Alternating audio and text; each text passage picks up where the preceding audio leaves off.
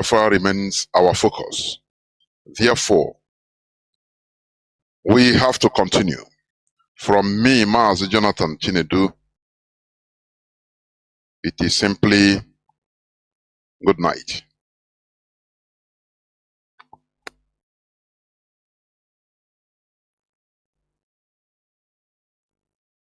Chinedu from Olu province of Biafra land, and today is the 3rd day of September 2023. I welcome each and every one of you to welcome your friends and well-wishers onto this hallowed platform. This is a revolutionary radio instituted by Mazi Nnamdi Kanu, who is the leader, the supreme leader of the indigenous people of Biafra, but he is in the Nigeria secret police dungeon, illegally detained, because he was illegally renditioned from Kenya with the tacit support of Britain, whose passport Mazi Nnamdi Kanu was holding, or is still holding, even at the point of rendition in Kenya, and sent illegally back to Nigeria, breaking international laws. Britain, Kenya, and Nigeria, they broke international laws. They didn't have any regard for the rule of law, for human rights. Britain is always trying to, shamefully champion Britain. They always tell us or give lectures on human rights and the maintenance of the rule of law. But Britain directly involved in renditioning one of our citizens, Mazi Nnamdi Kanu, right from a third country, Kenya, to Nigeria. Something they prevented in the 1982 or 83, when the then head of Nigerian state, late Buhari, also tried to kidnap Umaru Dikko, although albeit Umaru Dikko was a criminal, and he is never, or he has never been, a citizen of the United Kingdom. Umaru Dikko stole billions of dollars, naira, and all of them from Nigeria and ran down to Britain, where Britain secured him. When the then military head of state, Buhari, tried to kidnap him from Britain, they were caught. The agents sent to do the job, they were caught by the same Britain. And people went to jail. Some 8 years, 3 years, some people were deported, and Britain had a heavy diplomatic role for over a criminal, Umaru Dikko, who was not even a British national. He never held the British passport. But Britain had to, in order to protect a criminal, because he brought money stole money from Nigeria to Britain. Britain has to jail people involved, both Nigeria agents and the Mossad agents that were hired, and other collaborators, and deported some people, and also made sure that they had diplomatic rules with Nigeria for many years. But here, Britain hypocritically is a hypocritical country. See, they planned and renditioned a British citizen named Mazi Nnamdi Kanu from Kenya to Nigeria. The reason why, because he was logically, legally, legitimately advocating for self-determination of Biafran people through a referendum. But because it was not for the interest of Britain. Britain is the number one, thief in the whole world. Britain is number one. They steal They steal from very impoverished countries. And they will come around and tell you that, oh, they are fantastically corrupt. Oh, they are this and that. They are not. They renditioned Mazi Nnamdi Kanu to Nigeria and kept him there. It is a direct command of Britain. This is how they show people their true color. Every day they stand without being ashamed. They stand and start telling people about the rule of law. You have to maintain the rule of law. You have to, maintain democracy. Their own democracy, maintenance of democracy is complete. For their interest, complete. It doesn't matter who died or who was slaughtered, who gets slaughtered. That is not their problem. This is the world we are in. But we have discovered their system. Mazi Nnamdi Kanu, even upon being renditioned, he was sent to the court, and Mazi Nnamdi Kanu defeated the Nigeria government in their own court. And the Nigeria Appeal Court gave a verdict on the 13th day of October 2022 that Mazi Nnamdi Kanu should be discharged and acquitted. And not only that, that Mazi Nnamdi Kanu should never stand trial in any Nigerian court any longer. But since 13th of October 2022 till today, the Nigerian government refused to obey their own court. They refused to obey the rule of law, the court order, their own court order, because Mazi Nnamdi Kanu committed no crime known to Nigerian law. You understand? That is the world we are sitting. That is the evil world we are in. When Britain tells you about democracy, they are telling you about installing a puppet, their own puppet that will be helping them to steal gas and oil and all the minerals in Nigeria and in other African countries. That is what they mean by their democracy. Very shameless. That is who they are. But Mazi Nnamdi Kanu say we are going to defeat Britain with superior arguments. That is what we are doing. Because what is good for the geese is good for the gander also. Remember that Britain, Margaret Thatcher called Nelson Mandela when she was MP, member of parliament, during the ANC struggle. British government called ANC a terrorist organization. They labeled Mandela a terrorist, an international terrorist. Do you understand me? But they didn't stop apartheid to be kicked out of South Africa. Do you see it?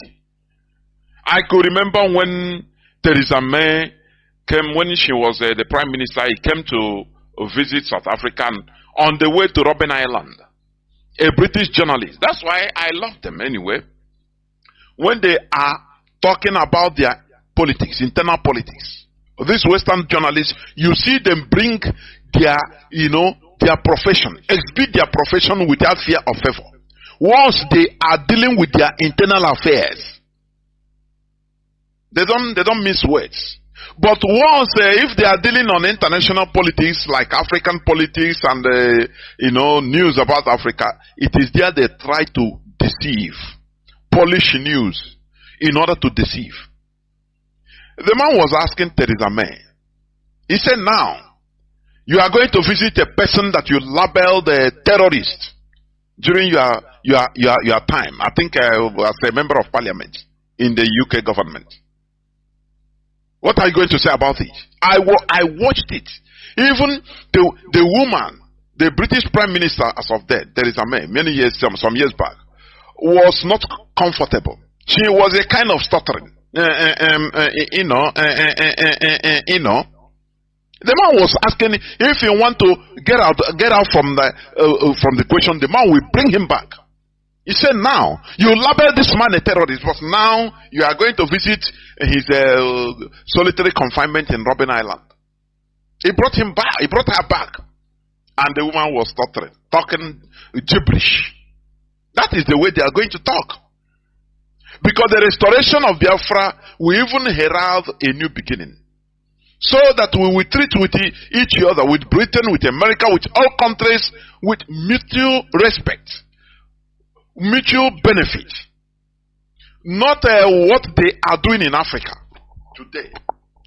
Not the exploitation that they are holding in Africa, they continue doing in Africa, exhibiting in African countries today. In the name of using democracy. Because this democracy is just a term coined by the Europeans in order to continue their neo-colonialist agenda in Africa. What I'm telling you is reality. How many democratic countries in Africa are progressing? Is Cameroon not a democracy? Where their president, that one, I don't know, the great-grandfather, since 50-something years, he's in power. Is it not democracy installed by the Europeans that made the Bongo family to continue ruling? What of Togo? Yatema. Oh, a family. Remember that the father of this present president, the former president Yatema, he was paid to kill the first president of Togo. That said no to France's neo-colonialist agenda. He refused to sign the pact, the secret pact for continuation of colonization, signed by every francophone president that enters power. That man refused. And they paid Yatema whether $600 or $800 as of that time in order to kill the man direct. And they killed that fine president was killed. Olympio, if I'm not mistaken. He was killed by Yatema. And after dying, his son took over till today.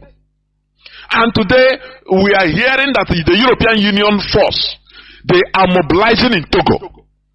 You know that is the continuation of the scramble for Africa. But this time around, it is no more business. It's not going to be business as usual. Remember, America tried all their best in order to subjugate Afghanistan, but they got resistance from the people.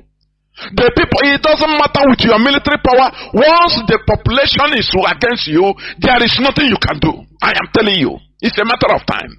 Who is in power today? Who runs the government of Afghanistan today? It is the Taliban. The people that we are called names, killed by Americans, done everything. But it doesn't matter the number of years. They resisted because it is their land. A foreigner will come and go, but the owner of the land will remain. So they are in power now. And the world is dealing with them. You have to deal, you have no choice. Because you have to respect international laws. The sovereignty laws, Westphalian sovereignty laws. That is the reality. So it doesn't matter what the Europeans or the West, they have the weapons, they have everything. But we, the indigenous people in Africa, we are in our continent. We are patient.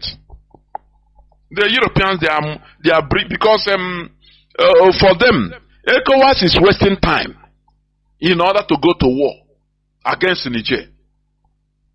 Now they come direct, stationing in Togo, their military forces.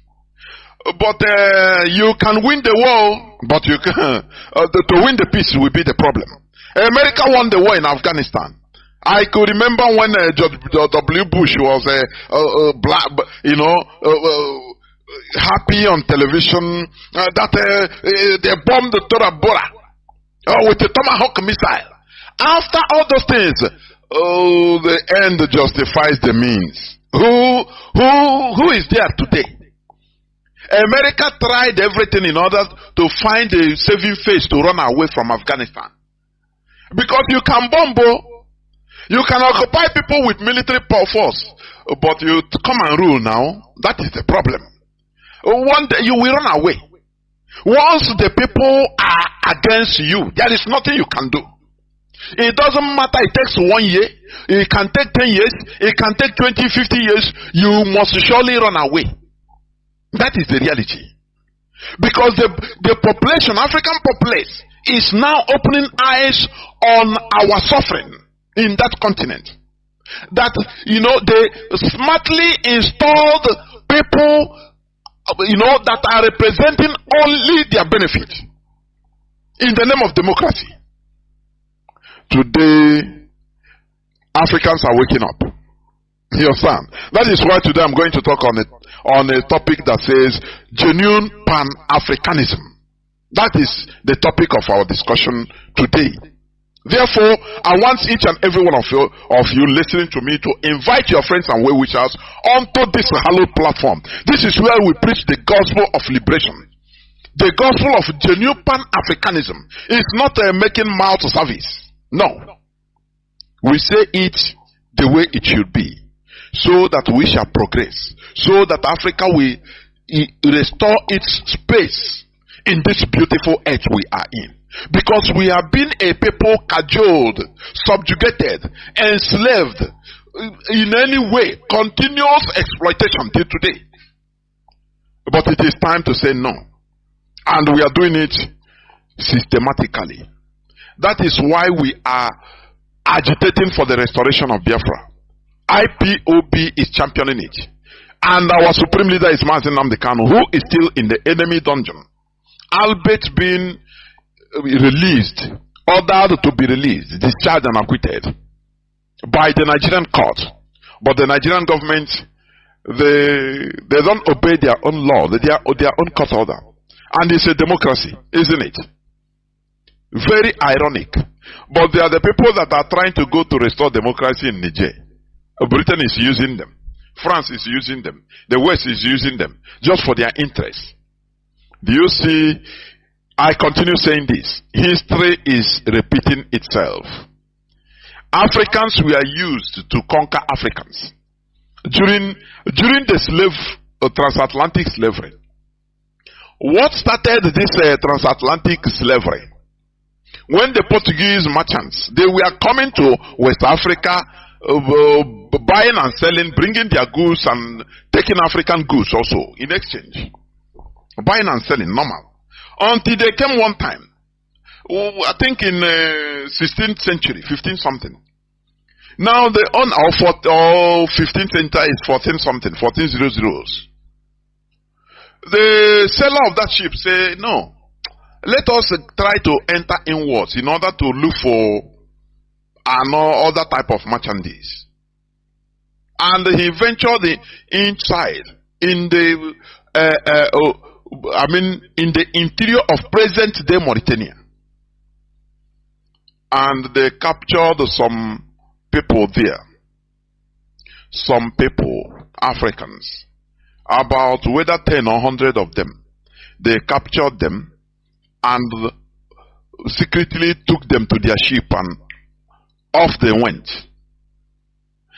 What happened when they arrived in Portugal with these people? These people started pleading that, look, spare us. Do not take us. Do not enslave us. We will rather help you become your agents in Africa, so that we will capture our brothers. We have people that we have been waging wars. They now remember their enemies, the other African, tribes that are their enemies. We will help you conquer them. Now we become your enemy, your agents. You empower us. And that talk, they found favor in the king of Portugal that time. And after signing some treaty with those people, either 10 or 100 of them, I couldn't remember, but it is either 10 or 100. Either 10 of them. Now, do you know what happened? The European, the Portuguese, they brought back these slaves. Instead of arriving in the shores of Africa and turning against them, these people fulfilled their promise and carried them to other tribes with their arms. Their then guns as of that time. And used them, guided them, used the Portuguese now, guided them and went at either clan or other tribe and captured a whole people. Now the Portuguese were happy. But inside them, they were surprised. What type of people are these? People that can sell their brothers. And they remarked that thing, that mentality. And that is what they have been dealing with. When you talk about black race, African, they label them in the black book, the Europeans, the West. People that can sell their own, for their own private interest. It never changed it today. And they empowered these people. And they become their agents. And all other things were history. You know, that was the start of transatlantic slavery. They are still doing the same thing today. And let me tell you also, do you know why? When they established the first church, the Roman Catholic Church arrived first in Onitsha. In 19th century, 1857 to be precise, if I'm not mistaken. Why they accepted them? It is not because of any other thing to worship or no. Onitsha accepted them because in order for them to use them as foreigners with the power to be dealing with the Obosi people, Obosi. All this I'm telling you is they are historical facts. Because they have been having skirmishes with their neighbors, their own brothers. So, you know, these clannish problems, you know, that is common, which is normal. But the mistake Africans are making, or made and are still making, is collaboration with the white people, with the strangers, in order to deal against their own. This thing made the European other races to label Africa as traitors. Till today. It is in all their books, all their secret books, that Africans are traitors, self-traitors. You understand? Something that other races don't do. When the Chinese were in their civil war, they were fighting each other. Normal, because every race in this world, there are problems everywhere. In Europe fought tribal wars more than in Africa. I used to say this. I want you to research whatever we say here on Radio Biafra. It's not we don't say things because we just say it. No, these are historical facts. The Visigoths, the Gothics, they wanted to kill themselves into extinction. Do you understand? How do you call these pirates? Today you are using it as a secret society mantra. The pirates, they are these Scandinavians. They go for them. The Western Europeans fear them like anything because they say they go like lightning. They don't know how they come. They don't know how they go. The pirates. They kill themselves until they want to, kill themselves into extinction. In Europe, Europeans, they were cannibals. But after they started thinking, they said, no, let us stop these wars. As I was saying, when Chinese were having wars between themselves, Japan tried to benefit from brothers fighting in order to invade them, to colonize them. And when these warring factions, Chinese warring factions, saw that another stranger, foreigner is coming to invade them, one didn't make an agreement with Japan to side in order to kill the other. No. The two of them, they quickly, as wise people, two of them quickly made peace with themselves and said, look, if we are fighting, we are brothers, so no, we have internal issues. We are killing ourselves, no problem. It's better we kill ourselves than foreigners come to kill us. You understand? So they quickly made peace and started resisting Japan as a common people. So that after everything, if they finish fighting, wedding off strangers, now if they want, let them continue their own war. It's their own thing, brotherly fight. It doesn't matter. That is how wise people reason. But Africans don't reason like that. That is why I say Africans, they have not reached a mental, that advanced mental state of enlightenment. I used to say it here, and think about what I'm saying. How can you, two brothers, for example, in a family, if two brothers, they can be fighting. But if a foreigner come, If they are wise, they will make peace, even temporary truce, and now face the foreigner. That is how wise people do. That is how wise people behave. Because they are wise. It is wisdom. But if a foreigner came now and meet them fighting and join one, now one will say, yes, I have a partner now. Help me kill my brother. After killing your brother, the foreigner will turn against you and will enslave you. Do you understand? That is the mistake of Africans. They allow the West in order to continue using them. So that impoverishing Africans, they don't care. They don't care. Any person that rises up, Thomas Sankara rose up in 1983 as a young, vibrant fellow that wants this neo-colonialism out of Burkina Faso. They still use his brother to kill him. And all the things he worked, all of them, they turned them round. That man is still in Blaise Compaoré. He's still in Côte d'Ivoire. He's in exile. What these people fail to understand is that it doesn't matter you are a billionaire, you are a president, or you are whatever, you will die one day. When Silva Berlusconi died, I was marveled. Because this man was a man that I read one time. His doctor was boasting that, Silva Berlusconi, he will continue making Silva Berlusconi 50 years younger than his age. He get #1 kidney every time. Any organ that is not has any slightest problem, they will change it. So he boasted that Silva Berlusconi will live very long life. But it is not like that. You understand? It is not like that.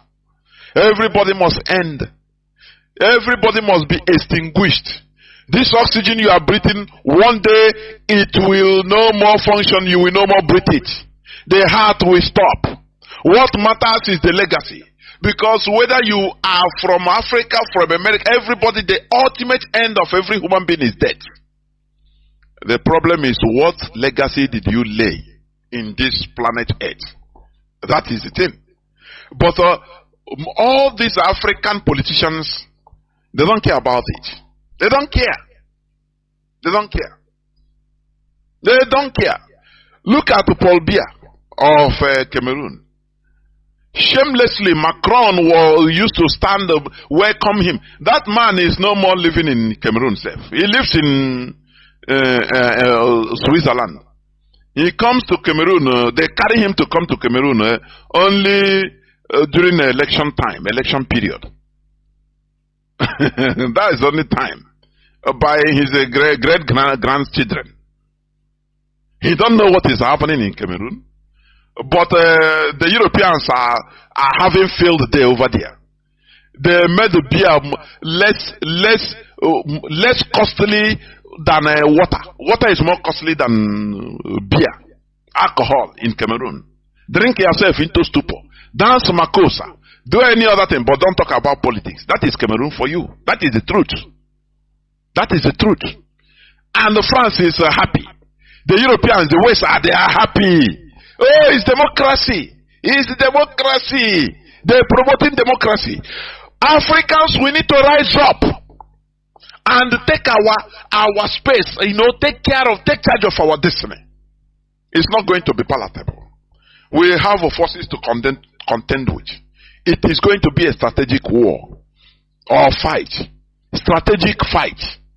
Fight of wise fight. You understand me? That is why every time I say it, it's for those that are saying why some countries are going from one colonization to another.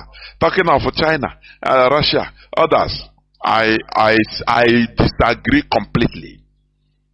You cannot wrestle yourself out of a powerful hand oppressor by yourself. You have to do it siding an opposing force, equal and opposing force to that your oppressor. America is today a separate country that detached themselves from Britain. Who helped them? It was France. Without France, America wouldn't be a country today. They would have been part of British colony till today. They wouldn't have had the government they have today. There would have been another type of government, maybe like Australia, bowing down to the Queen. Do you understand me? They wouldn't have been a powerful country they are today. If not of France. France was a powerful country as of that time, in the 18th century, or 19th century, early 19th century. France was powerful also. So, in order to remove themselves to fight a powerful country like Britain, the colonies, the 13 American colonies, they have to beg France to help them. And France will come to their rescue. Because France, no matter their European neighbors with Britain, they are having competitions. They are friendly enemies. Or they were friendly enemies. You understand? So, America at that time, the Unionists, they use that benefit. They made use of that benefit between two fighting giants, and they brought one giant to side them. Did France after colonize America? Is it not America today that is even being in front of France? Is the France pursuing America like licking us? Is it not the same? Is it not it? You, in this world, you have to profit. Anywhere you should, you have your interest, you grab it. Even if it is temporal, grab it.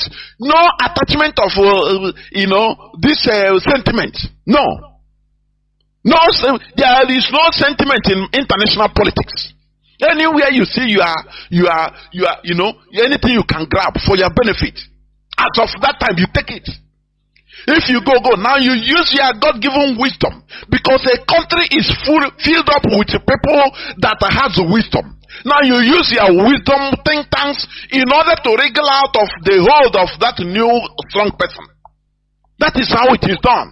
So when people say that Africa is trying to get out from one colonial master to another, I beg to disagree. It is lie. Why didn't France colonize America? When they ran away from British colony, with the tacit support of France, direct support, they didn't hide it. They brought arms to fight against Britain. After, why didn't France recolonize America? But all these things you don't ask. You don't ask all these questions because you don't know. You are ignorant. Anything they talk. When you see people analyzing all these episodes, African episodes on mainstream media, people you think you see that they are intellectuals. You see that their understanding is highly limited. The way they see things is completely limited to reality. You understand me? You will see somebody when he's talking because he's a PhD from Cambridge. He has to talk for the interest of where he schooled in Britain. That is the truth. They don't tell you the reality, the bottom reality of things. No, they don't tell you. You see the analysis just like it doesn't reach the ground. So many of them, they don't make sense. So any person, any powerful country that you can align to, in order to get what you want, grab what you want as of that time. You grab it. You get something. In international politics, it is win. Getting interest. As of that time. If you grab that thing you want, now, you use your diplomacy, every might, in order to wriggle. Continue holding your interest. That is how it is. When Mandela came out from jail, he started visiting. He invited even people from both Palestine, friendly to them. And when he visited America, they were asking him, Mandela, you say you are championing democracy. Why are you making friends with the people that are terrorists? Palestinians, terrorists. That is how they ask him. One thing Madiba answered them. He said the most mistake the West is making is thinking that their enemy should always be our enemies. That is not done. It's not done. When they were, after all, America sided with Britain in order to support apartheid, give them arms, encourage them to slaughter black people. Now, when you come to people that helped you, Cuba helped apartheid regime. Anti-apartheid. Cuba, Fidel Castro helped the ANC. China helped. Even Russia helped them in order to gain independence from apartheid. Now, when you come out, they want you to just hate them because you are. They will order you just hate those that that helped you. Does it make sense? And you will just blindly accept.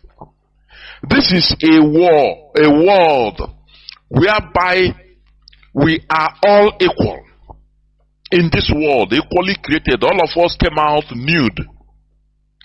No human being came out from the mother's womb with a clothes or with any other thing. No. The same way everybody came out.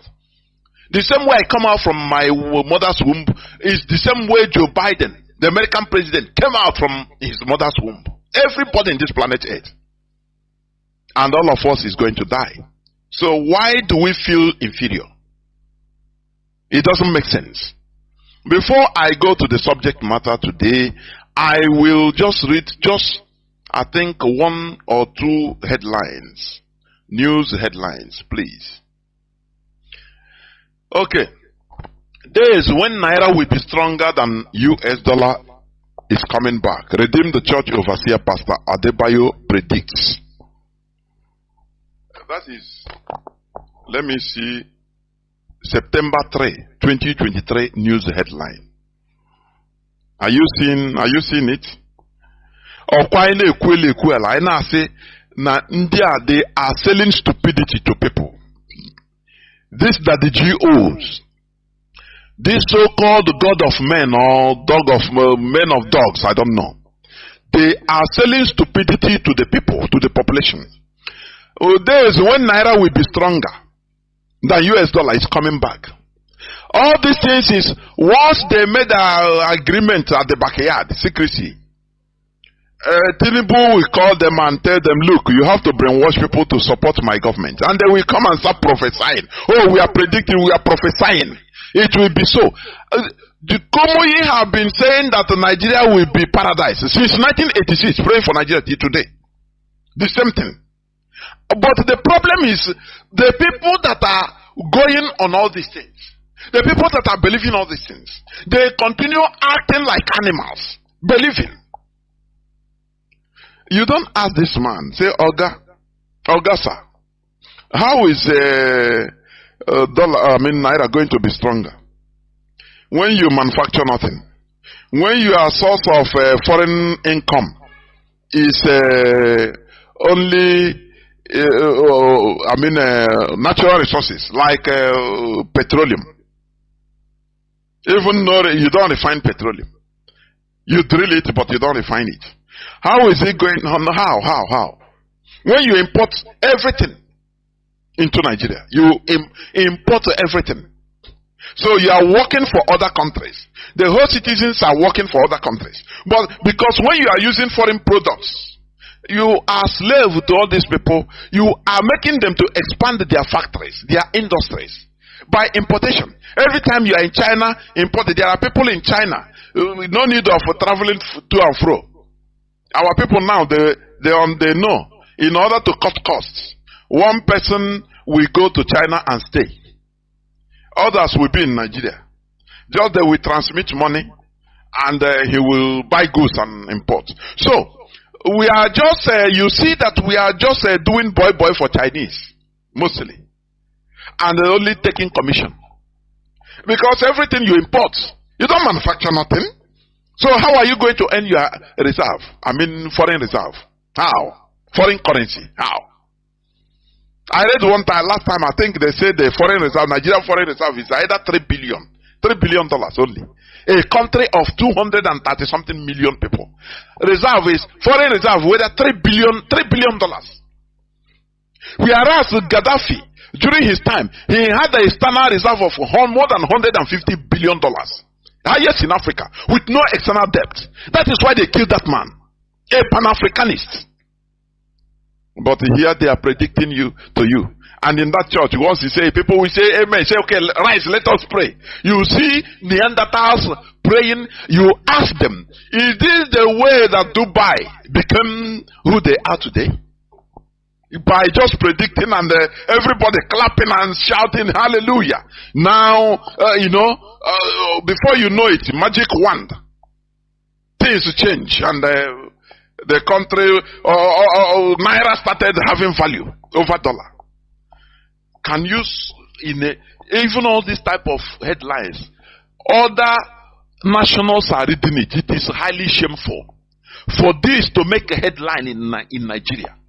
It is highly shameful. That is why Nigeria shame every one of us. A pastor predicting, Naira will be more than dollar. And everybody is reading it. You are shouting amen. Ordinary electricity you don't have. If you want to set up a factory in Nigeria today, you will budget for an electric generator that will be either even more costly than the whole factory you are trying to set up. It will be engulfing a different money every day, fueling it to run your factory, because there is no electricity. These people will not tell you that, look, at least we need electricity 24/7. Don't Nigeria have the capacity of building a nuclear reactor? Let me ask.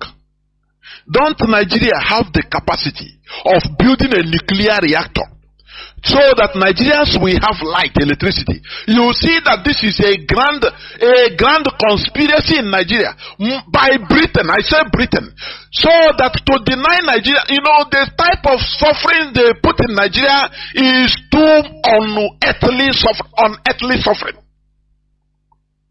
All this so that the people will not rise up, because they know that when there is electricity, people will start doing something. You understand?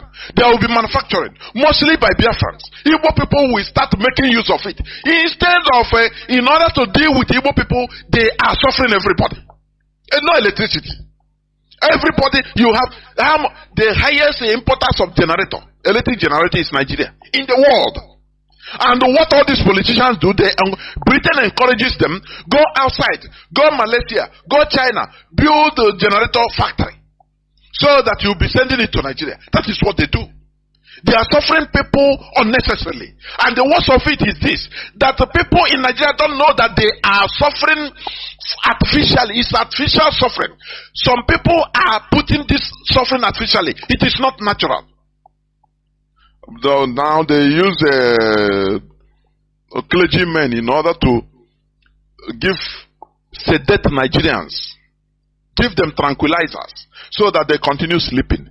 Oh, Naira will rise up in Jesus' name. Everybody will say amen. And you start invoking the spirit of Naira to come and prayers. That is how America become a great country, isn't it? That is how Australia became what it is. Is that the way China became what it is today?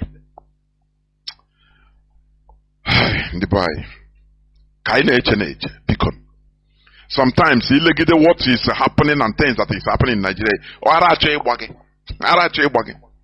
I don't blame one of our brothers. Yamegide program is one of the media warriors. Yamegide program like this, he will be the comic in order to laugh. Otherwise, I'm telling you honestly. Otherwise, he get heart attack immediately. Because the stupidity of Nigerians has no equality. I am telling you. Now, people have said amen. Naira will be stronger than dollar. Soon. Said by who? By Redeem the Church Overseer at the Pastor Adebayo. They know that they are con men. They are deceiving people, and they are doing it with seriousness, alacrity, all in the name of making money. All in the name of making money. They are scamming people. The worst part of it is that police, the Nigerian police, they will be looking for all these Yahoo boys. Small boys that are looking for what they can get and eat. I am not condoning any of them, any evil. But why not go for all these big scammers that are sedating ordinary people with a so-called word of God and prayers? No, they don't. They will not do it because it's serving their purpose. That is the reason. We must continue. I will go straight to the topic of my submission, which is genuine Pan-Africanism. I want to just define a literal definition of Pan-Africanism. It's a general term that have as their common goal the unity of Africans and the elimination of colonialism and white supremacy from the continent.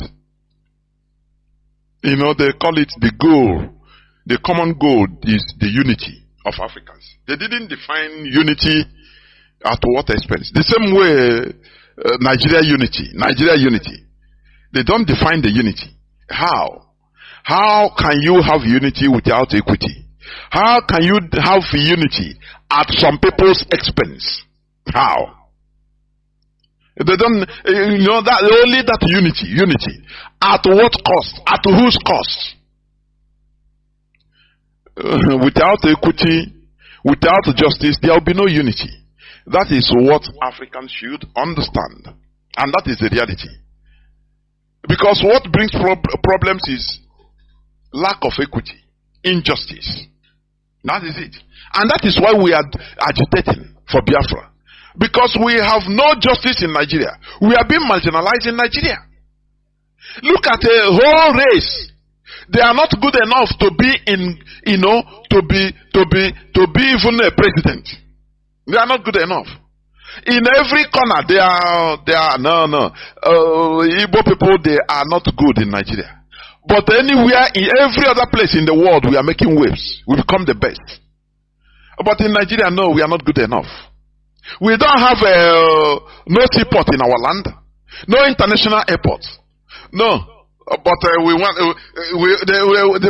peace to reign. Oh, peace, shouting one Nigeria, peace, unity. Is it not a scam? It is.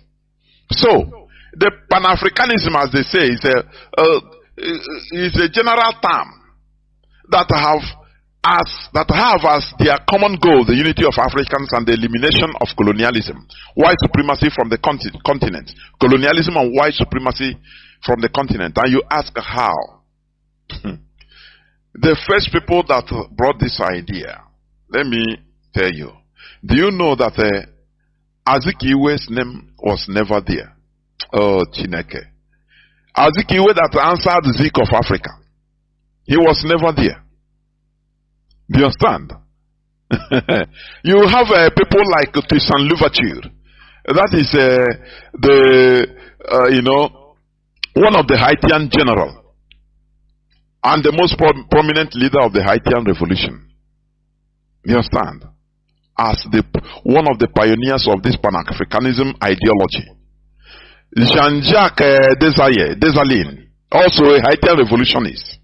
Haile Selassie, Ethiopian, you know Emperor Haile Selassie, that gave rise to Rastafari when he traveled to Jamaica and made the famous, disco. He came out and said that a time will come that Africans will come back home, and the whole Jamaica caught fire. And he started this movement of Rastafari. You understand? Also, one person they called Edward Wilmot Blyden. Edward Wilmot Blyden. He was an American Liberian educator. Listen, Patrice Lumumba, Julius Nyerere.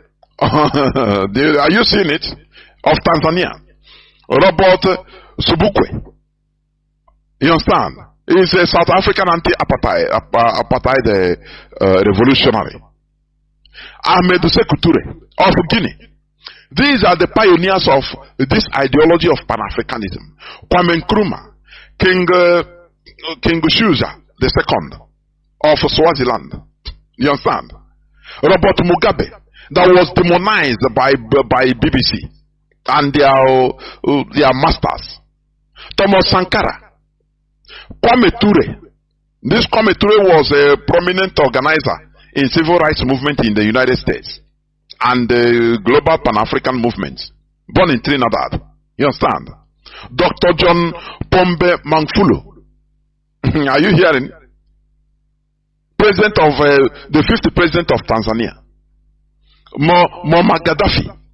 We all know the great man that was killed in the most brutal way by the West. Sarkozy, Obama, all of them. Yoweri Museveni, who is still in power. These are the pioneers of this ideology of Pan-Africanism. Are you understand? Do you see anywhere they say Azikiwe?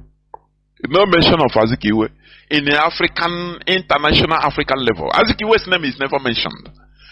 That is why I'm saying now.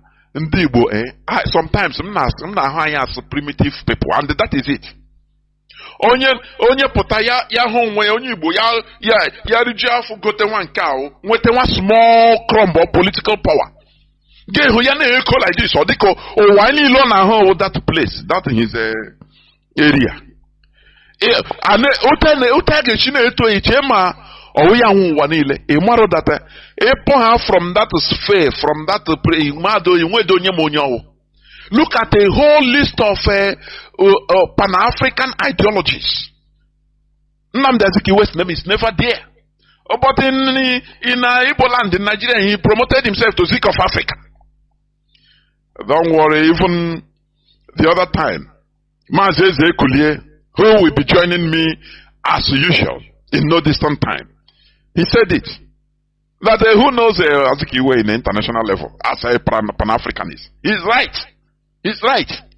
But for us, that is why I'm saying, I will primitive people. I can do no more until he may put like this. Oh, wow. Now you start seeing that here in the mail with nonsense. Only put like this. Only put with $100,000 on the echo. Oh, Wanile, a marona here. This thing, that thing, go. One rich Kuwaiti, Jenyanketani. I just say go Jenyanketani under few days. This is a very primitive character.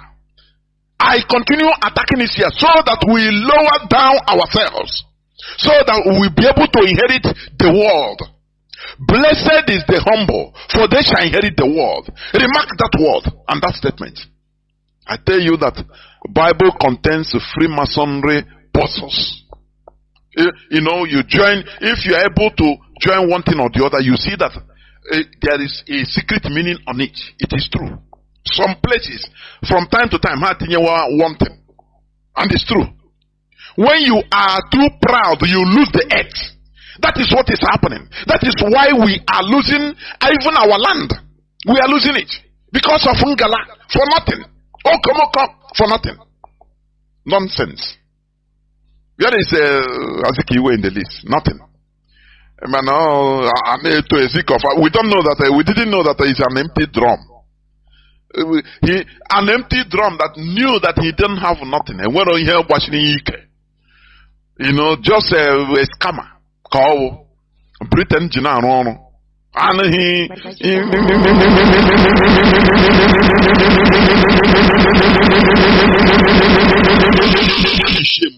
will need limousines to be moving around so that my people will be seeing me as a big person. They say no. You are looking for 2 limousines. Don't worry, we'll give you 5. Actually, limousine is British M16. If they are manipulating you, you will not even understand. But you cannot control the situation. You understand me? That is why today, what we are seeing in this struggle, I have come to understand that many of our people are being manipulated without knowing. Some of them they know, some of them they don't know. Because the West is nourishing that your selfishness. They nourish it. That is the work of the Secret Service. Look at how they are putting criminality. They want to use criminality in order to douse IPOB, the struggle, legitimate struggle we are doing. They put criminality. And the author of that criminality is joyously staying in his house, being used because of his personal interest, his selfish interest. Without thinking from time to time, you have to think as a human being, saying, nah, this road I'm going, how will history remember me? How can I be torturing our people that we are trying to save? It is the work of Western intelligence. They will be using you. Sometimes you might know, sometimes you will not know. You think that because they can use their agents, on the line, the third or fourth agent, in order to recruit you. And you feel that you are doing something. Living fine, you'll be living fine. Protection, they will tell you, don't worry, the government will not do you anything. Don't worry. You are invincible. Don't worry, you are doing everything. Hey, the government you are will protect you. Obina Zage, you continue doing what you are doing. You don't know that you are being used for their interest. Remember, I'm talking about Pan-Africanism. But let me define Pan-Asianism. Pan-Asianism, their own definition, is an ideology aimed at creating a political and economic unity among Asia people. Do you see? They defined it precisely. Political and economic unity, not general unity. Because when you talk about general unity, that is why many people are calling for a United States of Africa, whereby Africa will be a giant country with one president, and it's laughable. Now, Pan-Americanism is the principle or advocacy of political or commercial and cultural cooperation among all the countries of North and South America. Do you see how they precise it? They bring about that, yes, Pan-Americanism, we have different countries. We have to come together politically. Advocacy of political and commercial and cultural cooperation. When you talk about cooperation, you talk about respect, mutual respect. It's not about slave and servant relationship or slave master relationship, as Fulani used to say. They say their relationship with Fulani and Yoruba relationship is slave master and slave relationship. So the Yoruba should not forget. That is how they have been their relationship. But do you see how Pan-Americanism, they define their own? The same way Pan-Asianism define their own. But when you come to Pan-Africanism, they say just the goal is unity of Africans. You don't know, unity is very, very broad. At whose cost? Here they say, in other places they say political and economic unity, advocacy of political or commercial and cultural cooperation among all the countries of North and South America.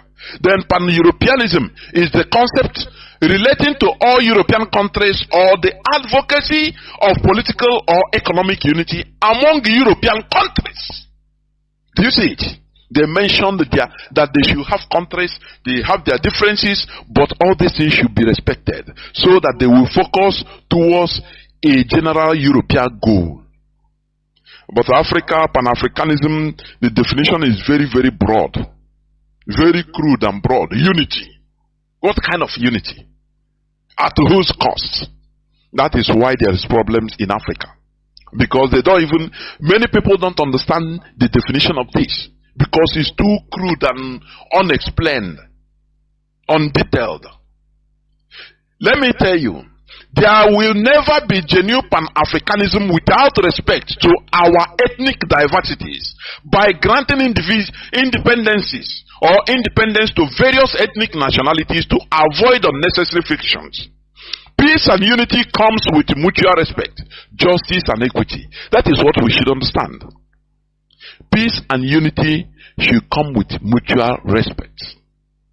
Are you hearing what I'm saying? It is not a force of peace. You cannot force peace.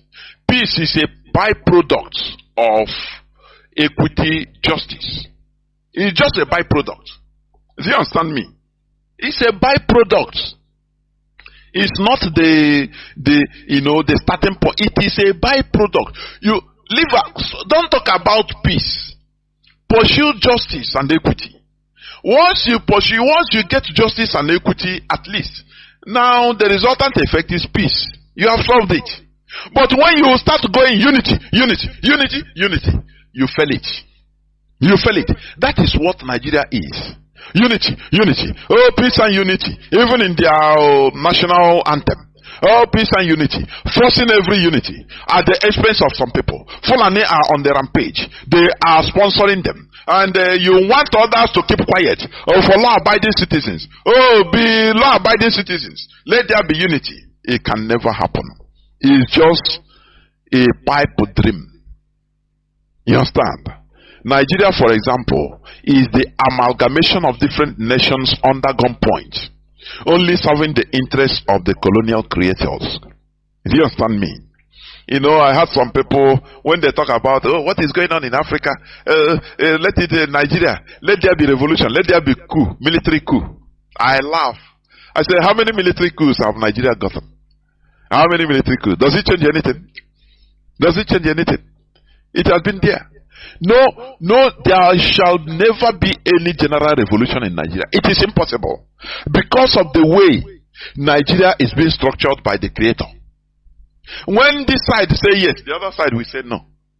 When the other side say yes, the other side will say no. Look at the EndSARS protests that should have gotten revolution in Nigeria. The Northern you say no. They are even supporting SARS, the Nigerian police and army, killing Southern. They call it. How can you amalgamate different countries inside one place, one amalgamate, one construct, and you think that things will be okay? You are looking for unity. I want the Pan-Africanists to think about this, because I'm sick and tired of when with some people, some ill-informed set of people about Pan-Africanism, when they hear about Biafra agitation, they say, we want Africa to be one country and you want to divide and separate and form another country. I look at them with disdain because they are naive, ignorant. You cannot. Nigeria is a case study. They force different nations all under gunpoint as hostages in one entity, and carry power and give to the West is because they know how to do it. You know, they carry power, give to the most brutal, to be brutalizing others, so that there will be friction, endless friction in the country, and they have access to your natural resources direct. You see how they put what is happening in Haiti. Do you know that America is stealing a mountain of iridium? Do you know that? A mountain of iridium in Haiti. Now they made since in 1986 they discover one extraterrestrial stone that fall there, and the iridium is highly costly. But America now they find a way to put confusion. Gangs, no, is ungovernable Haiti as of now, as of today. But they carry their agents as United Nations soldiers, military, put there, and be mining and taking away everything. That is how it is. Exploitation is allowed in the world. After all, if you are going on Serengeti forest, you will see where lion is pursuing zebra. Poor zebra that didn't do anything, that was looking for his food, only peacefully. And one lion just from nowhere start pursuing it and catch it and tear it into pieces. It will be a gory sight for you, but that is the reality of the world. That is how the world is created, where the strong press on the weak. Are you here? That is exploitation. It's allowed. If you can resist exploitation, now you join the exploiters. You have peace. But when you are peaceful, yesterday I talked about, I said I will make it a discussion one day, an interaction. That this Igbo, we as Igbo people, we always praise ourselves. We didn't conquer. We know the importance of life. Yes, all these are good. But owing to the wickedness of the world we are in, you shouldn't be all peaceful. If you are peaceful as a people, you suffer. And that is why we are suffering today. We waited until they killed us in 1966 before they, massacred us before we can be able to react, only to defend ourselves. No, we love life. America, see, we know one problem. Other United Nations, see us. We know one problem. Now them come bring problem to us. They are killing us. Why not to come and protect us? We love life. That is it. I'm telling you. You know one problem in this world, and you come out in the world. A world of problem. A world that is double spinning. Spinning on itself. About 121,000 kilometers per hour. And now spinning around the sun, whether 20 something or 70 something thousand kilometers per hour. You know what it means? You're in a world of problem. Before coming out in this world, others died. You suppressed, you exploited and suppressed other cells. Other lives were lost. Do you understand? And you now come to be peaceful. Oh, we don't conquer people. And today, are we not suffering it?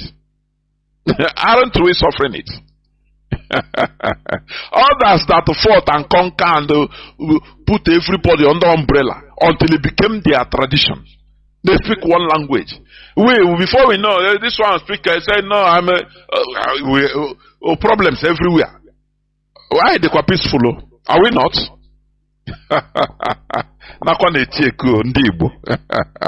I'm telling you, we must continue. Peace and unity comes with mutual respect, justice and equity. Nigeria, for example, is the amalgamation of different nations under gunpoint, only serving the interests of the colonial creators. I'm talking about Pan-Africanism. There are those whose idea of Pan-Africanism is having the African continent as a single country with one president, or having very fewer countries. This is simply not the genuine Pan-Africanism. The scenario will only result in eternal frictions and turmoils, thereby hampering development. This is simply anti-Africanism. The only way to have real Pan-Africanism is allowing people to express their nationhood, to develop as they can, to take charge of their destiny. Not, in October 12, 1960, Ahmad Bello said that their domineering set, the Fulani, that they should continue, they should now take this new Nigeria being formed by Britain as the estate of their great-grandfather Ottoman Danfodio. They have another idea of Nigeria. That they should make sure that power does not depart from them. That they will always use the northern minorities as useful tools. You understand? And make sure that power does not enter the south. That they will make sure that not only that we shall never rule over them, and never to take hold of our destinies. In 1960, few days after independence, so-called flag independence of Nigeria, and we were laughing over it. Our so-called political juggernauts and so-called intellectuals and elders watched this thing and kept quiet. They didn't react in a way it should be. Because when you kill that person, you never kill the ideology. That word, only that word should have horrified Nnamdi Azikiwe. Not even to kill the Ahmad Bello, because it's an ideology that has been there. So Nnamdi Azikiwe should have tried a way in order to separate immediately from that unholy union or holy marriage. But he didn't do that because of his selfish interest. He was there. Don't worry. Maybe physique of Africa. Let the Europeans go. I know how to handle everything. And when Europeans go physically go, whereas their shadow is still there. Now they show Azikiwe how to manage him. It was not him handling them. Instead, they show him how to handle them and the Igbos and the Biafrans. Till today, they are handling us. You know, that is why when some people, what they want is for the leadership now to come and start on Ndibo. Now we will do the Ndibo nacho. Many people nacho. Very primitive set of people. We will do this. We will do this. Water. Just making sure. Mazi would have said this. That the leadership of this struggle is not content creators. They are not pranksters or content creators. To tell you, to make you happy. You know, whereas the reality is different. They will tell you as it is. Now, the thing difficult but we are fighting it. It's a strategic war. It is not something we come out on the open to vomit anything we want to do. No. But the result is what you'll be seeing. That is it. Chicken. And the people that want to watch a show, in the show, that is why you know, and they make show. They go, they say nothing they happen on DSS on DOS side. Now this IPO, now let me look for where things are happening. Ha ga onye na-eme show, you know, gosi ha some antiquity. Brew champagne na agba egwu. Hasn't onye action man now. Very backward thinking set of primitive individuals we have in our land. I'm telling you honestly. And after they will be deceived. And before you know, they'll forget everything and say, nah, I beg. And their suffering continues. You understand me? How can you turn Africa into a giant country whereby you have one president and you think that everything you have solved, you know, is some African mentality. We solve the situation. You cannot. For your information, you cannot. Let me give you an example. Singapore and Malaysia was a single country at one time. The state of Singapore was one of the 14 states of Malaysia from 1963 to 1965. They were one country. They merged themselves. Malaysia was formed on the 16th day of September 1963 by the merger of the Federation of Malaya with the former British colonies of North Borneo, Sarawak, and Singapore. This marked the end of the 144 years British rule in Singapore, which began with the founding of modern Singapore by Sir Stamford Raffles in 1819. At the time of merger, it was the smallest state in the country by land area, but the largest by population, just like Biafra land. You see that? Singapore was like that, the 14th state of Malaysia from 1963. You know, we have examples everywhere abound. They will be telling us, oh, you don't have enough space. Singapore has the highest population when it was even part of Malaysia. He has the highest population there, but less land. That is why in Singapore they build skyscrapers everywhere to accommodate them. And today they are developed. You see that? The union of Malaysia and Singapore was unstable due to distrust and ideological differences between the leaders of Singapore and of the federal government of Malaysia. When these problems were going on between Singapore and Malaysia, they didn't say no. Asia Union, please, we want unity in Malaysia. Please stay like that. Join together, no problem. You will overcome your differences. Britain didn't tell them, oh, your diversity is your power. Your diversity is your tenacity. I used to forget how they say it.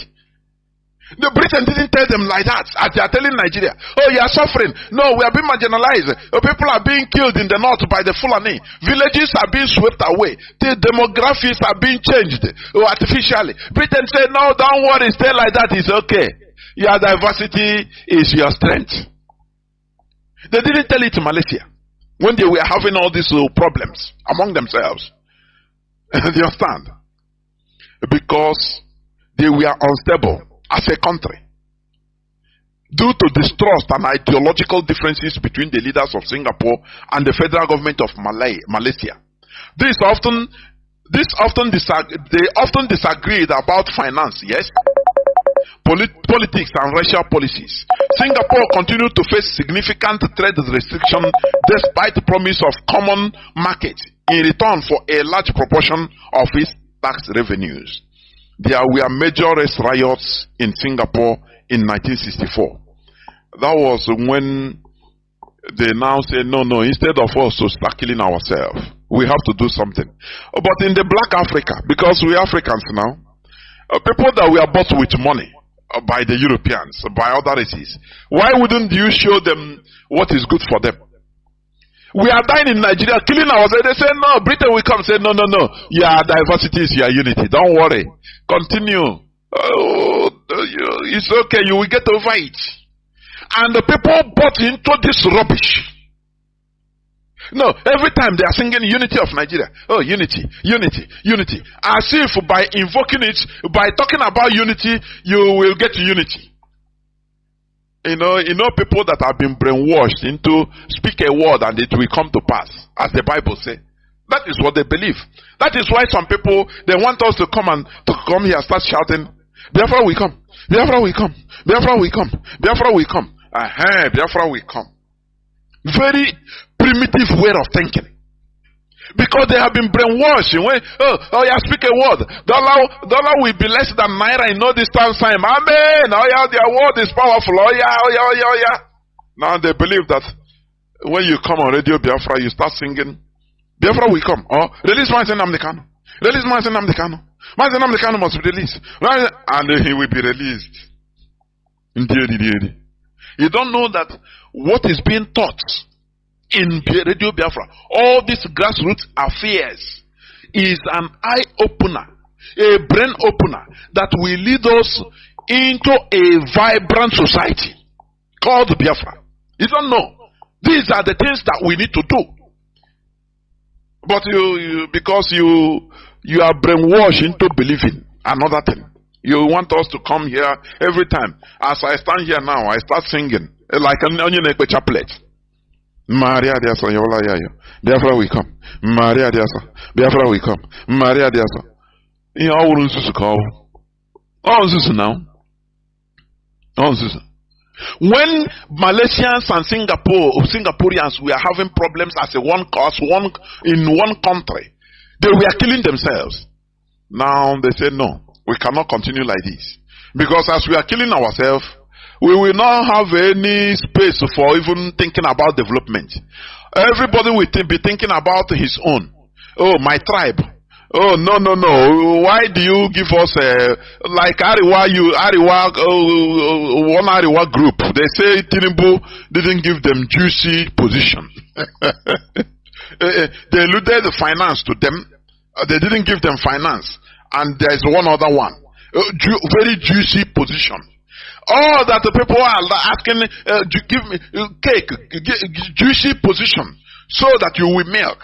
No person talks about development because we are in a very big contraption, forced together under one point. And you're talking about Pan-Africanism, being a country ruled by one president, that there will be progress or peace. You are in a cloud cooker land. I am telling you honestly. This political problem, I'm talking about Singapore and Malaysia. These political problems culminated in the decision by Malaysia's Prime Minister, Tunku Abdul Rahman, to expel Singapore from the Federation, and on 9th August 1965, Singapore became independent. Do you understand? They did something like human beings. It is this. The Prime Minister of Malaysia, when you look at it, he said, no, if we continue like this, we will not even think about progress. We will be killing ourselves all the time, looking for juicy positions, making the country, and the foreigners will be taking advantage of us because we are fighting always. So it's better we separate so that we develop. Go and take care of yourself. I take care of myself. He unilaterally expelled Singapore from the Federation, Malaysian Federation. You understand? And today they are thanking their goodness that they did it. You understand? Today, both of the countries are doing very well, and they are exhibiting genuine friendship and pan-Asianism. You see many Nigerians, many Igbo people are in Singapore, in Malaysia. Had it been they are killing themselves, you will not try to go there.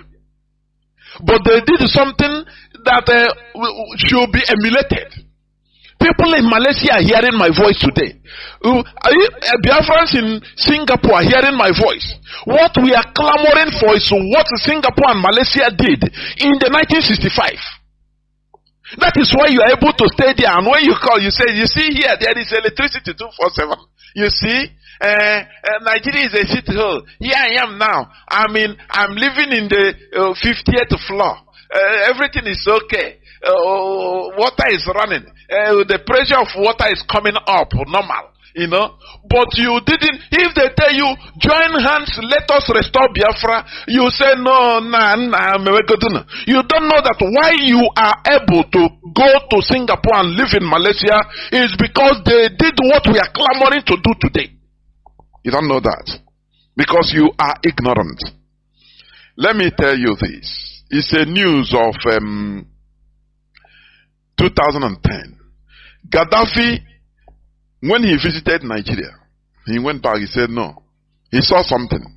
Because he is a realist, a Pan-Africanist. You understand me? Gaddafi suggested that Nigeria split along ethnic lines. In 2010, Gaddafi, oh, this man is a great man, honestly. Without mincing words, Gaddafi said that no, Nigeria be broken up into several states along ethnic lines, like the former Yugoslavia. Are you understanding? Because he really loves Africa to progress. Not people that are calling for one giant continent to turn into a country by one president. You will see that we kill ourselves forever. You understand? You can never have genuine Pan-Africanism without respect to our diversities. Do you understand me? Gaddafi called for a dismantling of Nigeria. He is a big Pan-Africanist. That time was the time they had a just riot, where Muslims massacred the Christians, where Igbo people were massacred. And this man said, no, Nigeria shouldn't continue like this. But Britain came and said, no, your diversity is your strength. Continue. This in 2010. But it continues today. The same thing. Catherine Leon came 2023 election. After 2023, don't worry, your diversity is your strength. Although there are mistakes, small casualties of election, but you are learning. It's democracy. It's like that. Your strength is your diversity. And the Neanderthals clap. They don't ask questions. Why is Singapore developing? If Singapore and Malaysia has continue being in one country, there will be no development. They will be killing themselves to the advantage of European countries or the West. But they took the bull by the horn. They said no, we shouldn't be killing ourselves. Why? It's better we become separate. We become separated. And we become good neighbors. And today, Malaysians are in Singapore. Singaporeans are in Malaysia. Doing well. They are exchanging in mutual respect. That is pure Pan-Asianism. Good neighbors. Now you can remove visa restrictions in order to, facilitate commerce among yourselves. Free movement of goods and services. That is how it is. But first of all, you have to take your destiny, different destinies by your own hands, and develop yourselves according to your paces. Singapore went into work because that time, the first Prime Minister of Singapore came back, was crying. When he was making an announcement that they have been sacked from Malaysia, he was shedding tears on air. That they pursue us now. What are we going to do? We have to take the bull by the horn. That is the time you see human being. You understand? When you are pushed to the wall, now they have a country. Their country is looking at them. They need to now work That is why we are clamoring for the restoration of Biafra. So that we, as a people, we go into work. In order, those people that they say they are not good to be to rule Nigeria. Oh, they are not qualified to be engineers in Ajokuta steel industry. Because Igbos will dominate there. No, they are not good. They pursue all of them. They replace them with the mediocres. No, they are not good in this. They are not good in that. Now, when we have our country, it will become a challenge. And we will go to work. That time we will bring our brains. You will see patriotism. You will see that we love our nation.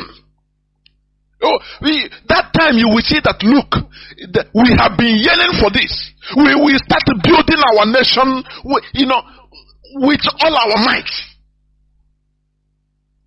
You understand? Because that time it will be a challenge. Gaddafi, the leader of Jumhuriyya, he said it. He suggested that Nigeria be balkanized in the 2010. But Nigeria, they recalled the ambassador from Libya, saying, "Now this man, or is it not what is happening?" Gaddafi is a big Pan-Africanist. He saw the reality. He didn't miss words. He said Muslims should be one side, Christians should be another side, and form different countries, so that you become good neighbors. But they go with sentiment. No. Why is this man talking like this? Hey, our ambassador, come back. Britain put a voice, put pressure on them. Do not allow this man to come and spoil your dear Nigeria. Your diversity is your strength. So please, do not allow him. Make problem with him. Gaddafi, a great Pan-Africanist, in 2010 called for the dismantling of Nigeria in a former Yugoslavia style. Genuine Pan-Africanism starts when Africans recognize and respect their ethnic and socio-cultural differences, making rooms for different nations which are illegally gummed together by the Europeans to govern themselves in their own ways. The same way the Europeans allow their different ethnicities, notwithstanding how little they are, to remain independent or voluntarily come together in a highly federated unions. Loose highly federated unions. Like Switzerland. Any part that wants to say, I don't want to be part of Switzerland today, they will get and do feast for them. Just like what Mazi Nnamdi Kanu said. That Biafra will be, a highly federated nation or nation state. If tomorrow Islam say no, we don't want to be part of Biafra, the only thing we do, we say, okay, it's not one man. We say no, there is not. The referendum will be organized for them. Once they say no, we don't want to be part of Biafra again, we hire brass band, cook rice and beans and oba, cook feast, do them send off with all our hearts, and we pray together, go for together, that you progress and we continue being brothers. We do them send off. You understand? That is how it should be. That is how Europeans organize themselves. Let me tell you, many European countries are not up to 1 million in population. You know that? For people that are talking about Pan-Africanism, as if we have to become one country. No. You must respect people so that peace will reign. Mutual respect. A case study of this thing is Nigeria, where people are lumped together. What is happening in Nigeria? No security, no development, nothing is going on. No electricity. People don't. If you want to put electricity, they will sabotage it because some people are gaining. If you want to rise up to protest, so they will say they will abolish Igbo. The Igbos you want to protest with Igbos? No. Leave them. Now them they suffer them. And we turn ethnic problem. Like end SARS. No, you people in Yoruba in Lagos. Now your properties Igbo they destroy you. They are tricking you into destroying Lagos, your properties. Look at you. Ona no sabi. Ona be mumu. Now, comrades that we are fighting together started distancing themselves. Oh boy, let's move. This one say, oh boy, nah, I beg, Omo Igbo. Ona don't deceive us, I beg. Which kind of answers? Me wanna go on, it shall go do them like that. Here in Lagos, in our land, they put a crack. Because they know that Nigeria, there is nothing like a revolution. It can never work. It can never, it's impossible. Because of the way they structure issue. The politicians are 100% in control. The few 0.5% of the population that are politicians, they are in control. If you want to rise up, they will put ethnicity on it. They will put a tribe or say na Igbo tribe. You know they had them now. Any person, any other tribe in Nigeria that hear about Igbo, hey, they look back. No, I want Igbo to dominate on her. They say no. Instead, make a politicians, make a Britain, make a Fulani kill everybody instead of Igbo to dominate. They use the hatred they have developed against Igbos in order to destroy Nigeria, and everybody is suffering it. And that's why I'm happy, because everybody is suffering it. Everybody, you know. If people want to write, just like what the Jews did in the situation of the Jews. During in the Tsar era of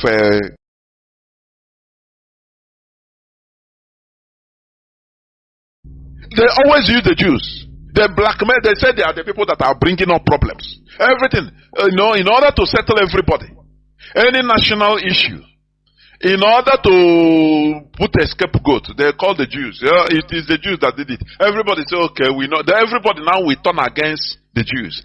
And they will forget about the misrule of the politicians or the king. They will forget about his gruesome brutality. As long as they call, it is the Jews, the problem is the Jews. So, hey, everybody say, okay, we know now, not them. They will turn against the Jews, start killing them. That is what the strategy they are using in Nigeria. Anything that happens, people to rise up in order to fight for their rights. The politicians will rise up. They will use their agents and spill out on social media and the media and tell them, Igbo people want to use it now. Now them they will cause this problem. Everybody say, okay, now we know. The Igbo people, I beg, we not go follow Igbo people. Instead, make you politicians, make Britain, they squander everything. No problem. Make we they suffer. Instead of giving Igbo leeway, I beg. That is how they structured Nigeria. Do you understand me? Do you know many European countries, they have countries as little as 700 and population of Vatican, whether it's up to 200 in Vatican. But it's a country. What of Luxembourg? It's an independent country. What of Iceland, Latvia? All these small, very tiny countries with tiny populations that are. Iceland is not up to 500,000, 365,000 people. Iceland. But they are independent, running as a country. They have respect. That is how peace reigns in a continent. That is pan-Europeanism. When respect is accorded to everybody. When people are allowed to take charge of their destinies. Now, the end product, the result is peace. This peace. Because you respect me, now I respect you. I call the same respect to you. You don't look down on me, say, Onyamiri, kilo Onyamiri, want to. No. If you do, how can you have peace? When you don't want me to even rise up. Because of me, you want to punish everybody. And when I want to bring up people to protest, you say, you deceive them and say, no, Igbos want to do something, or it's Igbo that is causing it. They will fall back and say, Igbos, we know, they will turn against the Igbos. Do you see what we are suffering in Nigeria? Even in the Americas, let me tell you, there are some population, some countries in America that are very, very little. You understand? We have little countries. Guyana is 743,000 people. 743,000. A country. Suriname has 590,000. A country. Belize have 419,000 people. Not up to 500,000. A country. A complete country. Bahamas. All these countries, go there, you see Biafrans, they full there. Bahamas have 393,000.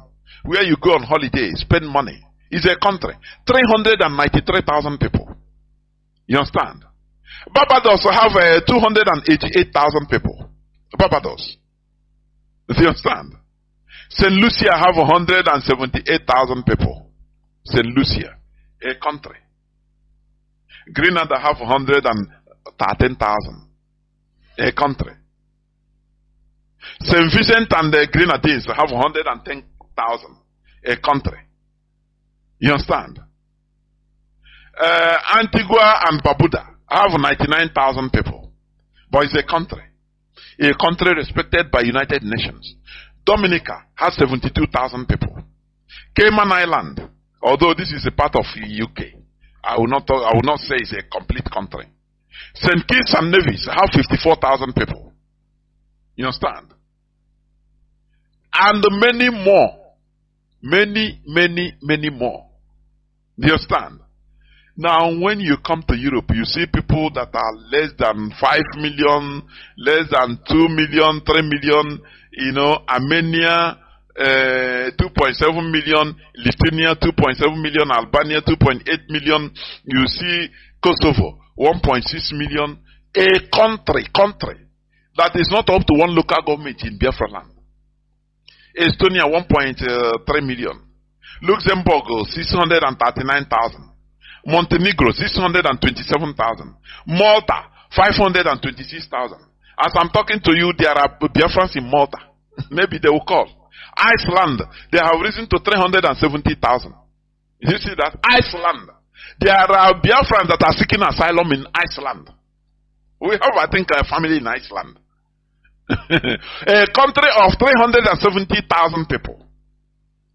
You understand? Andorra, 79,000. Andorra. Are you hearing it? Liechtenstein, 39,000. Monaco, 36,000. Gibraltar, although it's UK. San Marino, 33,000. But we as the black people, as Africans now, people that we are bought with money, we don't have right to our independence, to rule ourselves. I understand for be a boy. Britain will come and say, no, your diversity is your strength. But in Europe, they don't tell them that. You don't tell them that. They respected everybody, and everybody have free hand, independence. Now they called for, association, mutual economic association, European Union.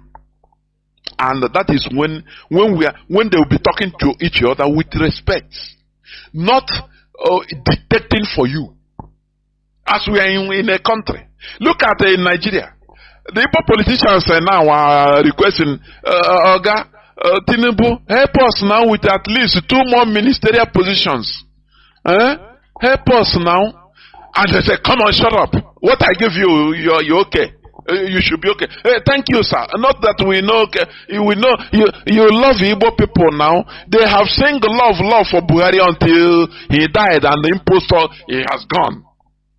Now they are singing again. Tinubu should prove that he love Igbo. Give us another. The little you have done very well, by giving us ordinary just 5 ministerial, but add another 2 or 3 now. Add now. They tell you, shut up if you talk. Sorry, sir. Wait for 2027. You will have another. Sorry, sir. We will. Sorry, sir. Sorry, sir. How will you have peace? How will you expect peace and unity in a country like this, whereby if we have our independence, we will have take charge of our destiny and be developing, and we'll be talking to ourselves as equals. Nigeria or Ariwa will come we will be competing, healthy competition on development. If they have car factories manufacturing, made in Ariwa car, we try to imitate them, emulate them and produce aircraft. It will become healthy competition. When they saw that, Biafrans are producing aircraft now, they try to make research for, jet bombers. That is healthy competition. Things will be moving on. But in a country where all of us are together, we are good for nothing now. We are together. We are begging for our politicians are begging now for another ministerial, at least add 1 or 2 on top of it, so that to prove that you love Ndibo. That is their mantra. So that you prove that you love Ndibo. Where is Igbo presidency in 2023? Anywhere you see a Nigerian politician of Igbo extraction, ask him this question: where is Igbo presidency of 2023? Something they used to massacre our people. Because of Igbo presidency, we're thinking that it is him that they will be choosing, because they promise each and every one of them. Very primitive Neanderthals. Their Alhajis went there and they promised, you are our man now, we will support you for Igbo praise, you are our man. They will go back and tell Dave Omai the same thing. They went and tell Nyesom Muike the same thing. They went and tell Chibukam the same thing. You know you're an Igbo man, you just know now. I'm a Igbo now, I'm one Igbo. We support you. Now, Nnamdi went and started singing praises for the killers of our people. Dave Omahi, they sponsor him to form a Bubago. Remember, you remember 2023, you are our man. So, form a Bubago and kill all these Biafran agitators. This is your youths, kill them. He jumped in to say, don't worry, I will do it. I will prove to you. Where is Igbo presidency? For goodness sake. You think we are going to forget it? We will continue asking this question in this platform. Where is Igbo presidency 2023? Where is it? Today, you have done as if nothing happened. You have forgotten, but we don't forget. We don't forget. If you don't give it to us, we know that you have pushed out of Nigeria. If you don't give it to us, we are going to join IPOB in order to look at these very inconsequential idiots. That is why they have been relegated. Igbo politicians are now relegated to nothingness, irrelevancy in Nigerian politics because of their behavior. They don't understand politics. Politics is about local, your people. Being at your back, not killing your people, making enemies against your people. Where is Igbo presidency? That is a question that you need to answer. All these countries I mentioned, European countries, American countries, some are less than 100,000, but they are countries. They are different countries that are managing their lives, living fine. If you go to your country, if you go there, you will even see Biafrans, see Africans hustling there. Seeking asylum there, begging for asylum there. But let us go the way of these people. You say no. Nigeria, my Nigeria. And what is your Nigeria doing for you? Why are you running away from your Nigeria? Gaddafi saw this and he suggested for the dismantling of Nigeria. They came against him. Britain pushed their idiots, Nigerian politicians, in order to come against Gaddafi. Today, Nigeria is still where Nigeria of 1970 is even better than today. Are you seeing it? And people are walking happily as if nothing is happening. They don't care. No electricity in 21st century, they don't care. They don't care. The clergymen are in one place, another side, giving them sedatives. That all will be okay. That your problem is a demon, is the devil. Is a demon, pursue him, cast him in 100 days fasting, cast him away.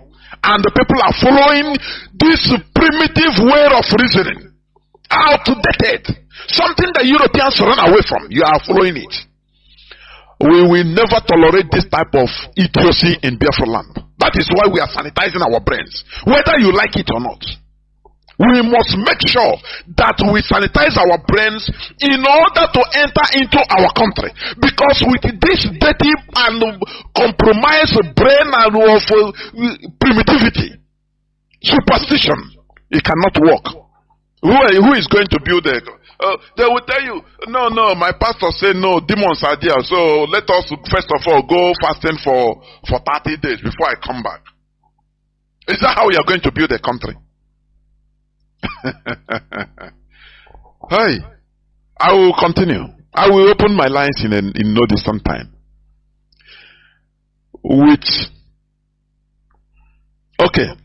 Genuine Pan-Africanism starts when Africans recognize and respect their ethnic and socio-cultural differences, making rooms for different nations which are illegally gummed together by the Europeans to govern themselves in their own ways. The same way the Europeans allow their different ethnicities, notwithstanding how little they are, to remain independent or voluntarily come together in loose federated unions. With genuine Pan-Africanism in the continent, it will automatically attract diaspora Africans. Do you understand? This Pan-Africanism, if genuine Pan-Africanism will attract diaspora Africans, African Americans, African Caribbeans, African Australians, African Europeans automatically. This is because the white American-led government made sure to prevent African Americans from having contact with their motherland, Africa. It's one thing they fought. They fought black race through everywhere. And if they tell you, if you really think deep on why black people are disrespected, suffering everywhere, together with the way we think, black race think. But we are rising up. They made sure the American CIA made the secret services. They made sure to thwart African Americans from coming back to their motherland, having communion with it. You understand? Amen.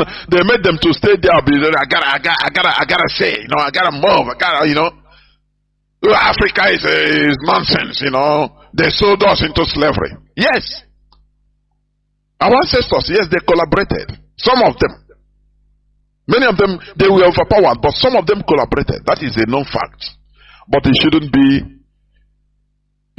an excuse. Remember, most of the whites you see today in South Africa and the Americas are descendants of the highly persecuted Huguenots, expelled mostly from France. They grew above this sad history of theirs and were able to reconcile and became attracted to their European roots. African Americans and other diaspora Africans should follow the footsteps of the descendants of the Huguenots that were killed and wronged by their own people, but we are able to go back to their European roots. You know the Huguenots? That is a Protestants, mostly in France, as of that time. The 15th, 16th century.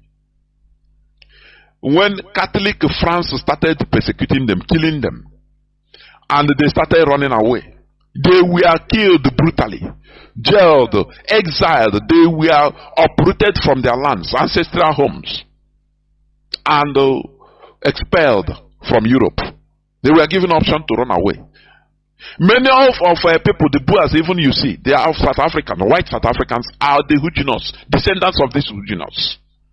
Many in America, the same thing. When I talk about America, I mean the Americas. From Canada, the north, down to Argentina, the south. Many white Europeans, you see, many of them are the Huguenots because they organized, they say, okay, they started running away for their lives because they are being massacred in France. You understand? So they have to be expelled. They run away to far places. They were wronged. But after they grew above that situation, And they have to ally with their roots in Europe. Every other race allies with their roots. Only black race that are prevented. Talk about black Africa. You see many African Americans even have disdain against Africans. It is some you understand? We need to grow above this. We need to, because white people, Europeans that you are seeing today in Argentina, in many places in America, in South Africa, they were also wronged by their European motherland because they were exiled. You understand me? You cannot stay here. You better run, otherwise we kill you. Some are prisoners that we are, instead they said go and die in colony, and they went there. They born children. They were wronged also, but they grew above this and they traced back their roots. That's why American, they have. Don't you see that America fought war, revolutionary war of liberation from their motherland, from Britain. But still today they are the greatest allies. Do you see that? There should be no sentiment in international politics. African, the way we see things is a highly primitive, true primitive way. Your ancestors killed us, so now you are suffering, I'm suffering, everybody is suffering. You are nothing, I'm nothing. We are regarded, we are disrespected everywhere. Why can't we join together? And not forget, and grow above that past. We reconcile and say yes. But the work should start from Africans in the motherland. Like what we are asking for the restoration of Biafra. Because in Nigeria we are nothing. We are marginalized, disrespected, we are mounted to nothing. We are not allowed to take charge of our destiny in a place, in our country, in our part of in Biafra land where we have water bodies everywhere. There is no seaport. But in the north, where there is desert, is in desert that they have a dry dock in Kanu.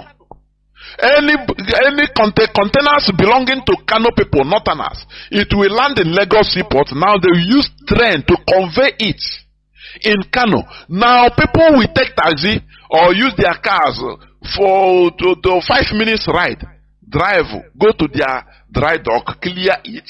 There in Kanu, and take it to their shops. But in our land, in Biafra land, we have oceans, ocean body, we have river body, we have lakes, we have water bodies. We are slave ships, docks, during slave trading. But today they close all those places for ships. No wharf, no seaport. Now they suffer us. You have to import your container through Lagos, 400 and something kilometers. As you go to collect your container, every inch of the way you meet military checkpoints, police checkpoints, custom checkpoints, civil defense, boy scout, boys brigade, every type of force. Every 100 meters, and you continue paying.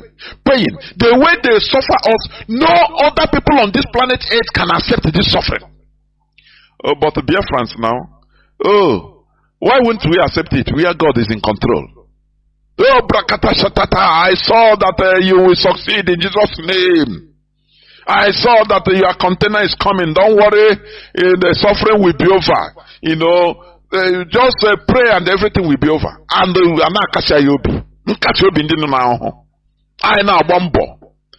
take our container, flying on the road. They continue ripping us up. According to report, last 2 months, only the military police and military checkpoints in Biafra land, they report 600 in year never end. 600 billion naira. 600 billion. Do you know what it means? That we are giving to police and military, settling. What type of agony do you put us? I want people to you have to raise your chagrin, righteous indignation. They put us in a suffering, dying slowly. And we continue eating the flesh of our own brothers, thinking that the problem is a witch, the problem is your father, a tie your destiny. This one is life on the pit of hell. They are attacking us from land, sea, and road, bush, everywhere. From the churches, they are attacking us. If the government of the day, they're causing havoc against us, now in the church, they tell us it's your brother that is your problem. Do you see what we are suffering? And you never see road. You never understand. Because you are ignorant, naive, and blind. You are sentimental. You are a religious bigot. We don't need this in this struggle. If you are a religious bigot, you better move away from here. We don't need it. When we get Biafra, you can come. Because one thing must give road to another. That is the reality. So, we must continue what we are doing. Our brain must be sanitized in order to restore a sanitized country. The suffering, the agony, the pain we are going through, it is too much. No other race on in this planet Earth can be able to endure it. No other race. Open, they don't hide it. You come out they stop you on the road. Everybody come down from the car and march 100, 200 meters with your hands up in a place in our own land, and you think that is normal. You think that is normal. After all, after you go to church, they console you with fake promises, fake everything fake. Oh, naira will be more than dollars, and you say amen. Nah, ngwana. Very miserable situation. That means there is a time we come in somebody's life, you say no, you take this drastic decision. That's why I love white people. They have red lines. There is a red line you cannot cross. Instead they kill you and kill themselves. They don't care. Life is not, it's like that. Everybody will die. But you that is miserable, you like to live and so you're under suffering, you love it. Instead, and even the life you are not living, you are just surviving. We cannot take it. We shouldn't continue taking it. You understand? So people that are talking about Pan-Africanism as a one big giant country in Africa, take note of Nigeria. Do you understand? Take note of Nigeria. It's a bad example. Don't go that way. Allow people, to express themselves. Allow different nations abound together in one giant country in order to liberate themselves. Now we can go be like Singapore and Malaysia. Moving very well. Have you seen since 1965? Have Singapore and Malaysia fought? Have they fought war? The answer is no. Did they have a fracas? The answer is no, because now they treat themselves as equals. If we restore Biafra, we don't have to fight with anybody. Now we become friends, heavy brothers and friends, exchanging, knowledge and wisdom, helping each other. Because that time we will treat ourselves with equality. Not now, not like now. You are in Nigeria, you are begging, Igbos are begging for at least add one ministerial post now. I beg. Nigerian president should prove that he loves Igbo. Very demented, type of statements and reasoning. You love Igbo. You are waiting to be loved. No, don't take your thing. Go continue waiting to be loved. Therefore, Africans with their diverse ethnicities and traditions and cultures should be respectfully allowed to govern their individual selves in their own diverse ways. This will usher in mutual respect, understanding and development, and the end product will be genuine Pan-Africanism. This is where I'm going to stop. Do not forget that we talk about genuine Pan-Africanism. Not all these ones they are garnishing. Not all these ones, please. What we are doing is for us, once we succeed, our continent will succeed. We develop and advance. Do you understand? Not through sentiment. We say the reality as it is. Do you understand me? Therefore, I will go into a few minutes break. so that when I come back, I will open the lines so that people will start calling in. Please do not go away. Also, lost Kainaba. To the extent, even the Fulani, they know our character now. Okunle and Alhaji leaked the phone conversation. The Alhaji said they know Igbo people now.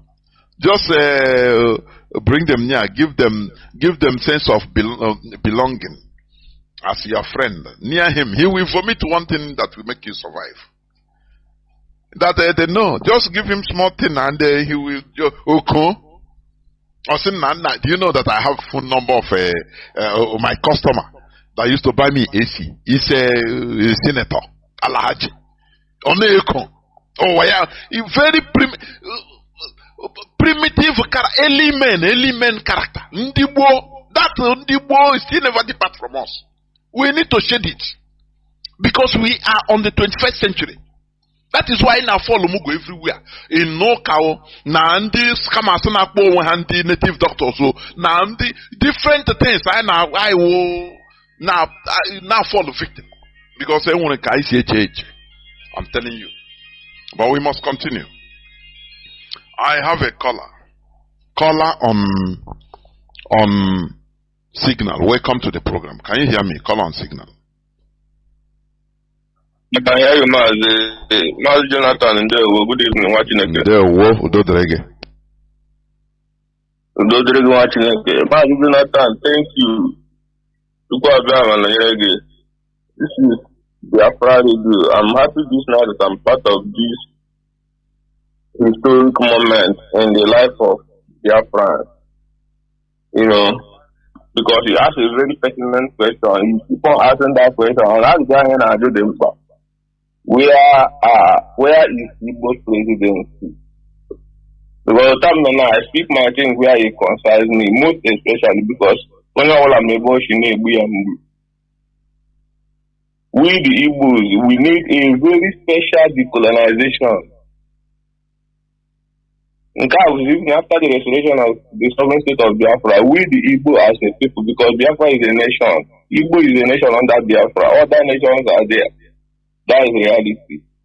We need to decolonize ourselves because we have so much ascribed importance to materialistic than the real things that matter, which is freedom and liberation. Somebody made a statement that Igbo man once he's well to do, every other person around him,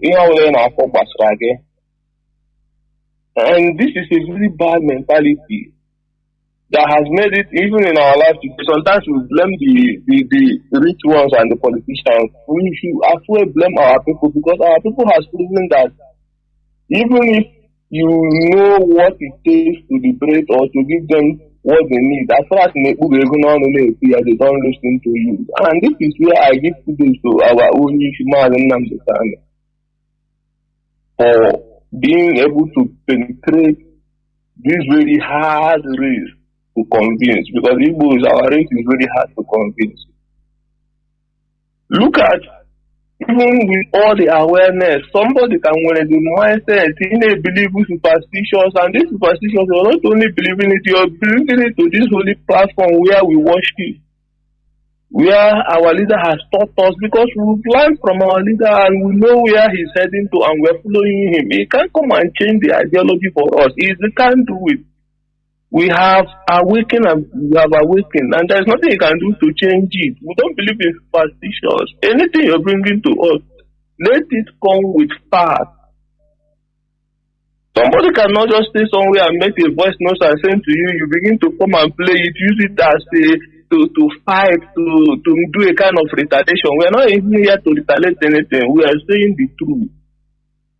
We have suffered religious backwardness because of, look at a pastor that is telling you that dollar will be, naira will rise again. This prophecy has been a record. It's just like they are not seeing us that we don't have even the brain. So even for you to reason, you are against them. So they can say anything to you and you must accept it because God has spoken. a man that has spoken, that the Adeboye has spoken, Kumuyi has spoken. And these people that are speaking this thing, all their children are in abroad enjoying good life, good education. None of them train their children here in Nigeria. But they are in Nigeria giving you full free on how to continue suffering. And you're the type that is still bringing this kind of superstitions to our platform. There's no other way to describe what you're doing that is against what we are doing, because we have known people that have come in the past. I followed our leader from day one, even though I didn't join that struggle then, but I have been following till I had to join. We've known people that have in the past spoken about religions and sentiments has crept into them and they begin to fit away, and we continue. The struggle is still alive. So this is a legion. It can't come and change whatever ideology you're bringing to us. In any disguise you're bringing it, Biafra, we know the truth. We are not Igbo people as per se. We are Biafrans. I can choose to be Igbo, I can choose not to be Igbo. Yes, I'm an Igbo, born and brought up, blood there, mother, father is from Igbo land. I can't deny my identity, but in our land, we know what we suffered in the hand of colonial masters through their religions and their Portuguese people. What they did in our land, they keep on doing, and up to today, they are bringing neo-colonialism in our land, using our people to conquer us, keeping us away from the reality of life. Today, India has launched their own space launch. Where is a black man? Where is Igbo man? Where is a Biafra space in this planet Earth? Are we just here to come and watch other people like television? We can't accomplish anything. Even the little ones we have, Nigeria has helped to destroy all of them. Do you want to tell me that if we have started the way our forefathers started, and even the Biafra war, after the war, the engineers we had then, the way they started, I didn't mean they are still continuing in that trend till today. We would not even have industries all over Igbo land to develop our land. We don't even have a reason to travel to Lagos, to outside country for anything, because that thing you're looking for, Sokoto, is inside there in your house. You are living in a national country. I don't think you have seen any auditorium of pastor crusade that has ever bring development to a society. You're using church auditorium where prayer camps to say this is what we develop Ali. If that be the truth, the way we are a religious people, don't you think that our land will be the most developed in the world, because we have the highest prayer camp and churches in this world in Igbo land? But today, we are the bottomless at the bottom, and we are still fighting to bring ourselves from that mess.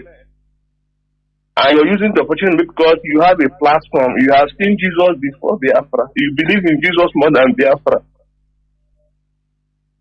We are not being sentimental. Biafra is our religion, and Radio Biafra is what we worship, and that is the sanctity our leader has kept. Our leader never violated that rules, and you have no right, as somebody who is given opportunity to continue the legacy, to come and change it for us. We can't take it.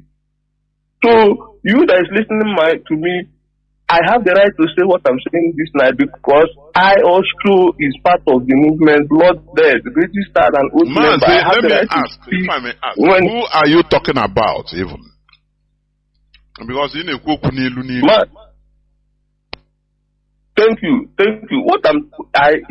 If I have to say it the way it is, Mazi, I can emboss you later, because here we don't exaggerate. There is a program that was laid down on this platform in the morning.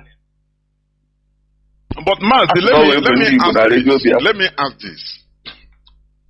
This radio is people's parliament, is people's radio. Anytime I'm talking, I used to even invite people, I encourage people to call and oppose what I'm saying, so that we have a civilized debate. Happily. But what used to baffle me is this. Like, as you call, you are complaining in my platform. The person that is doing that, you don't have the courage to call. It's part of our problem also. Now you know, now complain. Why not pick a phone, call direct? If I am talking, even if I'm doing any program, I used to announce it, say, please, I am not Mr. Noyi Olo. If you have opposing argument, Because Mazi Nnamdi Kanu put a standard that the superior argument rules. Call here, call the number. I call the number.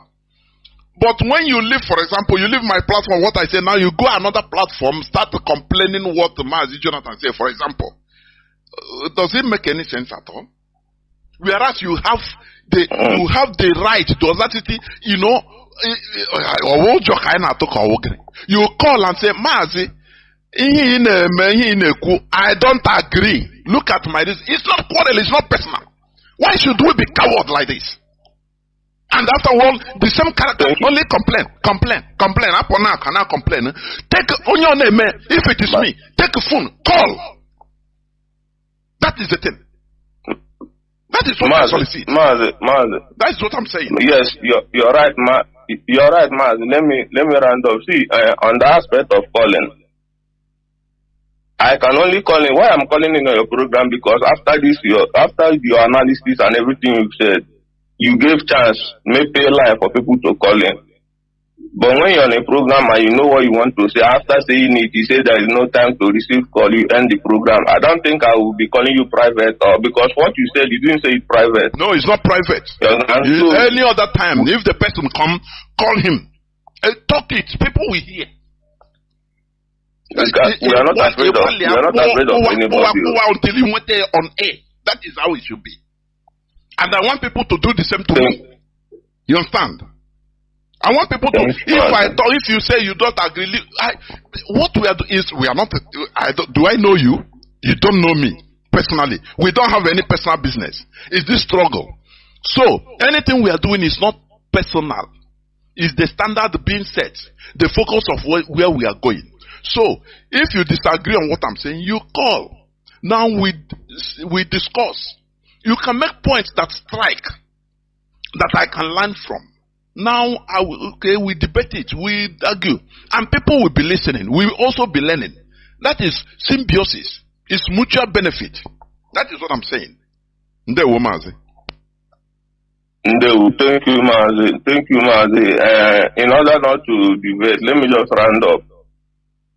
Our leader, Mazi Nnamdi Kanu, has been freed by the court of competent jurisdiction appeal court, and United Nations has also given their opinion. So anybody who is going to talk about signing shorty or anything, you are just being a useless fool that you have always been since we know you. Our leader is free, and the Nigerian system should obey their own court and release an innocent man so that he can go and take care of his family. Because you can't tell me that somebody who the court has set free for over 1 year now is still being kept in solitary confinement. This is injustice, and the world is pretending as if they are not seeing what is happening. We are here, and we will remain here until all of them will come and go, and justice must prevail. Our own case can never be different. Nambuko be true, and it will never end in our leg. We must have our freedom and develop our land the way we want it, and build our own civilization, our own indigenous way as a race. We are not cowards. We can never be cowards. Thank you, Mazi, for what you do for motherland. Thank you very much. We must continue. We should learn how to, I don't know. There is something also I see in us, and this is part of the thing we need to change. We are seeing debate. Sometimes some of us see debate as you are against me, or contrary opinion as you are against me. That is why we are not good in politics. You know? That is why we are not good in politics. And that is one bad aspect I see in, let me say, these people, this is Christianity. They don't like debate. They don't like, exchange of ideas. No, they don't like it. It must be that thing they say is okay. They will not also call to say, Mazi, look, I don't know whether it is inferiority complex. Instead, when you go to where comments, you will see them writing rubbish. Take with a phone. Well, no person is going to chop you. Make your point. Now you allow another person. I will make my point. Now that is how people grow up. But we see debate. Imagine Nnamdi Kanu have been stressing on this. Debate or contrary opinion is not that I am against you or you are against me. No. We can be best of friends, but when it comes to certain debates or arguments, I differ with you. And we iron it out. After that, whenever it comes to our ordinary friendship, we continue in what we are doing. That is how things go. That is how civilized people act. Not carrying everything personal as if, no, I don't want, if you talk like this, as long as you are opposing me. That is why, even in Igbo land, politics, they are a governor candidate will try to go and kidnap the other one, his opponent, and kill him. Because we are not engaging in civilization at all, like at the far back. Thinking that being against what I said, for example, opposing it means opposing me. No. Maybe you don't understand. Maybe you didn't understand. Maybe you are ignorant. Or maybe I that said it, I didn't get it right. So we correct each other, we make points. And you learn, I learn. That is how things move. Caller on WhatsApp. Can you hear me? Welcome to the program. Caller on WhatsApp. Yeah, good evening, Mazi. Mazi, sorry, good evening, Mazi, let me also add this point. If you watch British Parliament in session, you say they can shout on themselves, talk, but immediately after the session, they go and start laughing with each other, shaking each other. Once it comes to work, that work debate, because that is their work, is their job.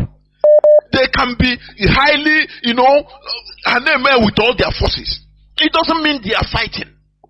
This one will rise and say, no, this one they will even woo you. Whoa. It doesn't mean that they are. After the session, once they hit the hammer, say the session is over, or for recess, you will see them talking to each other, laughing. That is how civilized the people act. But in our own, I bring any lenobi, only I say that my faith, only I say my. What are you the instigator?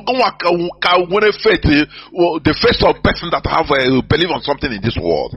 Why do we take all these things so personal? Why?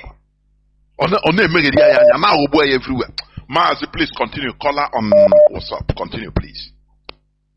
Yeah, thank you, Mazi Chinedu. I appreciate your call. Mazi, I remain Mazi Emmanuel. I'm calling from Paris. At the special grace of Chukwokika-Biama. I remain the Paris Zonal Coordinator. Mazi, I want to just appreciate our leader, Mazi Nnamdi Kanu, the person and the servant who answered the call of Chukwokika-Biama, who built up this very platform, the Radio Biafra, where we worship. We salute his courage. I want to salute the courage of the leadership of this very movement, the person of Mazi Chinedu and his leaderships. We appreciate them. And Mazi,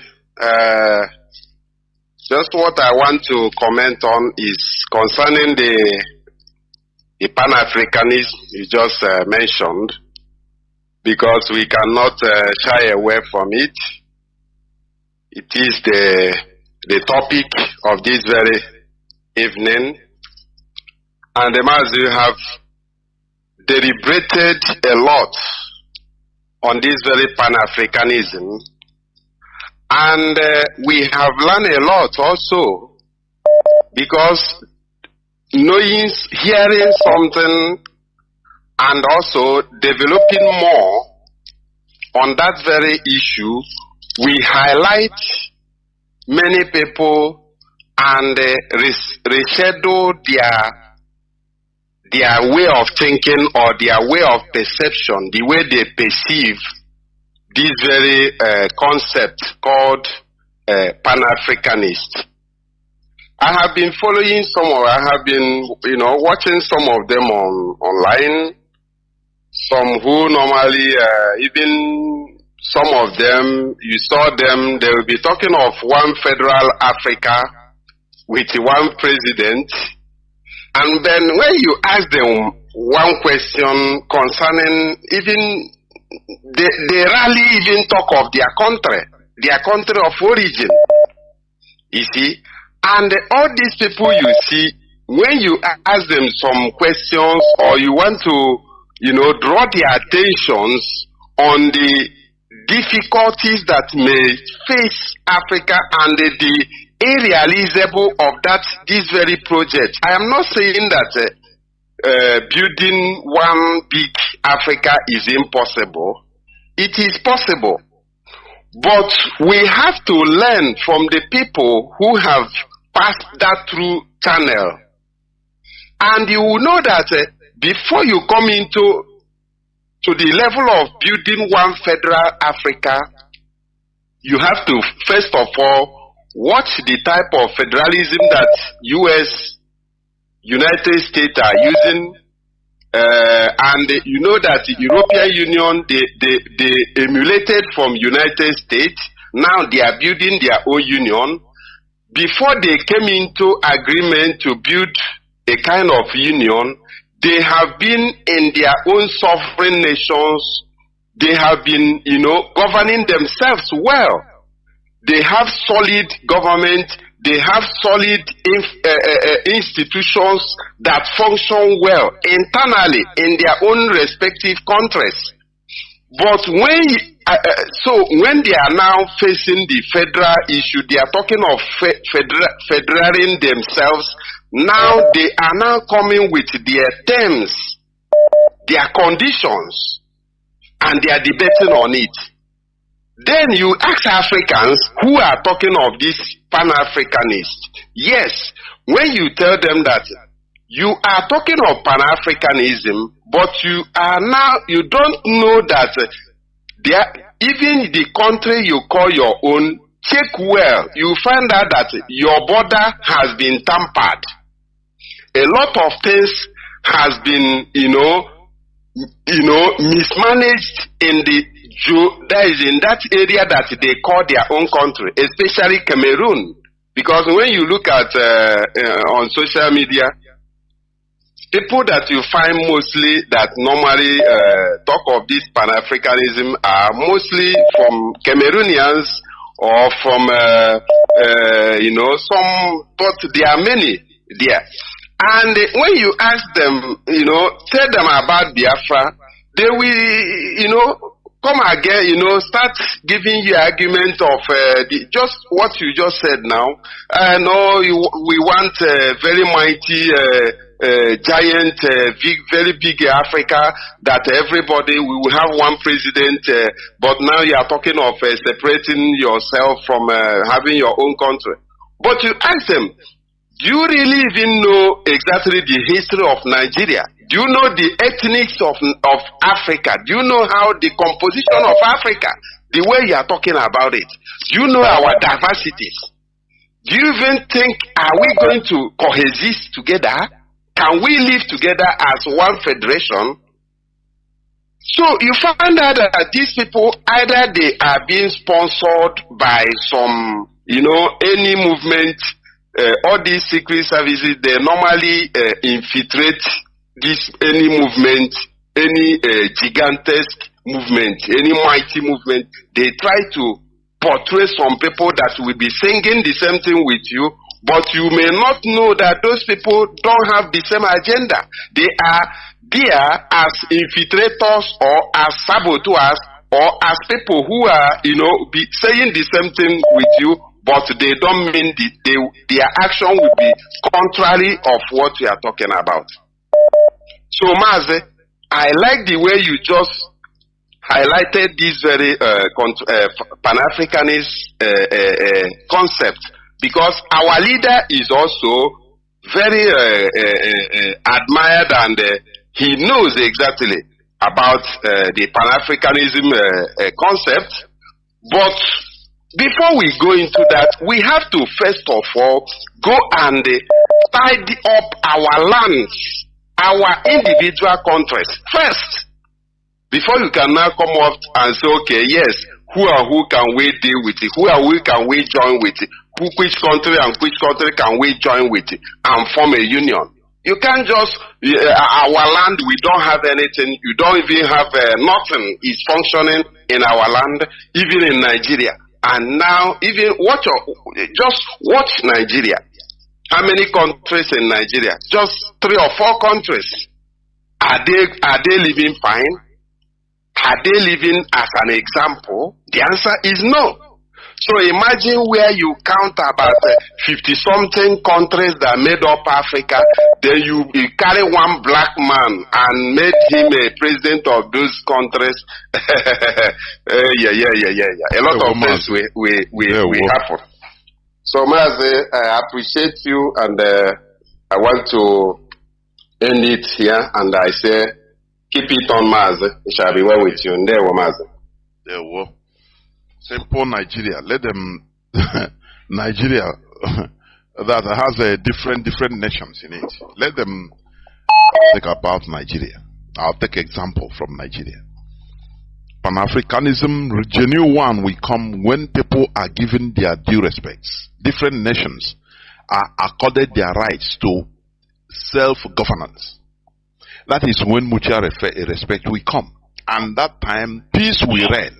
Now people will start talking about coming together, like European Union. You first of all prepare your house now before you go outside. That is how it is. Caller on signal. Mazi Emikris, can you hear me? I can hear you. Good evening. There, Mazi. Welcome to the program. Thank you very much. I thank you for your program. It's always the program is very, very sweet. I love to listen to it. To me, for what you're saying about Pan-Africanism or whatever, to me, it doesn't exist. Only words, verbal, that's where it exists. Mazi, you want the KG earpiece? You want the KG earpiece? Okay, yes. It's sounding somehow. It used to happen on your phone, on your car. Are you hearing me clearly? So, their voice do now. Before now, on the Okay, thank you. So look at that. Pan-Africanism they're talking about, I don't see any atom of movement from them or whoever is talking about it. For me, these are brothers that come from Christ now. Say something very cogent. Perhaps might be the agents, secret agents are pushing the people to go this way. Because those talking Pan-Africanism, when you near them, you find out that when you talk about the individual states or individual countries, they come against it. It seems to them that if we say better, let us be one country. But it's practically impossible to be one country. Because now, this is what Italy did. When they formed the European Union of Schengen states, using the same euro, then Italy does not make a very big calculation.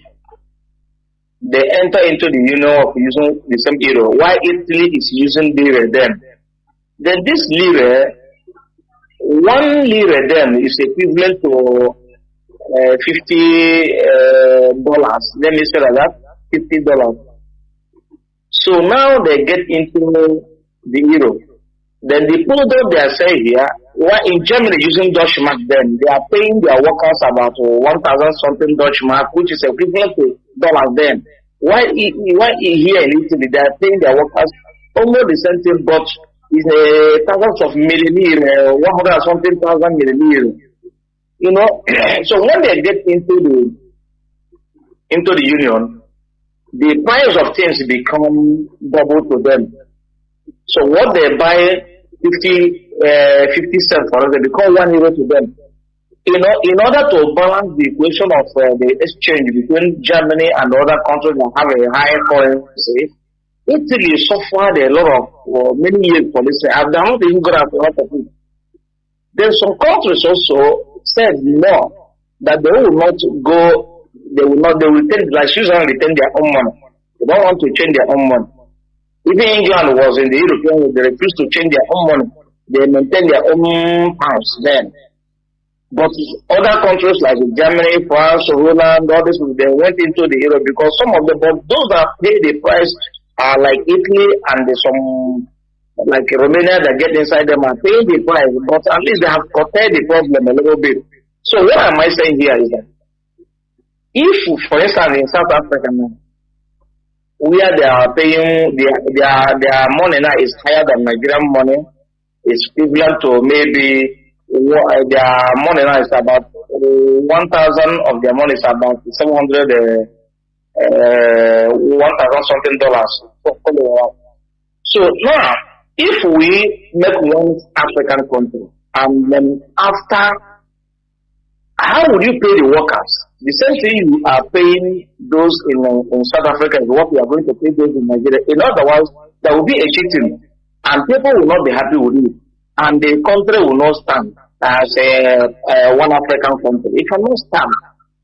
First of all, if they want to talk about Pan Africa, they should dismantling the border system they have created. But here, as I'm here in Italy now, I can travel to Greece, which is Southern Europe. I can travel to Norway, Northern Europe, and the Central Europe, like Belgium and others, with ordinary my document. The Italians can go with other national ID cards. Now, tell me, if I want to go to Zimbabwe now, I need a visa to go because it's South Africa. Unless I go there illegally, but if I want to officially go there, I need a visa. So they should begin to dismantle the border issue. Then when they dismantle the border, everybody will become doing that. Then if you see the harmony, the business transaction will link us together, and then we talk about how to become one country or one Africa, either everybody on their own currency, but we use one common system. That is what we are talking about. Like Europe, I just give example before I call in. European Union here, they have their European Union, but every country are managing their own affair according to their own country. It does not mean that they are not Europe. They are also Europe. They play football together as we are, do everything together. They travel, they leave the border open because people from Italy now may go to France now to play football. Their fans will go, the fans of Milan will go to France, will go to England without seeking for visa. Because they are playing the same European tournament. So they keep the border open, but in Africa they lock down the borders. And now the African talking about the Pan-Africanism are those when you talk about them, see if Biafra go, we need to come together. We are talking about to separate. Because I have a brother here who always said such a thing. We are trying to come together. It is practically impossible to come together to manage the kind of system we have find ourselves, because the system we are managing today in the world today are being created by the West. And we have followed them to manage the system. So for you to break the system, you need millions of people that have brain to break the system. They have already installed the system and went back to their country, and the system are functioning. So we are focusing all the way to the created. The monetary system, the financial system, the government body system, the administrative system. What the so-called democracy now is what all of us are practicing, but that is not democracy. So, but they brought it to us. Morocco are practicing it. Tunisia are practicing it. Libya are practicing it. Everybody are practicing it. Now, the monetary system now, you cannot say that you will not use money again. Now, you watch the video that this man always, the white man analyze about the Africa, how they hold Africa down. He said that Africa are now, they produce a system, the global institution you are seeing, that is meant to hold sub-Saharan Africa now. And these global institutions are made, there are people managing it. For instance, he said, banana. What banana? Banana, you know how banana tastes. You eat banana, know what it tastes. But when you produce your own banana, you don't make to them for them to determine how much they will buy the banana. They will not buy your product. They will not tell you it's not. That's why they opened the World Food Program. They will tell you that it doesn't meet to the standard they needed to market in the global market. Therefore, you will not sell your banana. But banana that grow in my village is more better than the one that sell in Europe here. But because you are not aligned to them, do you know what they're doing this? They don't want you to hike the price of banana to decide. So they are the ones deciding the price of banana. So if banana will cost the 3 pieces here, €1.50, €1.10 or a kilo, then they don't want it so that tomorrow their people wake up and say that the banana they are buying €1 per kilo is now €5 per kilo. No, they maintain the price. The price is not the same. So what do they mean that everything they need, they got it within the fuel price remain almost stable, and the fuel is there always, the gas is there always. All these products are coming from Africa to Europe and from South America to Europe here. The price are more or less steady. The difference cannot change like a 1 cent or 10 cents or 20 cents or 50 cents. It cannot change. And before they will change, government must know. So how do they maintain the price? Because of those institutions they have created, they use it to oppress us. And shall we to liberate ourselves from this institution? We need 1 million Africans that have brain, know what to do. And we know how to manage them, but not something with force. We use gradual. Like for instance, they're taking cocoa from our land. I remember when Ghana president said that the Ghana are looking forward to manage their own cocoa and they process it within themselves. And that was, he said, the Switzerland president there, who was there, I think so, or the minister, she got angry for the man to make that comment, and they will go into working against it. That is what we don't do in our land. We don't do it. Yesterday we were talking about religion. Our people, after the white people came, they produced their first religious system and call it religion. But they went into continue working, finding out some things they make mistake, try to correct it so that it will suit up to what they want, even the Bible, because there are things they write from the Bible, if you have maybe 30 years Bible ago, go and take it and read today's one. You will see differences. But now I will tell you that it's English explanation or translation, maybe. That's how they put it. But they saw the mistake they made in writing the Bible. They now gradually correcting them so that it will suit up to what they want. And that is why I'm going to work and continue working. But our people, in a little small thing, everybody go to, just like after Biafra war, everybody went to sleep. And before they continue working to oppress us till today. Our brother, HAUSA-SERVICE, shed tears, the whole man like this cried in the Senate. He thinks that they're pity for him because he cried. They cannot pity for you because you cry.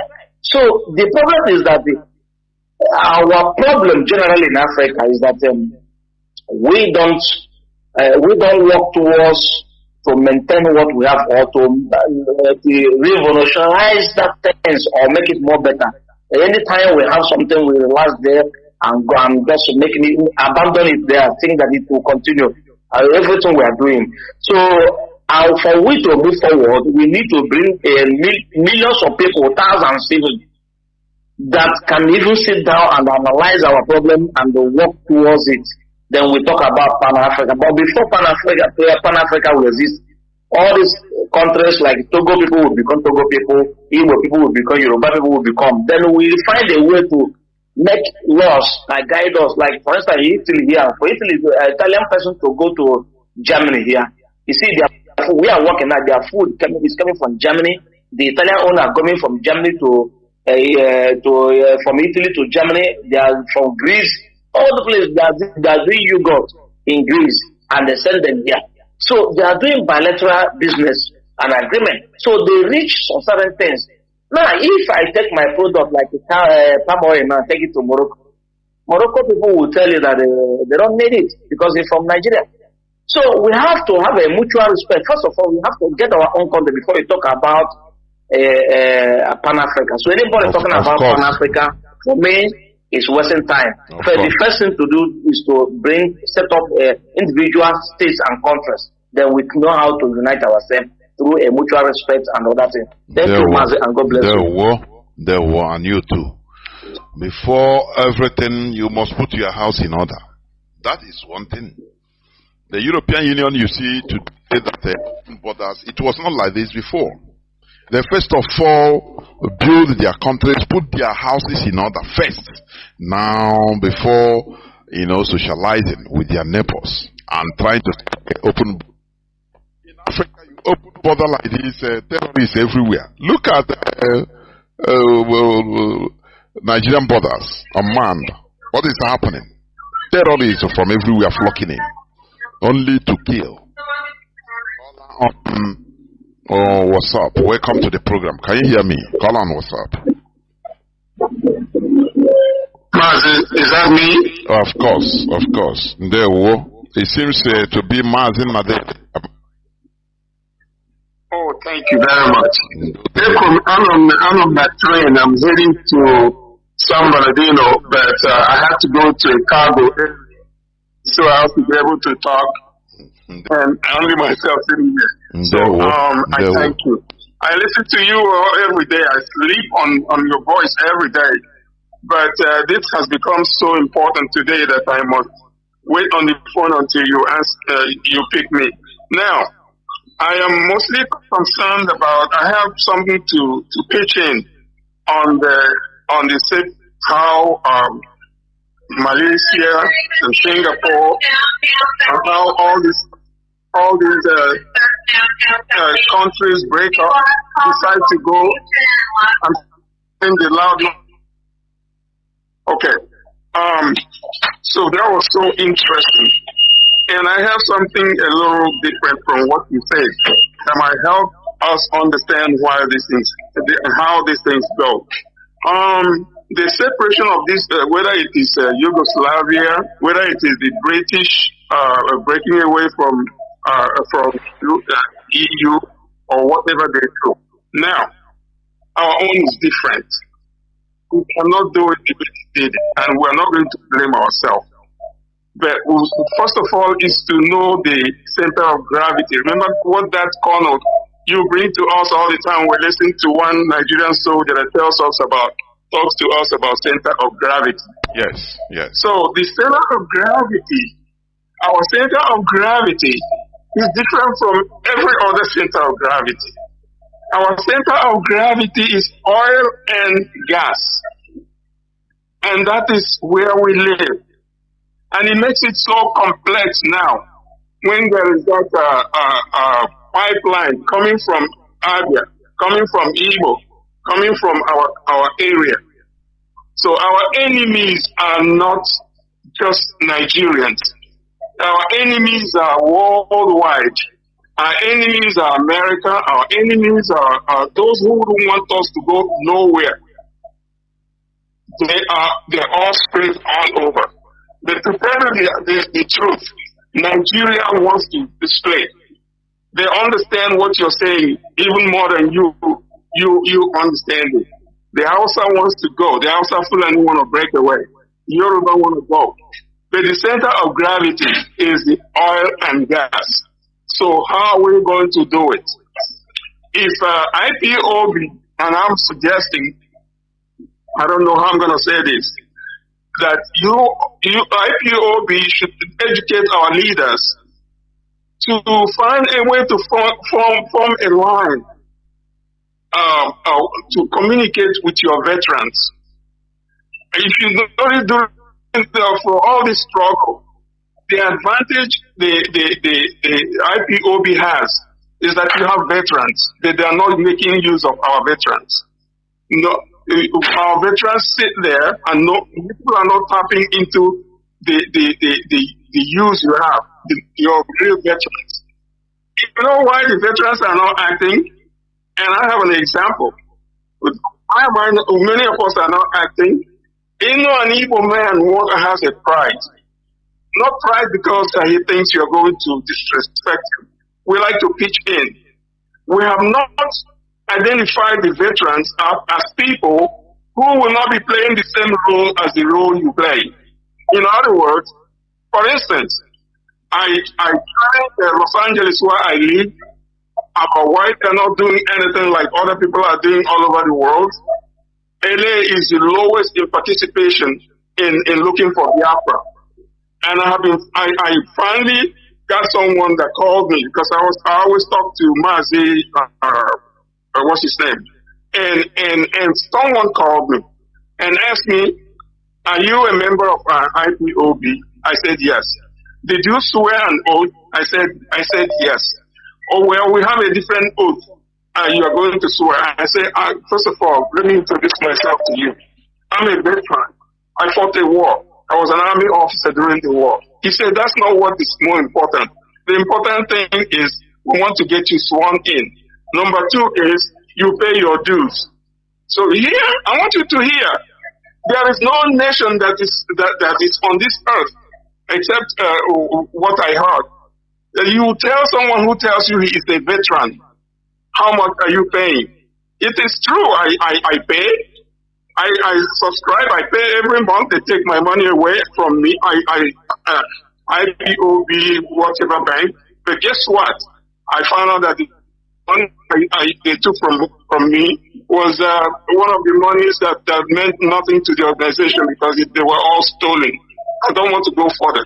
So when your veterans know that you are going to tax them or you are expecting a contribution from them, you are not going to get anything from your veterans. They are poor, but they have a wealth of knowledge in their heads. But the Biafra is not tapping into the wealth of experience. And all of you, from those who were born a little before the war to those who are fighting now, age matching Nnamdi Kanu to your age and every one of us, they are doing very well, but you're doing it all by yourself. You're not tapping into the wealth of knowledge of your veterans, and the veterans are not to give. They don't even know that they don't have a time to stay on the phone to wait for Mazi Jonathan to give them chance to talk. Can't wait like many people can. So you are not, in fact, you have to make an effort to open a line called veteran line, or veteran, whatever you call us. So you can ask us how are we going to do this. Now let me go back to what I told you about center of gravity. That center, how are you going to solve it? Is it me identifying our problem without telling you as a military man how we can solve it? How are we going to solve it? Is the center of gravity is our oil and gas. And the only way we will take Britain, the only way we will take America away is when they begin to hear we attack the center of gravity. We train our little boys, we train our young girls, we don't have to go to war. We make sure we attack that oil line. We'll make sure we destroy it. The moment we destroy that thing that gets the interest of Nigeria, that's what is holding Nigeria. The oil and gas, the Yorubas are interested. Not they're interested, they own it. They seem to own it. The Hausas seem to own it. The Fulanis seem to own it. And every time we're talking, we're not really talking like we're at war. That's the only thing. The moment those things don't exist, they let us go. They know that they don't even want to share with an Igbo. And I'm just telling you, Jonathan, you guys have to reorganize the articulations and how you talk about this, what we're going through. Now, I give you another chance to look at this. Biafra is an occupied country. We are occupied. In normal warfare, your enemy will be on the other side, and you are on this side fighting. That is real warfare. They throw bomb at you, you throw bomb at them. You shell them back, and they shell them, and they shell you back. That is in regular warfare. But in this case, we are occupied. Every military in Biafra is there watching what us to make one. They have intelligence also. They are not just using the gun shooting. They're using their brain. They have friends. There are people they finance. There are people they feed. There are people they give advantage to go to North and carry tomato and do all these things without. The army barracks in Biafra are already set up. If you ignore that they have an intelligence system, warfare is coming from the Fulani. The warfare is also within the military garrisons in Biafra. So what are we going to do to fight this? We do what they did to America in Iraq. We do what they did to America in Syria. We do what they do because we are weak. We don't have it. We are occupied people. The only way an occupied people can fight is not by going to the street and yelling or shooting guns. I'm going to use this language. I've been afraid to bring it up. You know why? I will tell you why. Sometimes you can say, go ahead and talk. I'm going to say it. From me. The world is going to hear from me. It may cost me something, but I don't give a shit what it does. Jonathan, have you heard what they call IED? Hello? Yes, of course. Improvised explosive device. Do you know what IED does? What IED is when you are occupied. When your country is occupied.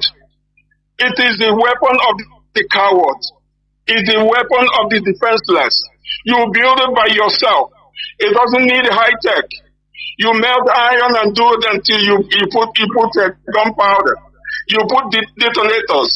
So you make it uncomfortable because your enemy, even if they know you are doing it, but they don't know how you're gonna come around them. You wait wherever they move, they know they can't go too fast in your land. They cannot move too fast. You don't allow them to go anywhere they want because when they go anywhere they want, their vehicles will be blown apart and they don't know who did it.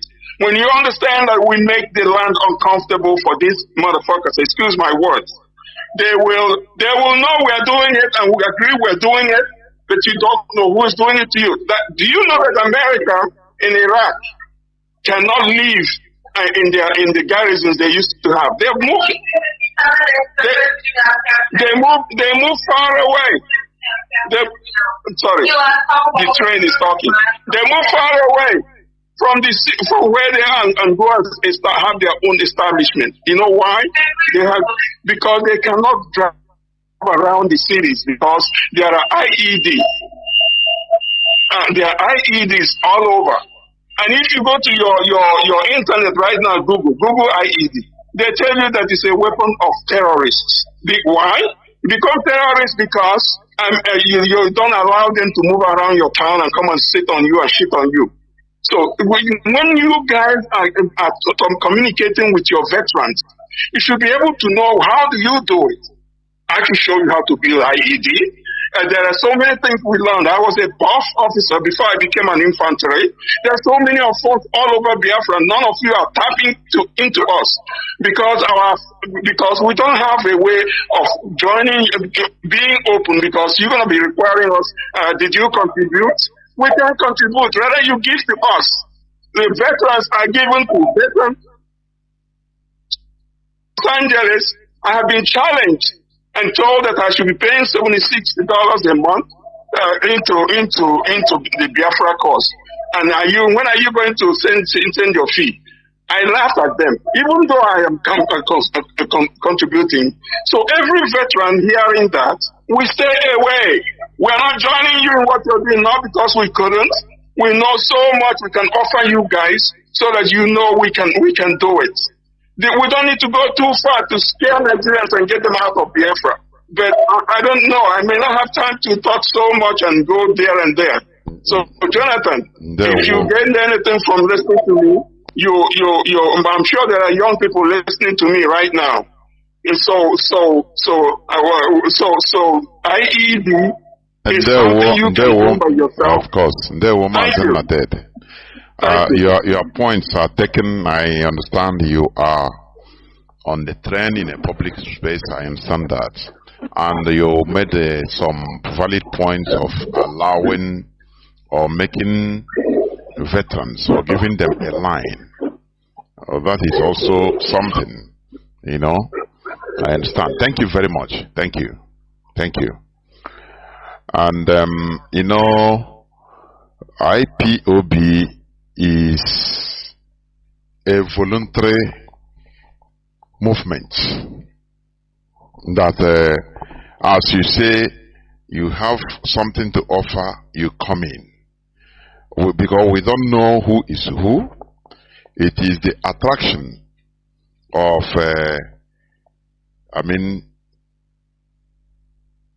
IPOB to like-minded people. IPOB, Mazi Nnamdi Kanu started preaching on this radio for, if not more than 10 years. And people started coming out voluntarily. It's a voluntary service, It is not something that you go from house to house and calling people, come and help us in this. Because the radio is, you are listening from every part of the world. You have something to offer. Okay. You meet our family. Like as you say, I understand you very well about the contributions of veterans, But I think that if you approach a family like where you are and explain to them that, look, I will not be able to contribute, but I have other things also that I can contribute, I think it will also be accepted. Because we don't pursue people because of maybe your inability to contribute. No. Genuinely. Let me bring in. Okay, let me bring in Mazi Nnamdi. Please, I understand your point. You made valid points. I understand that. So I understand that, and we have taken note anyway. That's it. Let me see. Caller on signal. Welcome to the program. Can you hear me? Thank you for waiting for 16 minutes. Caller on signal. There were. Hello. Okay. Good evening, Biafrans and lovers of freedom. My name is Ifan Chukwumada Buchi, and coming from the Netherlands. Thank you, my brother. I want to start here that real or genuine Pan-Africanists or Pan-Africans will not support the recolonization of Africa and occupation of Africa by deployment of or invasion of Africa by neo-colonists and imperialists. So Togo, where they say they are constituting their army, and Ghana of all places. I remember the West African Frontier Force who was formed, and now Ghana is again allowing the proposed settlement of foreign army in their land. Benin Republic and Cote d'Ivoire, Ivory Coast, they must rethink and then re-strategize about this proposed military deployment. Because there's something we say in Igbo language. It goes like this. Obogi will oba kunye mwe mmiri wusioku. No inatakuya oba. Which means you can take your cup or gourd to give water to the monkey. That is easy. The problem is retrieving the gourd or the cup from the monkey. And so, not to put ourselves in impossible positions, are we trying to say that today, the date in 2021, Togo, Ghana, Benin Republic, and which ones and Cote d'Ivoire, and all African countries cannot organize and train the armed forces to fight whoever they need to fight, the terrorists anywhere, because that is the smoke screen they are using to come in. It is a kind of derogatory to Africans and insult. But people must not forget that there are abound reports of such deployment being used to secure vital mineral resources and then meddle in domestic and domestic politics and policies. And I give you an example of northern Nigeria. the Zambeza forest. Do we wonder why it hasn't been attacked and evacuated and leveled? And we heard from a reliable source that those people there are getting a very vital, very expensive mineral that they call californium that cost upward to $27 million plus dollars per gram. And somebody who is there operating will tell you they are fighting terrorism. Year in, year out, they are fighting terrorism. Terrorism never move away from where they are, and they're not making practical military advance into the forest to show that they're fighting terrorism. So what I'm saying is that let's not be deceived again.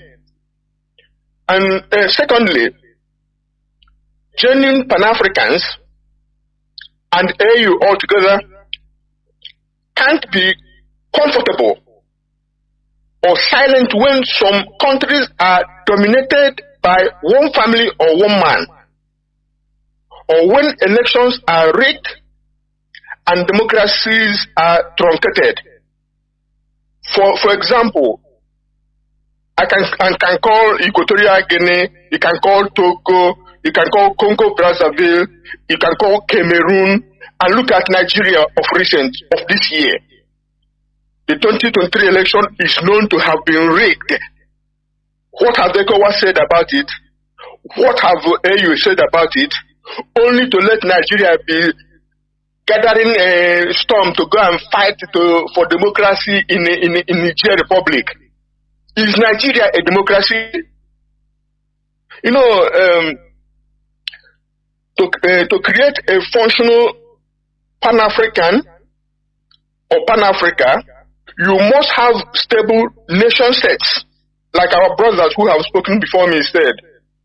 Before you can create a good Africa Union, or for instance, I or we as Biafrans and Ambazonians can't be held down in Nigeria and in Cameroon, and you're talking to us about Pan-Africanism. Let's say build one African state and one African Union and one president. You are talking to yourself, because we want to be free from oppression and from people who are sitting on our head. Then we can, as I'm a Pan-African by my bones and marrows and my liver, but we want to be free from Nigeria first, because Nigeria is a scam, it's a con on humanity, a crime against humanity. Lastly, but not least, the countries that shout democracy and constitutional order must practice what they preach.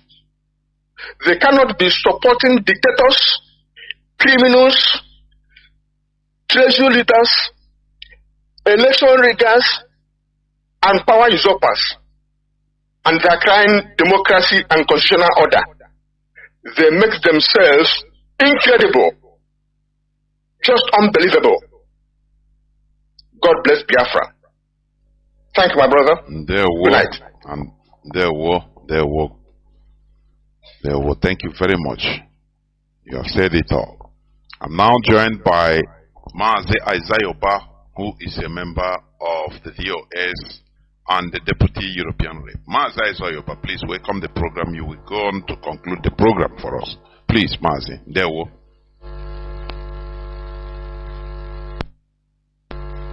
Well, Mazi Jonathan, good evening from here. My comment are very clear, please. You are Mazi. Go on, please. Thank you so much. Good evening from here, and good evening to our listeners and our audience. Good evening to Biafrans all over the world, IPOB family. Of course, my special regards to our leader, Mazi Nnamdi Kanu, who happens to be the leader of this great movement. Mazi Nnamdi Kanu is a prisoner of conscience. He was kidnapped in Kenya by the Nigerian state that broke all the international laws and their own domestic law, went to another sovereign state, another country in Africa, kidnapped the leader of this movement, who established this Radio Biafra that everyone is listening today, both to the enemies and the friends and well-wishers of Biafrans all over the world.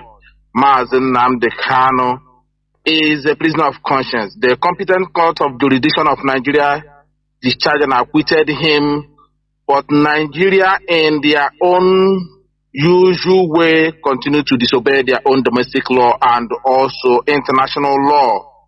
So Nigeria is no longer viable. Nigeria is no longer a country that obeys rules of law. Nigeria have violated the international law and their own domestic law, and we are letting the world know, and we are exposing Nigeria today before the world that Nigeria is not independent. Nigeria is not a democratic state or a country, if you like. Nigeria is a quagmire, a British-made cage and a farm where they harvest everything. The British harvest human organs there. The British harvest human resources. The British harvest our natural resources. The British remain parasites that is sucking the blood of Biafrans because of the resources they found in our land. But what the British harvest our natural resources, the British remain parasites that is sucking the blood of Biafrans because of the resources they found in our land. But what the British harvest our natural resources, the British remain parasites that is sucking the blood of Biafrans because of the resources they found in our land. But what the British harvest our natural resources, the British remain parasites that is sucking the blood of Biafrans because of the resources they found in our land. But what the British harvest our natural resources, the British remain parasites that is sucking the blood of Biafrans because of the resources they found in our land. But what the British harvest our natural resources, the British remain parasites that is sucking the blood of Biafrans because of the resources they found in our land. But what the British harvest our natural resources, the British remain parasites that is sucking the blood of Biafrans because of the resources they found in our land. But what the British harvest our natural resources, the British remain parasites that is sucking the blood of Biafrans because of the resources they found in our land. But what the British harvest our natural resources, the British remain parasites that is sucking the blood of Biafrans because of the resources they found in our land. But what the British harvest our natural resources, the British remain parasites that is sucking the blood of Biafrans because of the resources they found in our land. But what the British harvest our natural resources, the British remain parasites that is sucking the blood of Biafrans because of the resources they found in our land. But what the British harvest our natural resources, the British remain parasites that is sucking the blood of Biafrans because of the resources they found in our land. But what the British harvest our natural resources, the British remain parasites that is sucking the blood of Biafrans because of the resources they found in our land. But what the British harvest our natural resources, the British remain parasites that is sucking the blood of Biafrans because of the resources they found in our land. But the British harvest our natural resources, the British remain parasites that is sucking the blood of Biafrans because of the resources they found in our land. But the British harvest our natural resources, the British remain parasites that is sucking the blood of Biafrans because of the resources they found in our land. But the British harvest our natural resources, the British remain parasites that is sucking the blood of Biafrans because of the resources they found in our land. But the British harvest our natural resources, the British remain parasites that is sucking the blood of Biafrans because of the resources they found in our land. But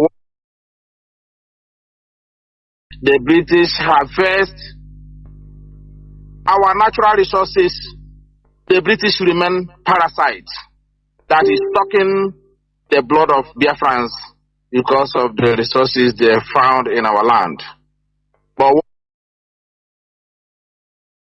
the British harvest our natural resources, the British remain parasites that is sucking the blood of Biafrans because of the resources they found in our land. But the British harvest our natural resources, the British remain parasites that is sucking the blood of Biafrans because of the resources they found in our land. But the British harvest our natural resources, the British remain parasites that is sucking the blood of Biafrans because of the resources they found in our land. But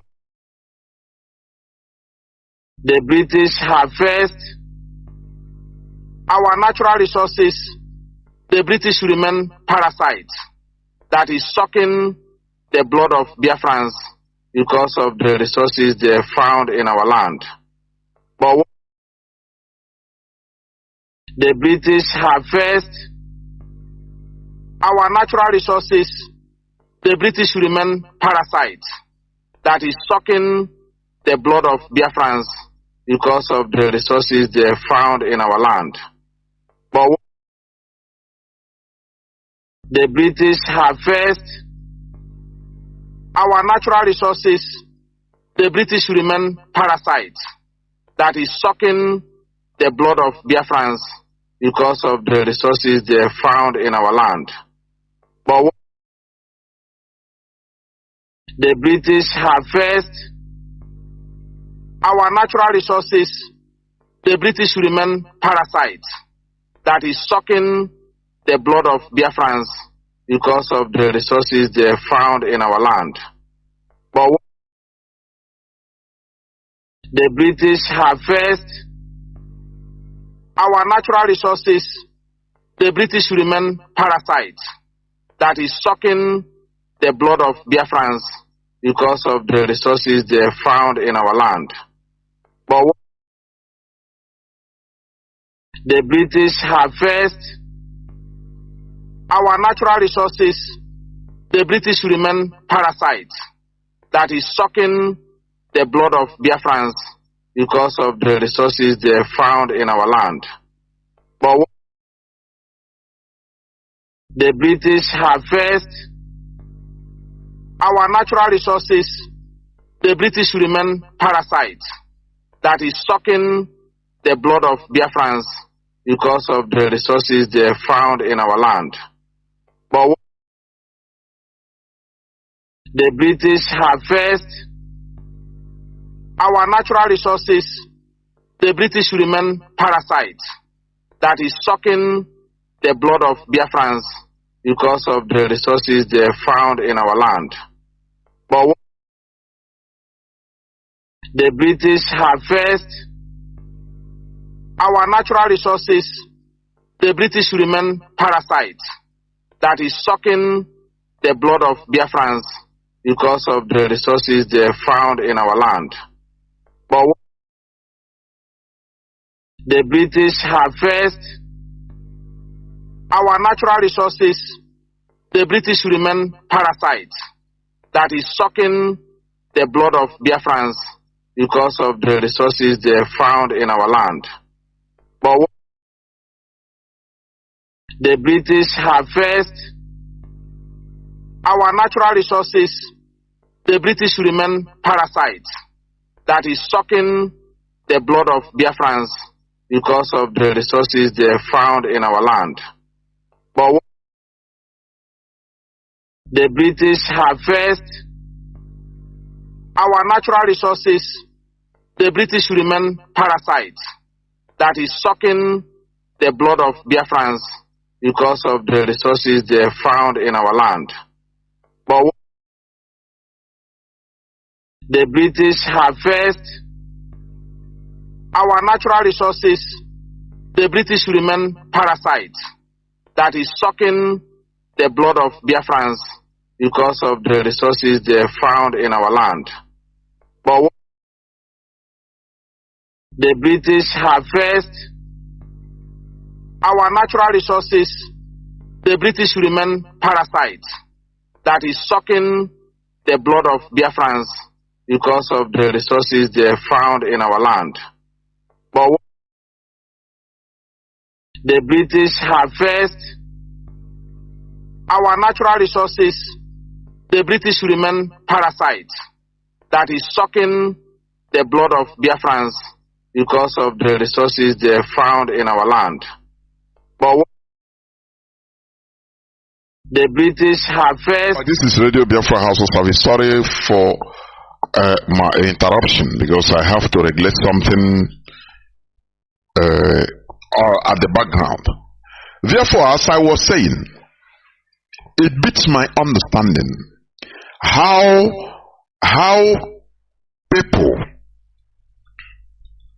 people, mostly Igbos, try to always downplay or disrespect our collectivity, the structure. It is above my understanding. Everybody wants to play his individual fiddle, his individual game that is bigger than a structure. You cannot. You can never be bigger than a structure. You are an individual.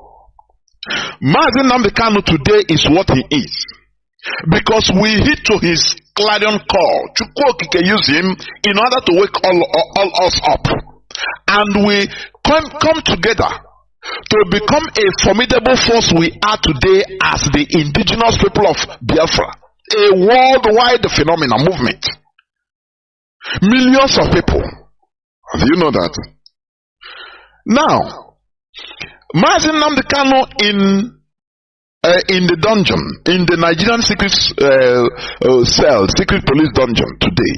He's not there because he's from Kanu family. People should understand this. Had it been Mazi Nnamdi Kanu spoke on radio from year to year and nobody cared to come out, he will just simply disappear. He will disappear he will dissolve into highest. He will start making contacts with politicians in order to join them, finish, and their ends it. There is a point I want people hearing my voice to learn, to understand today. Because all this nonsense that are going on, now they have created Nnamdi Kanu family. How dare you in a movement? You start talking about family. In 2015, when our leader was abducted or arrested, let me call it arrest, he was arrested in Lagos. There is no voice like Kanu family. Everything was going on, smoothly. And Mazi Nnamdi Kanu came out. today, you see people that wants to become something. You see people that believe that, as I'm answering Kanu, surname is Kanu, therefore this man now is monopolized.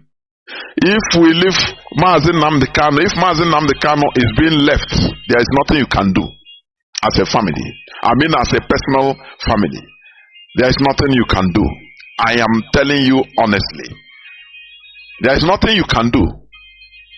Just hold on also.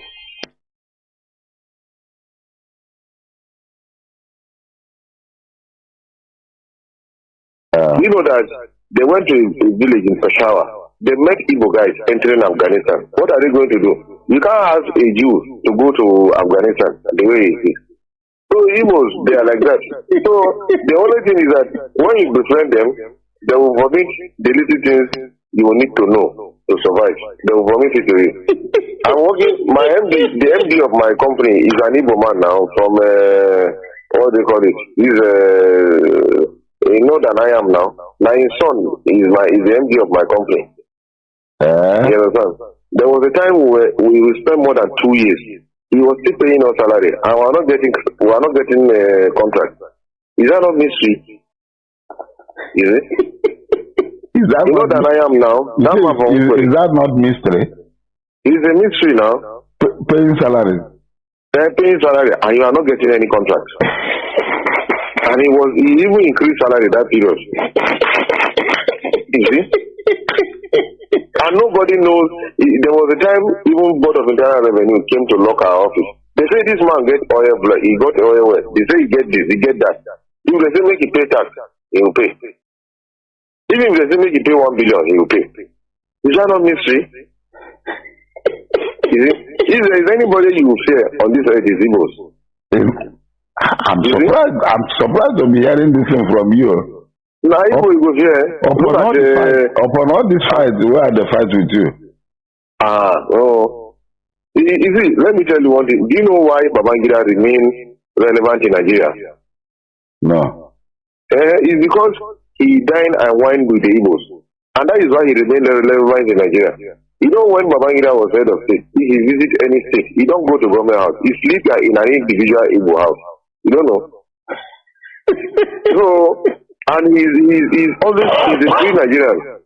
Have you ever had any assassination attempt on Babangida before? After he left power? No, I've not. You see, there is one thing people don't understand, and that is why Buhari is finding it difficult. He say dollar this, he say this. And the rate at which even people are bringing in things into Nigeria is even more than when. Welcome back. We must continue, as I was saying, because we must continue preaching this gospel.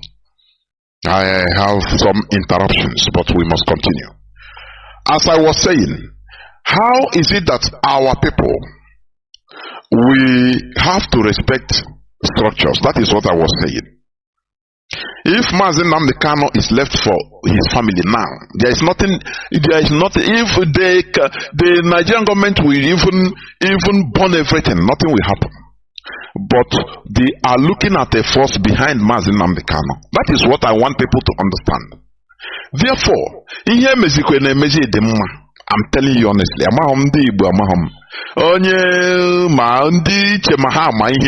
in the name of a lawyer, I don't know. Instead of doing something accordingly, the only one and make his brain shitting. Why not align yourself with the structure behind Mazi Nnamdi Kanu, so that things not go for me? What is it? Why are Igbos mostly, why do they Igbos love or like disarray? Why? This thing only sometimes, if I think about it. Do you see this individualism? This is the main cause of our problems. Don't you know that is an insult to us? Don't you know that? A leaderless people who tell you that, studying history, and you know that there was Arab Confederacy.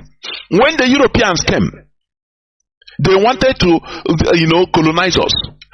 Who organize Ekumeko warriors? If we have no leaders, who organize them? You say it's a group. You know, Ekumeko, they are warriors. Warriors under who? Without a leader, without leaders, you can never organize warriors like this. So we should stop, playing this thing our enemies are using to disorganize us. We have a king, we have kings, we have leaders. Let me call leaders. Do you understand? Let us not be hiding under this useless mantra I call it outdated. There is no people that should not have a king. Our Ekumeko warriors were organized under leadership. Now tell me, if Igbos don't have leadership, how were they able to organize and resist for 31 years? You are going to tell me that Biafra 1967 to 1970, they didn't have a leader. And they organized and resisted for almost 3 years. Is that what you are going to tell me? Or is that what you are telling me? Let us be factual sometimes. Not only making statements and saying words that has no meaning. Words that we are used, or statements that we are used to undo us. Who tell you that it went easy? This mantra is an insult to us. That is it. Therefore, because when you continue making all these statements, you continue feeling in your head that no person can tell you anything to do. And we continue making mistakes. Look at in Alaba International Market that was built by Igbo. Look at how they are trying to evict them. Now they are facing to destroy their goods. Why? Because of this individualistic character. Now I played it where somebody videoed. And somebody was talking and said, now they gave us bill. Every time we are living at the mercy of other people. Why is it so? Are we the only people that were defeated in a war? Are we the only people? I used to ask this question. Japan was defeated in a Second World War. Germany was defeated in a Second World War. China were defeated in different wars, several wars with Britain. Opium Wars, first and second. Do you understand that? Even China lost some wars, old-time wars with Japan, sometime. Occupied by Japan, some part of China. But today they are bouncing on their feet. All these people. Do you understand me? So we should not be hiding under, Biafra war, we are defeated. Come on. You are not the only person that we are defeated in a war. What matters is the way we rise up. Organize ourselves. We have seen that IPOB is an umbrella that is unifying us as a people that has structures. But you see, individuals are trying to undermine.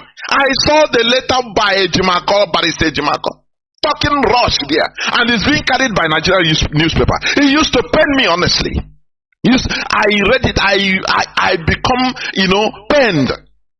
On somebody, one Chinedu, as if he don't know that Chinedu is the HDOH. He didn't give him the credibility, even in the writing, that he deserves. These are the problems we Igbos are having. We believe that one person is more than an institution. Ask Audios Okalo today. Where is he? How is he crying? Ask him. Because every Igbo politician, every Igbo man is trying to believing that he himself is more than an institution. That is why we are being ridiculed anywhere, everywhere. Look at the Alaba International Market. Look at the destruction of is it computer market or electronics market in Abuja the other day. All Igbos. Why? Because we disrespect, we don't have institution in ourselves. We disrespect it. Everybody think that now I can make it on my own. There is nothing like you. Until we have we as a people. That is what backs us. We. All those people you have many rich men in Alaba International Market. In that market being destroyed in Abuja. You have many rich people that they will tell you that they will come and boast, I'm living large. I'm living large. Nothing make. I have contact. But when that stigma against us as a people comes, they will also fall victim. That is why we should rally around IPOB, because it is sacrosanct to our existence. That is my point. People should stop looking down on IPOB. Be it a Kanu family, be it a Barrister Jimako. It is an insult. Writing something referring to Mazi Chinedu, the HDOS, as a one Mazi Chinedu, one Mazi. For goodness sake, why are Igbos with this type of mentality? Only because they, for their own personal benefit. Where has it led to us? I mean, where has it led us to? As a people, always crying, lamenting, because we don't know what community means. We don't know what being in, as a structure and unison means. That is why I played. You see, the preamble I played. The man said, which Mazi Nnamdi Kanu has been speaking, has been saying, revealing, Igbo communities, indigenous people, not people that migrated. In Edo, there are plenty. He said the only thing that can unite us is going back to our roots. Returning to our identity, cultural identity. That is the only thing that can unite us. And that is why today I'm going to talk about the decolonization of our minds, of the mind. Do you understand? Decolonization of the mind. Because we can never be what we're supposed to be with a foreign ideology or on undermining our cultural identity. And a people without their cultural identity is a dead people. And unexistent or inexistent people. They don't exist. When people will be, all that matters to them is demonizing anything that concerns us culturally, religiously, traditionally. It is the last point before the death of a people. Because a people without a cultural identity is a lost tribe, a lost people. I'm telling you. Therefore, we should emancipate ourselves from this type of mindset. Being bigger, I am bigger than an institution. I am. Everything you see, most Igbo people, what you hear in their mouth is I. Do you know who I am? Who are you? An individual, you want nothing. You. If you are trying you want to travel, you will still go and look for international passport. Who issues it? The government. It's an institution. It doesn't matter how rich or how poor you are. You go and as a citizen, that is what unifies you. What unifies us. That is what you are known for. You must go and apply and get it. Do you see? I want to give you an instance of structure. You understand me? That is wanting identification. That you are identification. Now, why is it that then we look down on structure? We look down on structure. It's a primitive character. For your information, it's primitivity. When you feel that you are bigger than a structure, or you are too big even to go through the structure. No. Instead, that is courtesy. Civilization, advancement in civilization. You have to follow all that. It's just like when you are going in ATM, collect money in ATM. That's why you see Nigerians, they jump lines because they feel that they are bigger than everybody there. So they try to make contact, maybe in a bank or come outside and collect me. I beg, I don't want to follow this line. Because the line is plain. You see white people. Even if the line is 1 kilometer, the person will come quietly and stay patiently. That is advancement in civilization. But for you that wants to jump cut corners all the time, you will think that these people are mumu. No, you are the only mumu. You that wants to jump corners. That is what is common in Nigeria. Before going, you will call. You are in the bank, you are inside. Come out to carry me because the line is too much. For you, yes, you think that but you don't know that you are the most foolish person. Do you understand? Because you don't obey the line. We should learn how to obey the line. It makes us civilized. Do you understand me? If you are checking in at the airport, there is a point. The following person will not pass there. Only the person that is going to collect the boarding pass. You go there. You go to the table. There is the following person. There is a line it cannot cross. It doesn't matter who you are, as long as you are entering into the flight. You come, you stay. Maybe it's maybe 2 meters gap. That person finishes. Now you enter into the line. You enter, you cross. Another person will come and stay. That is order. Orderliness. Obeying structure is not an insult to your personality. Instead, it is advancing. It's you making, proving your advanced character or civilized character. It's a proof. You go, it doesn't matter you're a lawyer, you go to where people are queuing up, you queue quietly. Another person is a banker. Another person is a minister. He comes, he stands. Very sweet. You respect, you don't bypass and start calling, do you know who I am? That is disorder, it brings disorder. And that is what our people are still suffering from.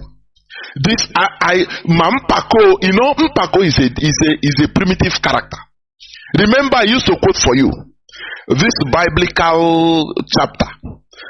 Blessed is the humble, for they shall inherit the earth. They shall inherit the earth. We are losing our earth because of pride. Useless, primitive, animalistic pride. That is why we are losing our earth. Somebody how can you be doing something, meeting our leader, is a leader of more than 70 million people that at his back. And that is why Nigeria as a government, that is why they are afraid to harm him. That is why they respect him. But when you are doing now, you call yourself a Kanu family.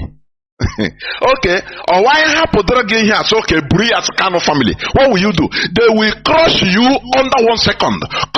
Kill everybody in that family. And you can't do anything.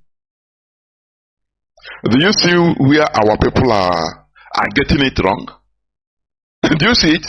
But when they do something, when they want to do something, they look at everywhere in the internet we go ablaze. Oh, there is a leader of IPOB. Everybody, media warriors, everybody will be sounding every corners of the world, protests everywhere. Nigerian government will fear and keep quiet and say, they will receive calls. Now what is happening? Here in Norway, they don't want us to rest. Say they are IPOB, their leader. Please, what is happening? They will call the Nigerian ambassador. Say, what is happening? They will say, please, what is? Other people in Pakistan will call their Nigerian ambassador. Say, what is happening? People are disturbing us here. Say they are IPO. That is what keeps Mazi Nnamdi Kanu alive, not the family. Not the family. Not the family. People should put it at the head, in their head, nail it in their head, so that they will respect respect IPOB. Everybody have their respect. IPOB is a structure. It's a movement. It's not one individual. You understand? A tree cannot make a forest. Anything that is going to happen or that concerns Mazi Nnamdi Kanu, it should go through the normal process of IPOB. There is nothing bad about contacting and say, look at what I want to do. But when you go carry it as an individual, you want to shine. Who are you? You are just a cell in a body. A single cell can do nothing. You understand? Let us remove this primitive character from our brains. Today, let me go, although I wanted to read some news headlines, but I don't want to because of time. Let me go straight to the topic of the day, which is continuation of what I started last Saturday, the decolonization or decolonizing the mind. Decolonizing the mind. That is the topic of my submission today, of which is going to be as brief as I could. Decolonizing the mind. Do not forget that you can listen, you can be listening to us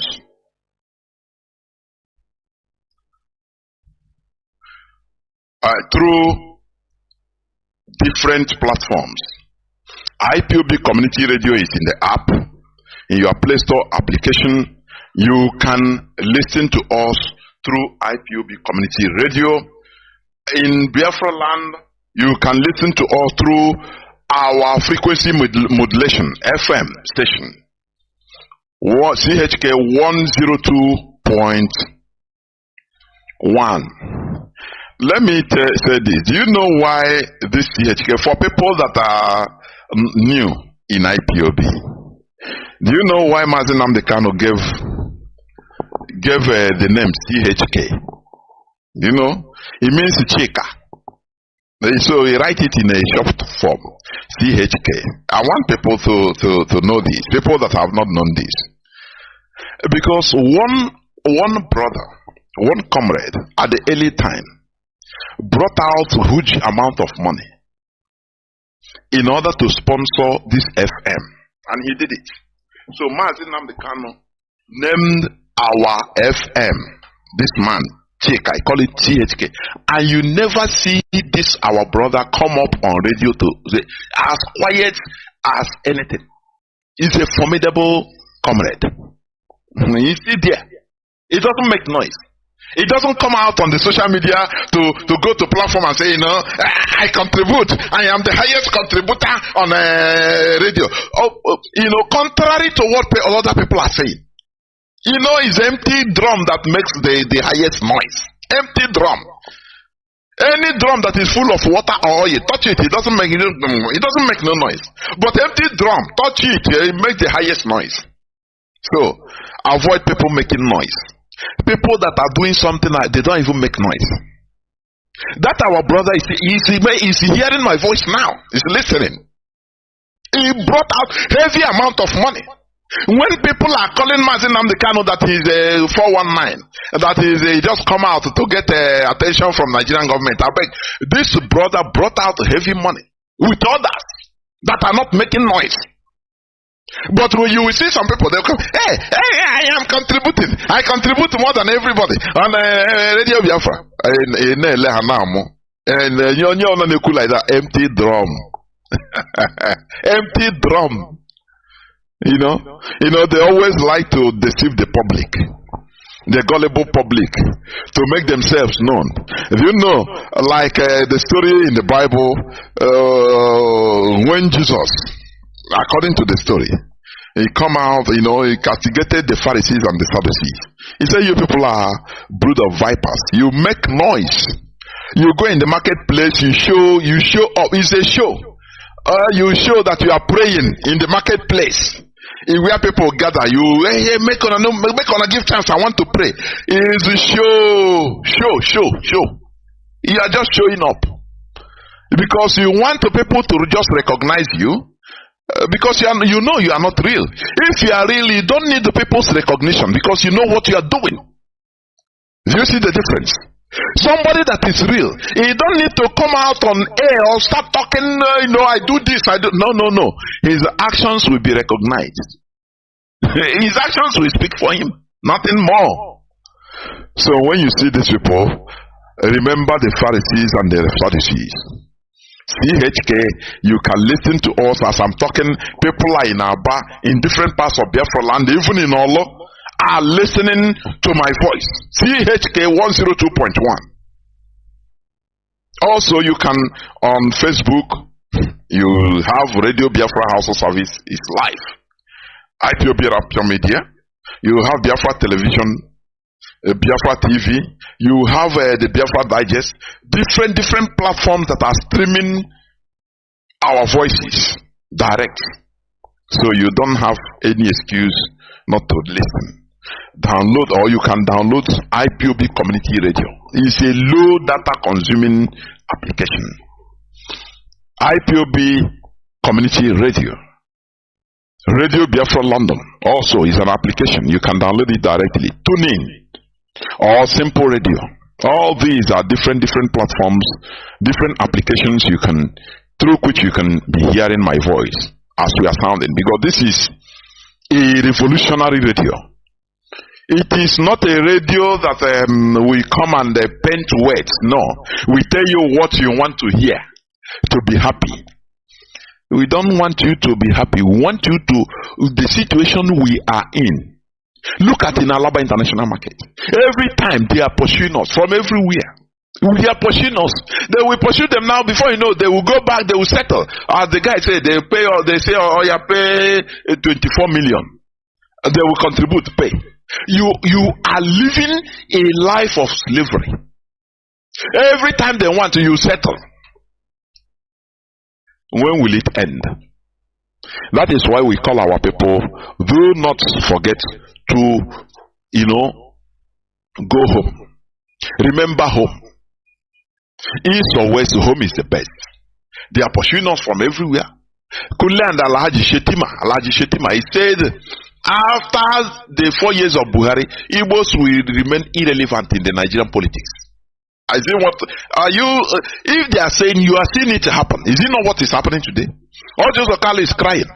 A piece or what is crying because they always serve. And they use them. Oh, go bring Nigerians in Sudan. Go bring run. Go to serve. But when another person comes and enters power, they forget that a government will come and go. Somebody will come and rule 4 years or 8 years ago.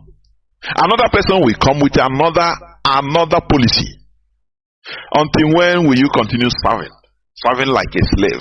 Why don't you do your own thing? Collaborate with your people in order to have power, have force. Joseph Okalo started killing our people, making on. When you tell him that I know what I'm doing, don't worry, our people, IPOB is obstructing my Senate presidency 2023. Kill them. Now, after killing and destroying his own brothers, where is he today? Nowhere to be found. Igbo presidency, IPOB. So what happened here? You people are destroying. You want to destroy our chances of being Igbo presidency, and we piped low. Today, what happened? They become from nothing, from zero to minus. Minus 10 is less than zero. You know that. Minus 1 is less than 0. They are minus 10. Before they were 0. Now they have been relegated to minus, negative. You understand? So they have to walk their way towards going to 0 first. Going to nothing. Now they are minus nothing. Minus. They are less than nothing. Think about it. Why? Because the caliphate is wiser than them. They see that these people, they smartly created animosity between them and their people. That is us, the people. You see, for him now, his world is living above everything. Kill them, burn them. He invite a bubago to Asari Dokubo, kill everybody. I'm in power. Forget that in few years he will go. You understand? As temporal as power. Before you know it, he is gone. Where is Rocha Sokorocha today? Where are all of them?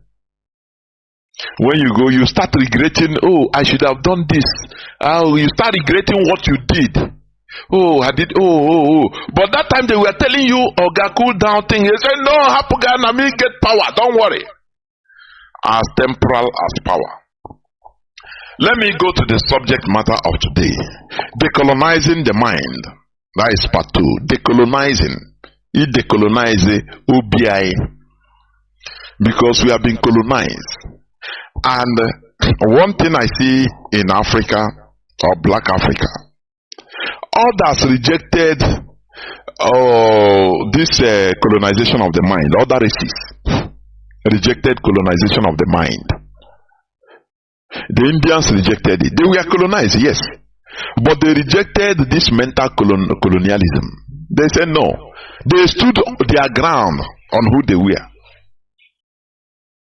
And today you see them progressing. You see that? You see them progressing. The Arabs were colonized. Iraq, Syria, Saudi, all were mandate of Palestine, all were colonized by the Europeans. But they rejected the European, mental colonization. They rejected it and stood their ground and continued on their identity, cultural and religious identity. And today you see where they are, progressing. It is only in Africa. You understand? It is only in Africa that they accepted everything. Hook, line, and sinker. If you tell them jump, they say, sir, how high do you want us to jump? You see Africans, you see some people telling you that without Europeans we will be killing slaves. Sometimes I think about this or just scatter my brain. How can? Do you know what it means? Do you know the injustice done to us by the Europeans, by this colonization, including mental colonization? Because they smartly made sure that they colonize everything concerning us, concerning our lives. They didn't give us any gap. And today, you see many of us defending their colonial mentality. Defending what the colonial masters impacted in us. For us to be seeing things in their own way, the way they want us to see it. I've been talking about this computer program. They use algorithmic or Fortran, wrote programs inside our heads, inside our mentality, in our minds, and we are vomiting all those things. Oh, without Europe, we will be like the worst. You see them bringing out the photo of maybe 18th century in Igbo land. Oh, our people, we are wearing only pant and knicker. And you ask them, bring out the same photo of the Europeans and you compare. The Europeans met Japan. They met Japan. They were fighting, still going to war with bows and arrows. When even Hausa can produce blunderbuss or gunpowder. Do you understand? But the Japanese that time, they didn't know anything concerning gunpowder. Do you know that? They bought the European technology, high technology. They multiplied it locally. But when Europeans wanted to make headway through their missionary, they said, no, I beg. They closed their mind for them. Say, enter. We have our cultural identity to protect. Because the people without cultural identity or that have lost their cultural identity is a lost people. Therefore, a colonial mentality is the internalized attitude of ethnic or cultural inferiority felt by people as a result of colonization. Mentality, internalized attitude of ethnic or cultural inferiority. Cultural inferiority. That is why you will see somebody will start coming out, start talking against our tradition, our culture, our ordinala. That he start telling you that no, it's the European that came and civilized us. And I look at ignorance. Ignorance is what you're talking. I will be listening to ignorance speaking. Because what these people did is to only came and stopped our own, when you say stop, they stopped our own civilization. Let me tell you one thing. The Europeans tried to do the same thing in China, even in the modern time. They tried everything in order to castigate Chinese communism or their system of government, in order to thwart them.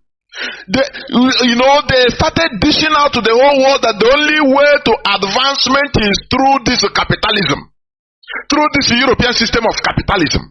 They were dishing out all those propaganda, making it into the brains of everybody, castigating China. But today, where is China? Is China not a world power? They persevered. What you call communism is a democracy also. Look, China has a one-party system. Inside that one party, now they elect their local officials. They are elected under one party. Do you know why they do that? So that the people will not believe their party more than their, or love their party more than their country, more than their country. You understand? Like what you have in Nigeria. Once you are under a ruling government, a ruling party, oh, you are sent. Do you think that is the best? Do you think that is what it should be? That was what China is a big country. So they need to, humiliate, bring everybody under one umbrella. I'm not promoting their system, no. But I'm telling you that every system, as long as you advance it, you develop it, the end justifies the means. It's not, there is no only one road to one place. There are different roads to a common place. You understand? If you are going to America from Japan, you take a different road, a different air route. If you are going to America from Australia, you take a different route. From Africa, you take a different route on the air. But what matters is that you reach the destination. That is the destination that matters. So development and advancement, it doesn't come from one side. No.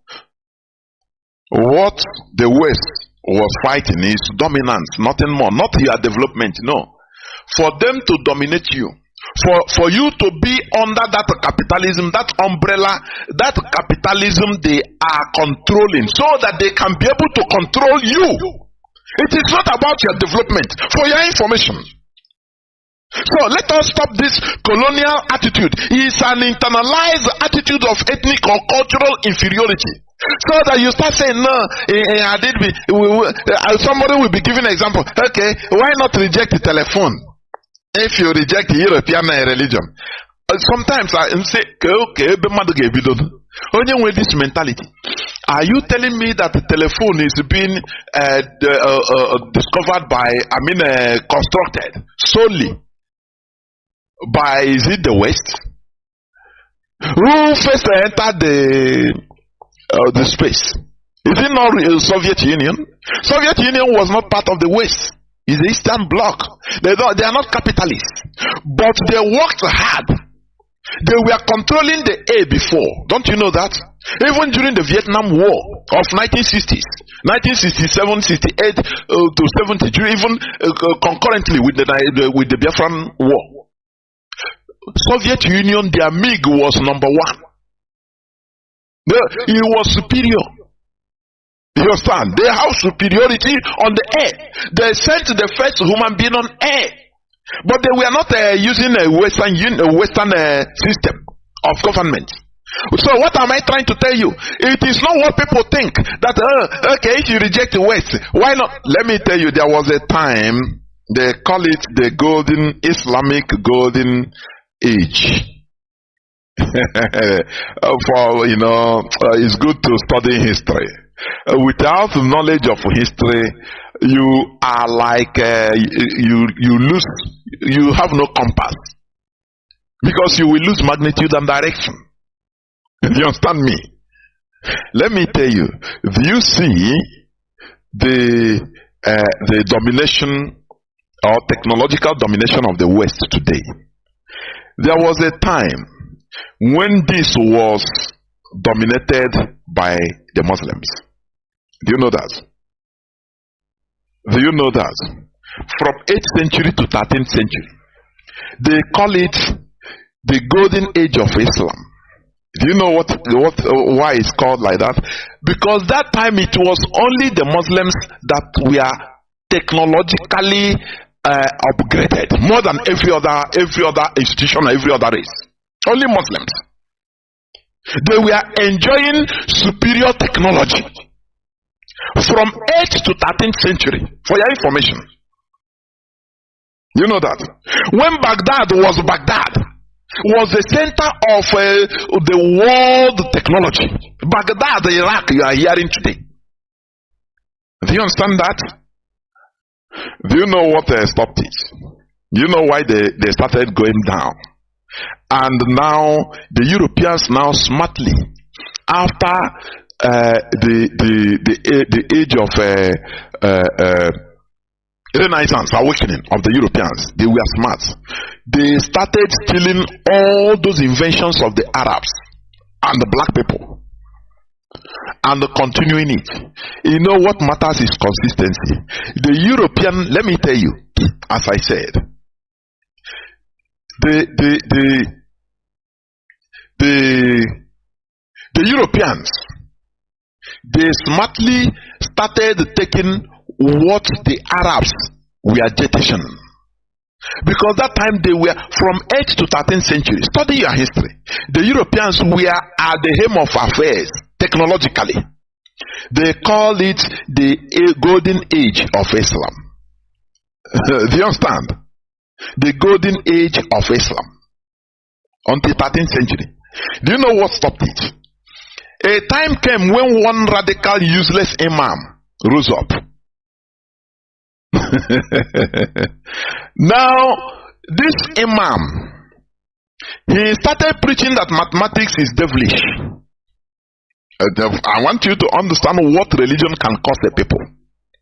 He started preaching that mathematics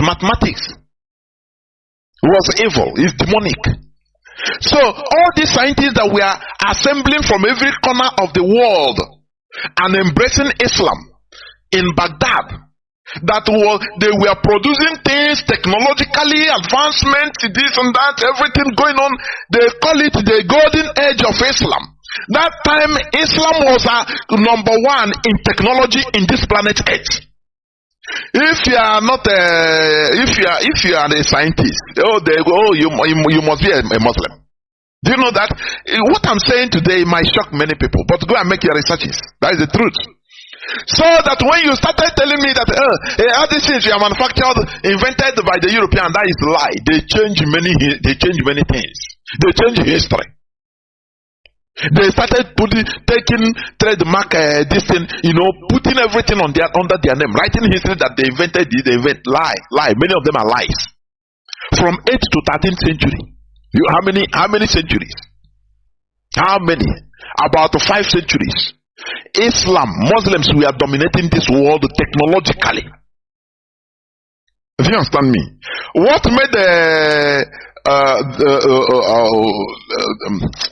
the conquest of Spain, Iberian Peninsula? Do you know the reason? Let me tell you. The invasion of Spain. It is not because you don't study history now. Mazi Nnamdi Kanu has activated our brain so that we make researches. We want to know more because we don't know. As I say, I don't know nothing. I want to know more. You know that? The conquest of Iberian Peninsula from 7th to 15th century, 8th to 15th century, 800 years plus. Do you know the starting? They were conquered by the black people. Let me tell you. By the Moors. That time black race were called the Moors. M-O-O-R. There was nothing like black. They called them Moors. You understand me? It was what started this conquest or invasion of Spain. It was still the tribal infighting of Europeans. That time there was a Germanic tribe. That time German was called the Visigoths. Do you understand me? There was one of the German sub-tribe or faction of the Visigoths. They called the Witizens. The Witizens they want to conquer, they want to remove the man they call usurper Roderick, who was the king of the Visigoth kingdom that time. A tribe, their brother wants this man. They don't like this man. They want him gone. They want to kill him. So they have to invite the foreigners. Which foreigners they invited? They invited the Muslim that time.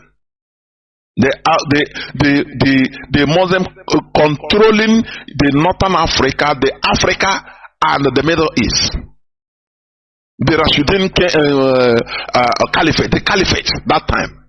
Say, come help me kill my brother, conquer him. They say, okay. Exactly the same thing that happened in Kwara, Ilorin. What I'm telling you, this is a historical fact. The witches in 710 AD. They invited, they said, please come and help us. This man is a very wicked man.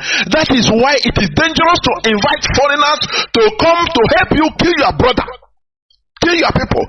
It is highly dangerous. I don't know why the Igbo politicians, they don't know this. Does it mean they don't study history or what? Does it mean they don't listen? I don't know. Now this man, the king, is it Ibn something? He ordered the Amazis, the Moors of Africa. He said, you are in charge of that area.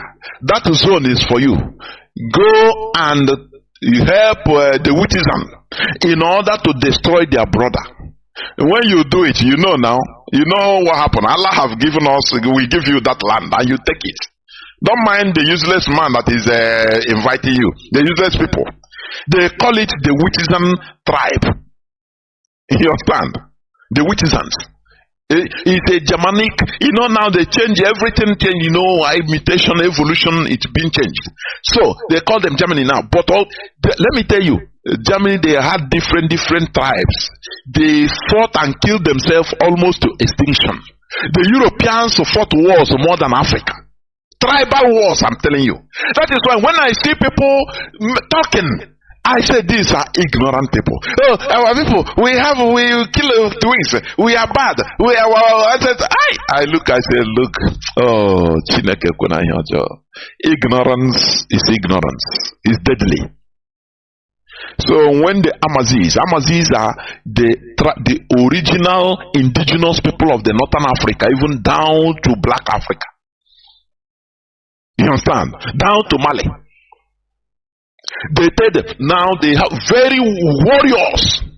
They went and conquered, killed the usurper Roderick. They killed him. Now from there they took over the land, the Iberian Peninsula, and renamed it the Emirate of Cordoba. You know that? They renamed it Emirate of Cordoba.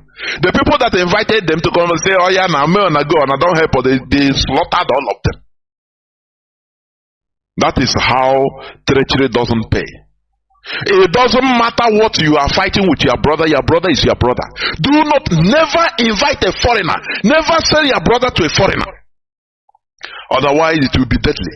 That foreigner will help you kill your brother after he will kill you. Because he knows that you are stupid. That is what is happening to Igbo politicians. They obey they obey the caliphate to kill their brothers, their people. And when they cause all this enmity between them, there is a huge gap in Biafra land between the government or the governors, the senators, the politicians which they govern with the masses. They know. The caliphate knows. So that is why they can deal with them at any time without no problem, because the people cannot rise up. Who are you going to? They say, oh, am I going to fight for Ojo Zokalo? To fight for him? Very useless man. The only thing is that they pay some people. Anytime you see them going out and crowd is following them, they need money. It is not in their very few crowd they pay. Nothing more. You see how bad it is? It is very, very bad. So, let me go back about the topic of today's submission. Decolonizing the mind. As I said, a colonial mentality is the internalized attitude of ethnic or cultural inferiority felt by people as a result of colonization. That is, them being colonized by another group. It corresponds with the belief that the cultural values of the colonizer are inherently superior to one's own. Do you see why the Europeans perpetuated this, their act of, their, how do I call it? Their evil and wicked act. To the extent they perpetuated it to enter religion, spirituality. So that now they tell you that a white man came, the person that died for you is a white. Now say, but Satan is black. They put this perpetual bondage, mental bondage. So that when you think about God, you think about white person. They put race, they tribalize God. They tribalize God. It is colonial mentality, colonization of the mind. I'm talking about decolonization of the mind, decolonizing the mind. They colonize our mind. When you think about God, go and dream. Oh, I saw the Son of Man. Who is it? Which color? They know it's bright, very white color. Is that photo you are seeing of actors? If you tell yourself the truth, that is it. Because that is what they colonize your mind to be thinking like that. So everything when you see a white man, oh, you are seeing God. The way they paint black person, Satan, they paint him black, so that he will make you reject anything our own. You say no, it's devil. It's devil. It's devil. Even the spirits of our land that are trying to manifest in order to help us. Do you know about pacification of spirits? Do you know that knowledge, wisdom makes even the Europeans to know? That is the people you call the Illuminati. They can pacify the spirits of their land. When you talk, when you see, or when you hear about America holding alien in the desert of Nevada, it might be truth.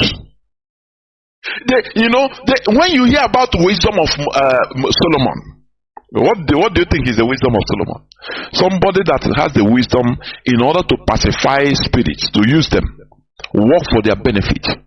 But because we are so naive, even spirits that are trying to manifest in our land in order to do something positive, we now use die by fire, die by fire, die by fire. Start pursuing and disturbing and fighting spirit. How can you fight spirit?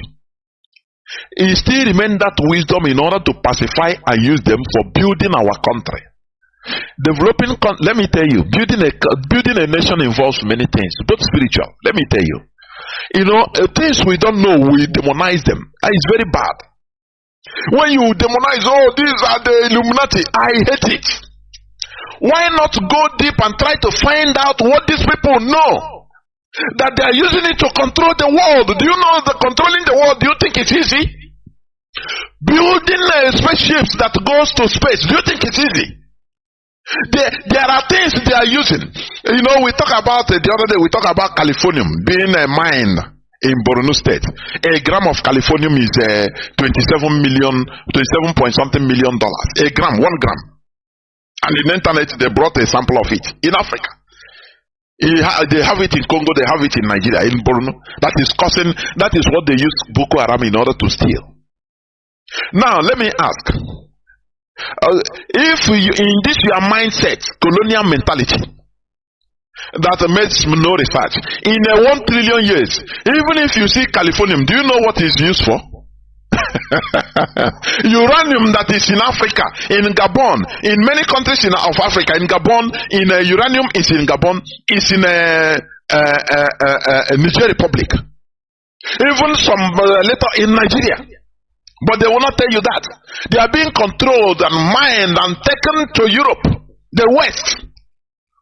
Let me ask you, in 1,000 years with this your religious colonial mentality, do you know how to use uranium? Instead, when maybe a piece of land that contains uranium that will be leaking and people will be dying of radiation mysteriously, you will say, oh, it is Satan killing people.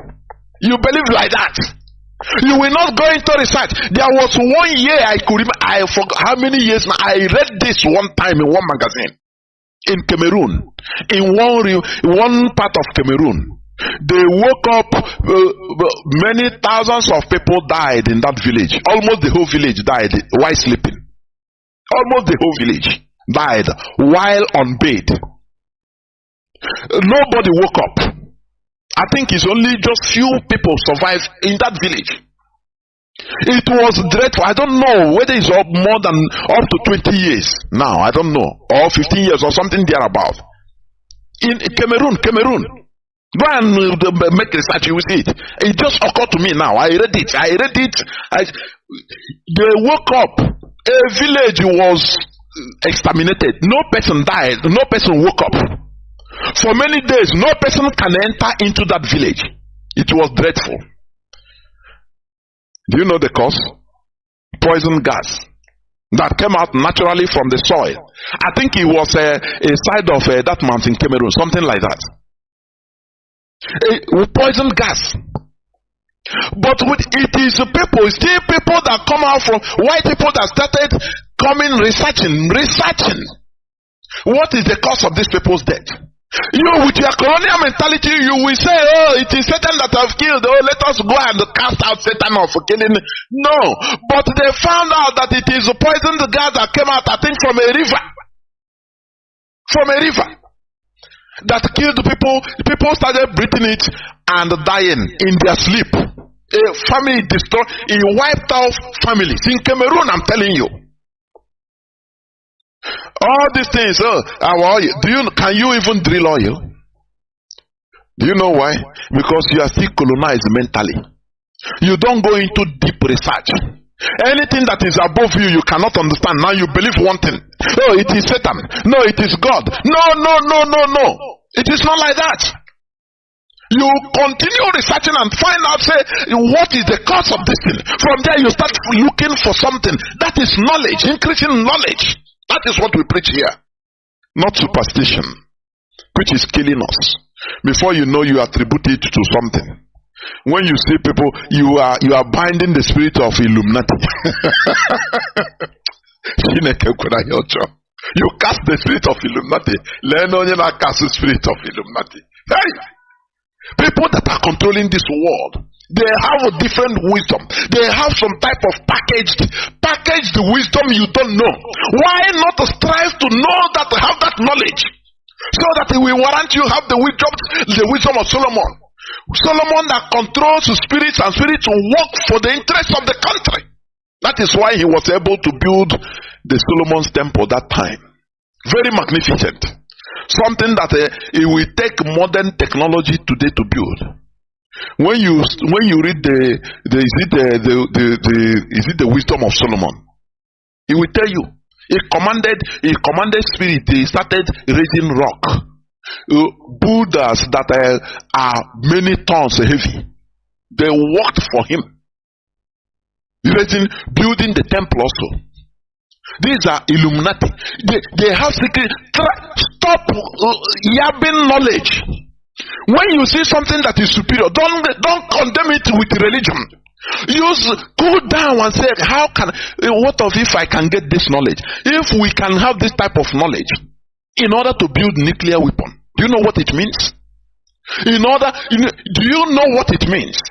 Now you are talking of californium. Oh, they are stealing californium. Can you know even if they give you californium, 1 ton of californium, do you know what to use it for?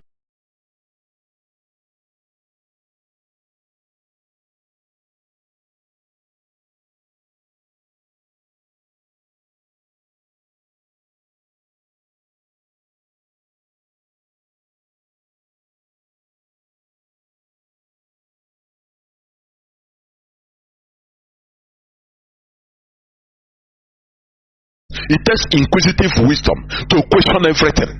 It doesn't take condemnation, using religion to condemn the Illuminati. Hey, Illuminati. That knowledge the Illuminati have, I say, let us have it, so that we can control our country and control others. We become among the world powers that can shape world order. That is something, aspiration of a wise human being. Not to condemn it. This Illuminati, I beg, let us pray against them. Because you're a slave.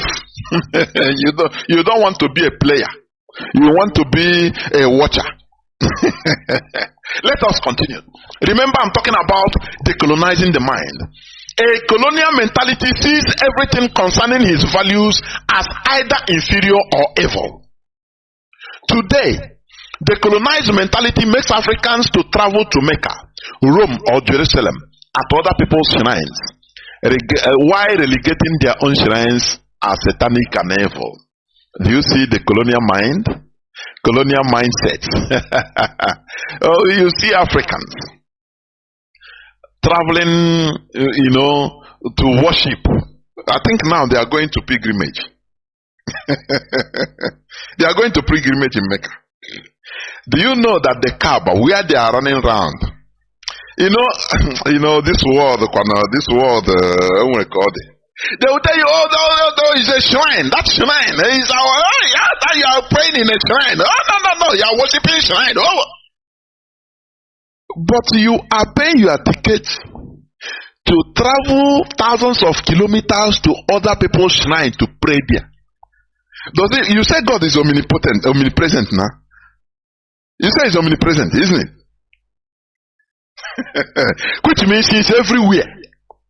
Now, why is it that you are going to go far? Is there now you are going to go to pray in other nations' shrine? Ebende ozo mejiri, me maya ofuma, fight off for it, retain no ya. Let me tell you for your information. That Kaaba, you know what it means? Kaaba in Arabic, you know what it means? Cube. That is square. That is the only thing. That Kaaba where Muslims are going to pray in Mecca, it was their shrine, the indigenous Arabic shrine there. Before Islam, pre-Islamic, it was there before Islam. Are you hearing me? It was a shrine that was being worshipped on. A place they used to pray before Islam came. Islam started 610 AD. When they say Prophet Muhammad started having revelations of his revelations. Do you understand me? That Kaaba, people are now going, that is Islam, they turned into Islam. It has been there predating Islam. I don't know, people are listening to me. I want, even if you listen, what we are saying is a historical fact. It's not something, we are not attacking anything. It is historical. It is something historical fact. The Kaaba has been there. Muslims were praying. Do you know, before 624 AD, do you know where Muslims were praying towards? They were facing Jerusalem. Anywhere they were facing Jerusalem, praying towards Jerusalem, just like the Jews. But the time came, they thought, Prophet Muhammad thought like a human being, a wise person, a wise human being he is. He said, no, how can we be promoting other people's culture? This our shrine, though it was pre-Islamic, which means they were Gentiles, but we have to, promote our own thing. Therefore, he sanitized that Kaaba, where people are visiting from everywhere.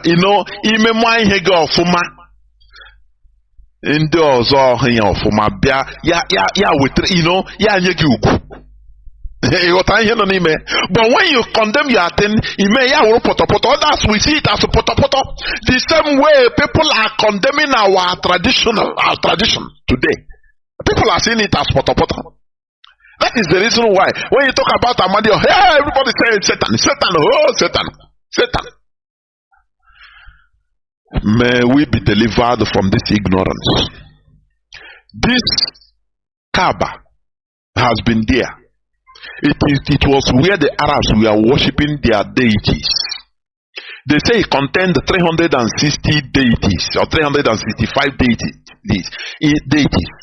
Arsha Pirabi inside that place. before Islam came. They didn't abolish it. They didn't destroy it. Before, with that first zeal of Islam, they were praying, facing Jerusalem. They promote Jerusalem that it is where God is. But after a time, they thought, they said, no, we shouldn't be promoting people's something. We have to promote our own, because it will be at our own advantage in future. You see, people were stranded in Muslim pilgrims were stranded in Lagos for many days now using Arik. You are stranded in Lagos in order to go to another country's shrine. When you talk about their shrine, they cannot do it. You know, the reason Africans we love already made, but the fight to make that your own, no way, is difficult. No, it will bring problem. You don't know that these people that you are going to their place enjoying, they pass all these problems even worse. But they insisted. They insisted. Consistency. They continued. Blood was shed in order for them to come up with this thing. Let me tell you, it took Islam 250 years to gain orthodoxy in the Middle East. You know that? Blood was shed after Prophet Muhammad. All the caliphate started coming. Different people started warring factions. The Rashiduns, they call them the Rashidun Caliphate. They came. People that believe in Abu Bakr to continue as that succeeded Muhammad. Others believe his in-law, Ali, the Shiite and the Sunni. Do you understand? They clashed. They continued. People they were wobbling for 250 years. That is why when I'm speaking here, people should not think that Biafra will be a bed of roses at the beginning. What we are laying a foundation for the future generations. It might take time. Do you understand? You know, Mazi Nnamdi Kanu started this broadcast, this enlightenment broadcast, by letting our people know that we have to deliver ourselves from mercantile mentality. People didn't understand what is mercantile. It's a killer mentality. A mentality of you buy, you sell. No. What you are looking, because as you are buying something 100 naira, you are already you want to make gain. Because the more you sell quick, the more your money, increases. It is not the same thing as what we are doing. What we are doing, it might take time, it might take 50 years, it might take 100 years in order for everything to be in place, because we are not the first, neither we are the last. I don't know, sometimes I don't know, words are not sufficient for me to expose what is in me. I'm telling you honestly, words are not sufficient. I don't know the right words to bring them out. Now, this shrine people are going to worship in. They go to Saudi Arabia. They go around, I don't know how many times, 7 times, or I don't know. They come back believing that, they are with God. They don't know that this is something prepared by human being. Somebody, a wise person, an illuminated mind. Illuminated mindset that didn't have mercantile mentality, that they didn't. Do you know the father of modern Hebrew, Eliezer ben Yehuda? I talked about him the other time. Do you know that he died of tuberculosis in 1922? Do you know his wife was so sickly, very poor? He died of tuberculosis in 1922. I know that time there was tuberculosis has no cure. Simple. But today there is no Israeli, no Jew that don't know about Eliezer ben Yehuda, who gave them their language they are speaking today. So that Eliezer, he didn't do what he's doing in order to get the benefit that he will reap. What we are doing today is not that we must reap what we are doing. Look at Wada. Has Wada Marianti head are not gone? He is now in the other side. Look at watching at us, fighting. But do you know how many brains he opened? He contributed in their enlightenment. or enlightenment process? Is it that he is going to reap the benefit? You know, we compare everything with the physical benefit. Nah. After Biafra, now will be the prime minister. I will be the minister of this. That is, you are simply a novice, a primitive Neanderthal. You are. We are doing something, laying foundation that we might not even reap nothing. That is why when I see people that are going only for money, kind of family. And now what priko? With the law, with the doctor, but I'm not going to priko. I got doctor. I guess you in Australia. We sue the World Congress in Australia to tell them about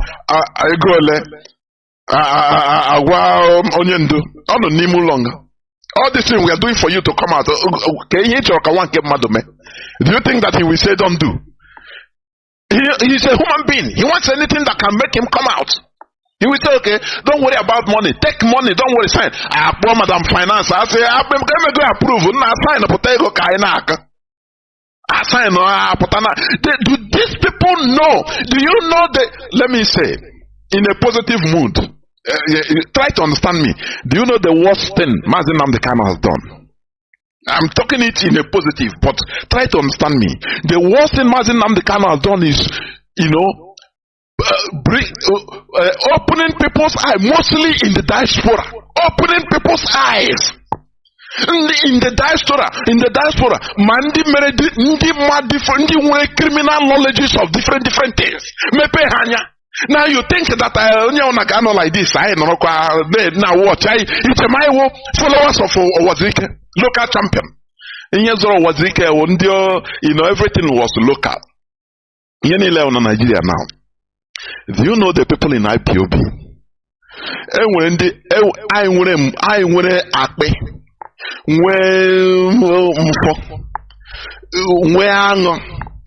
different godo people, men and women. Mepe anya like this. Now it email imagine in another way. Mbana. Amwego wanilo kan. I'm telling you honestly, because India auto IPOB from everywhere around the world. Many people are their life. Or this struggle. Because all of us are important.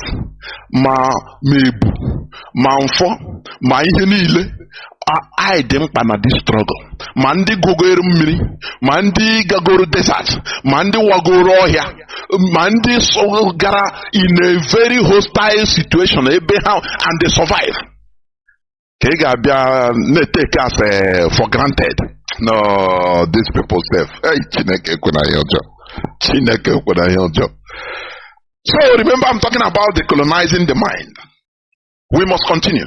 So I was talking about the Kaaba was a shrine in pre-Islamic times. Muslims were praying towards the direction of Jerusalem until 624 AD, when it was changed towards Mecca.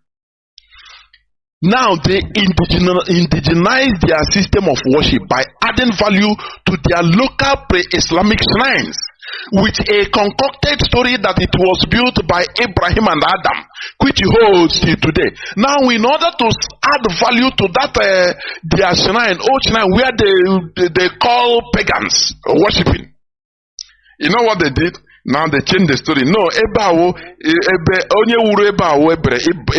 which is Abraham, and Adam.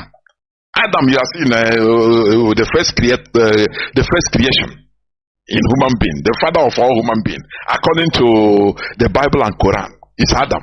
So they say it's Adam that built this place. Do you know the idea they are putting? That's why I say, religion is man-made. They do it for their own benefit. They change the story. That, don't worry, this shrine, though it was there before Islam came, but it was built right from time by the first human being, Adam. And after Abraham took over. The same thing the Europeans did. by converting their paganism. They now call it Christianity. Everything about Christianity. They turned Zeus into Jesus. They are deities. And people in the Africa and the buy now, they are dying on it. They say, "Nah, yeah, this is a true God." You don't know that these are things that people concocted. The same thing they changed Kaaba, the place where people will buy tickets of thousands, hundreds of thousands of naira to go. People buy tickets from all over the world, dying. People want to go there to die safe. How many know him, madam? The wise people, they brought this advantage to their. Do you know how much Saudi Arabia is making on religious pilgrimage and holidays? Do you know how much? Billions of dollars every year. Billions of, without their oil, their religious pilgrimage gives them money. Do you understand? This is something that was being instituted by an Illuminati. Somebody, when I say Illuminati, a wise one. I praise him, I praise them for instituting that, no matter at all difficulty. That is why we must institute our own Biafra. In order for our future generations in the next 100, 200, 300 years upwards, we continue enjoying. Do you understand me? Okay.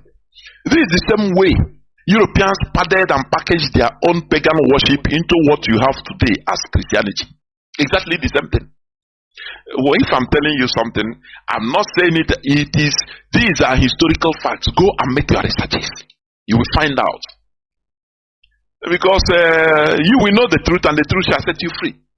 Hearing it is not enough. Go and try to know it. Knowing it, you ask questions before knowing.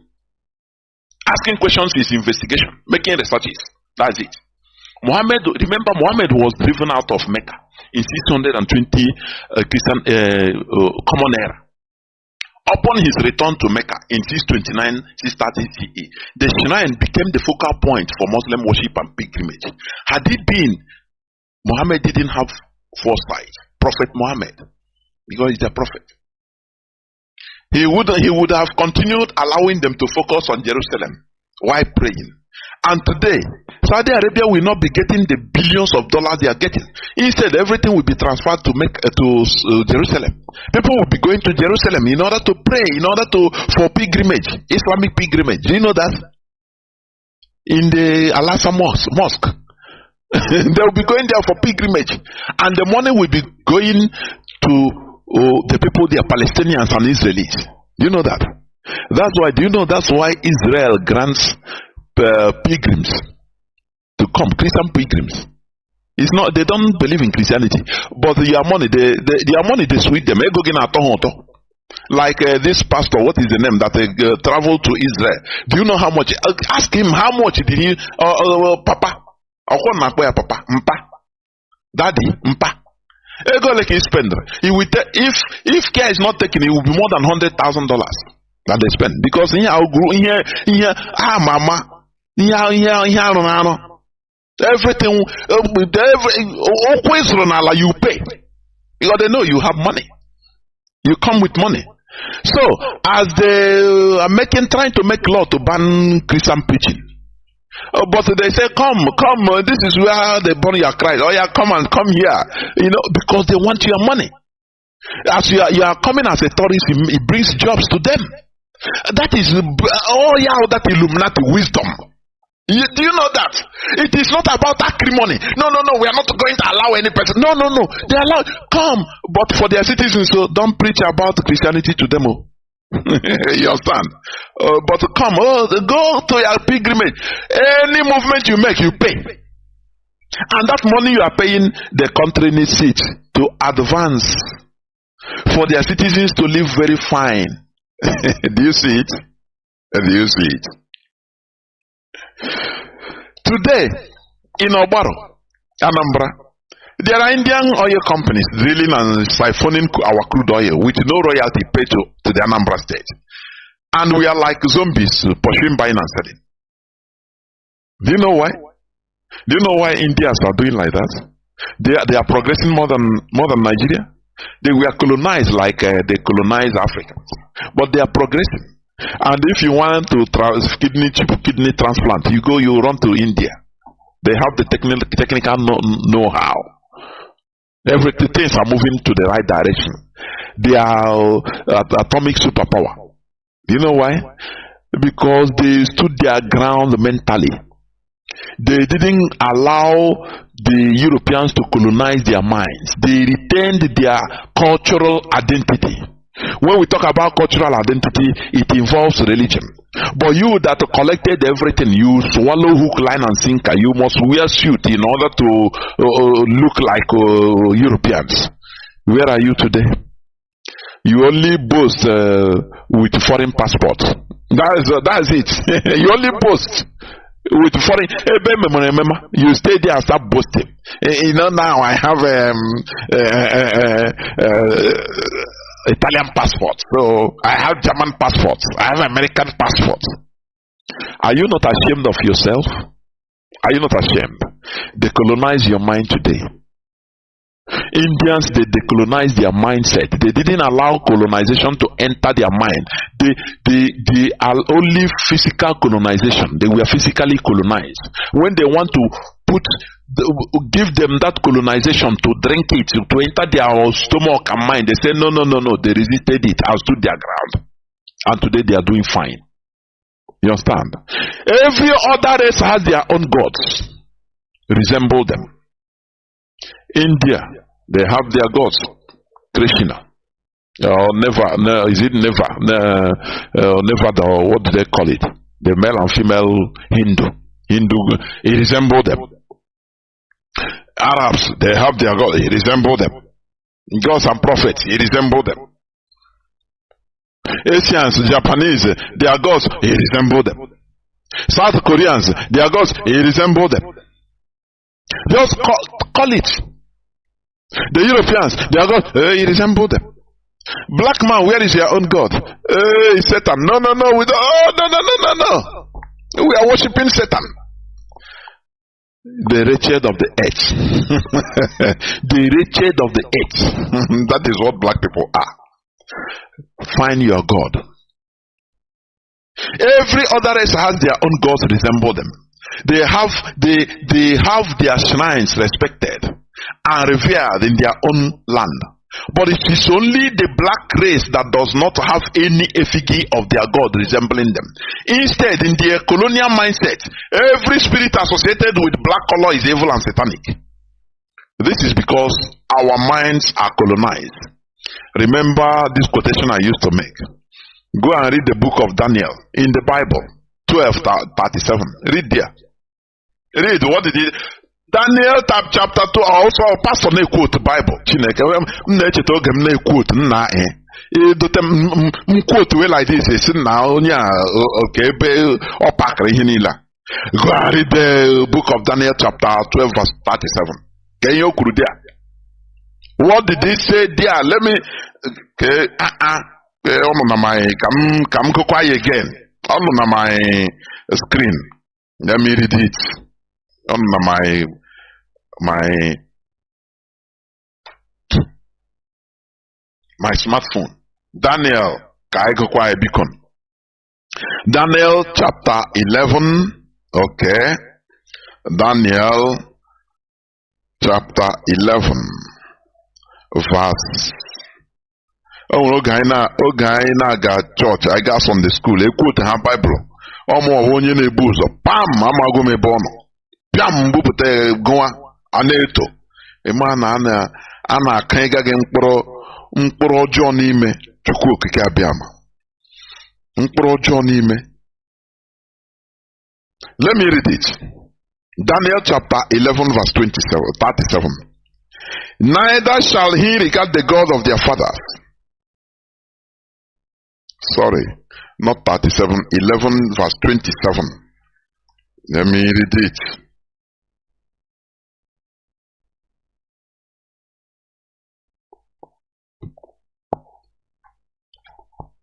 What am I saying? Daniel chapter 12. Kamurakwa, ken na-emezi this mistake. Daniel chapter.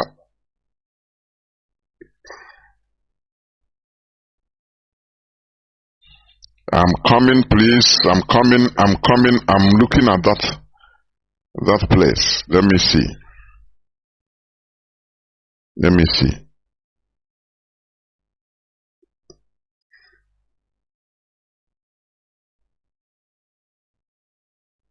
The place he said, and those that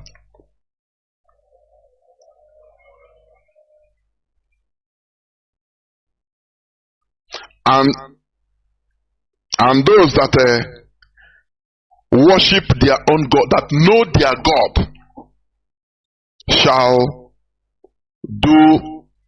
be fortified and perform exploit. That is what it says. I will get it.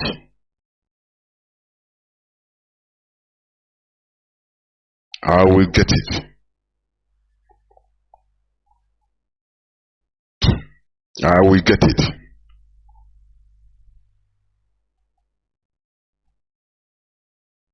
Daniel chapter 11 verse 37. Yes. Sorry, I have mistake this place. But we must continue. I used to quote it, or I will bring it out. Don't worry. I'll bring it out. So what am I trying to say in this place? As time goes on, I'll bring out this quotation. That place says, those that know their God shall do exploits, shall be powerful, and perform exploits. He said, those that know their God. Why is black race not doing exploits? Because we don't know our God. We don't know our God. We castigate our God. We demonize it. We do everything. We refer it to evil and start fighting against it. Oh, yeah, lie tonight also. Lie in you understand? But those that know their God will pacify that their God, and they walk in harmony. They walk hand in hand. Do you understand? They will walk hand in hand in order to develop their land, in order to give them the brains to develop their land. But when we are fighting against the spirits of our land, what will happen? They will turn against us. They will turn, only what they will be doing is bad thing. That is it. Human being, we should have power. We are created with power, even to control, to manipulate, pacify, manipulate, and control spirits, because we are in our own space. Do you understand? Daniel chapter 12 verse 32. Yes. Thank you very much. Yes. Daniel chapter 12. Mazi, I don't know why Daniel chapter 12 verse 11 verse 32. Yes, I've seen it. Let me read it, please. The force of a structure, Biafrans, our force is that is the community. Look, do you know how many people that have inboxed me this number now? That is the power we have. If left only me, maybe I will start stuttering. Before I know, you will, because when you forget something yes, I seen it 11:32. I will read it. Don't worry, I'll read it. Many people are inboxing me this. That is the power we have. You will be okay.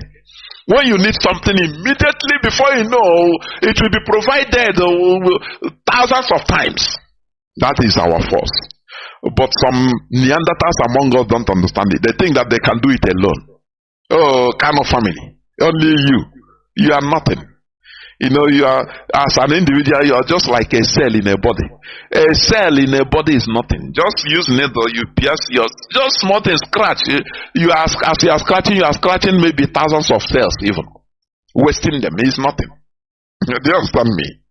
But as a group, we become formidable. Daniel chapter 11 verse 32. Yes. Let me read it. And such as do wickedly against the covenant shall he corrupt by flatteries. But the listen no bikon anonte bikon. But the people that do know their God shall be strong and do exploits. He didn't say the people that know God.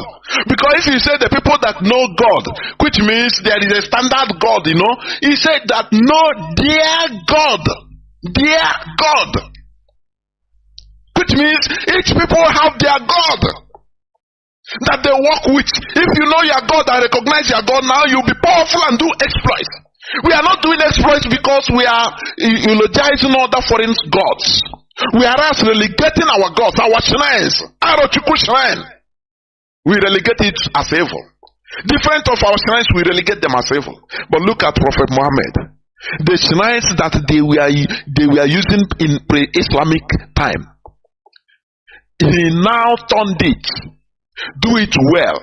Now come up with a story that this thing is godly. It is Abraham that revealed to me. It's Adam built it, and now people are coming there from all over the world, making billions of dollars, revering there. You see it? Because they know their God. But we that are follow anywhere, Jerusalem, go and pray in the Western world. Of other people's shrine, you are praying there, you are happy. You are happy. You go to Rome. Why you have evidence in our land? Why do you relegate it to demon? Why? Yeah, the spirit of our land is asking. I'm telling you honestly. Let me continue because it's taking time a bit. Okay. A country like India was physically colonized, but they rejected and refused the colonization of their mind. They rejected the colonizers' religion and reshuffled their land borders. Whereas we Africans wholeheartedly accepted all of the above, religion, land borders, etc. We became totally colonized, both physical and even more dangerously mentally. Remember, every development starts from the mind, and when the mind is colonized, it is imprisoned. And it has to first of all struggle to come out of her prison before it could be able to engage in her own development and advancement. A prisoner has no dignity or respect until he becomes free. That is why, you know, what the West is always struggling is to make sure that we are subjected to their own pattern of ideology. That is, imprison us ideologically. So that once we are imprisoned, they immersed in their own ideological prison, now they can control us forever. That is why the deputy American vice president came all the way to Africa. All that he is clamoring is equal this thing with LGBT. Can she go to Saudi Arabia and clamor for that? The answer is no. Can she go to Dubai and Arab countries to do that? The answer is no, because they saw us as people that are colonized mentally. So anything they pump it, highest they use money, and as they are doing. I think they have sanctioned Uganda. They are talking about democracy, aren't they? But when they come in a country, now majority of the people say, look, the type of life we want to live, that is democracy. They say, no. This minority, very few individuals, you have to abide by what they say. What a hypocrisy. What they are doing is to continue immersing us into mind prison. Mental colonization. We continue dwelling there so that they continue teaching us how to be democratic. Look at democracy in Nigeria now. Their democracy. Is it not ballot paper? Is it not they spend how much? Spend billions of dollars to print for PVC. Okay, all those things is, whereas they know that all this thing doesn't work. Joe Biden congratulated Tinubu that, it will help economic growth. Well, how can you help economic growth to a country that doesn't have electricity? How? Just tell me. All these are in order to continue controlling us, to exploit us, continue exploiting us. They have gotten a better deal with Tinubu, who was a criminal in America. Do you understand me? A criminal in America. Well, he has gotten a better deal from them. So you have to come and let me tell you, it is only us that can deliver us from the nonsense we are in. You understand me? No foreign government. All that any government, any foreign America, what America will do only to remove any government that is a threat to them, like Gaddafi. Libya was the number one country in Africa living fine, have a surplus of more than going to $200 billion. No, they are not. They don't have any credit to any country. Nothing. They live fine. But they see that if this man continues, he will open up other African eyes. So they use democracy. Now they have imposed democracy in Libya. Don't you see what is happening in Libya? So this world is a world of exploitation. Where, lion eats the lamb. If you are one lion will chop you, eat you and go his way. Nothing will happen. It is high time we turn away from this being lamb. This is the worst thing they have done to us. Say, we should not be. Do you understand that? Do you understand? Now let me continue. They imprisoned our minds. And any person in prison, what you try to do first is to come out from that prison. Because you cannot be in prison and be building a castle outside. No. Unless you are, what is this, Colombian, the king of Madeleine, the drug baron, the only man that built the prison that he was in, Escobar. You understand? The European Christianity, because it is not our inherited religion or spirituality, it is being used to manipulate and divide us into piecemeals for easy swallow. Are you hearing me? If we can at least say, okay, let us indigenize Christianity so that we no more have divisions among us. But when you do that, the American headquarters of Assemblies of God say, no, it is not we give the command to Assemblies of God. Say, no, this is not our church. You have to separate yourself from unbelievers. Who are they calling unbelievers? Your brothers. Jehovah's Witness with the American headquarters will give you orders. Say, no, this is not our modus operandi. Do not have something to do with people that are fighting for the world kingdom. Do you see how they use these things to destroy us? Until we are able to make sure, if we are using Christianity, now we indigenize it the way Russia did and severed a connection with Rome. England also did the same thing. It was not something palatable. They fought wars. Do you know that? It took blood. So whatever we are doing, this ideological awakening that is going on, it will worsen. It will enter into physical bloodshed. So if you are fearing about bloodshed, anyway, no Biafran should fear about bloodshed, because we are in bloodshed all the days of our life. Every time they kill us, we are in a war. You understand? Don't you see what that pig in the creek said? That there is a full-blown war in the southeast, in Biafra land, as he said. Because invite him, bring his boys, paying them to come and kill our people.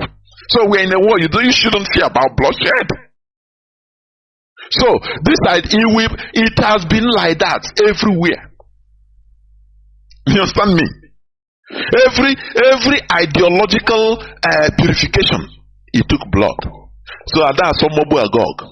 A time will come when all these things will rise up into full-blown crisis in our land.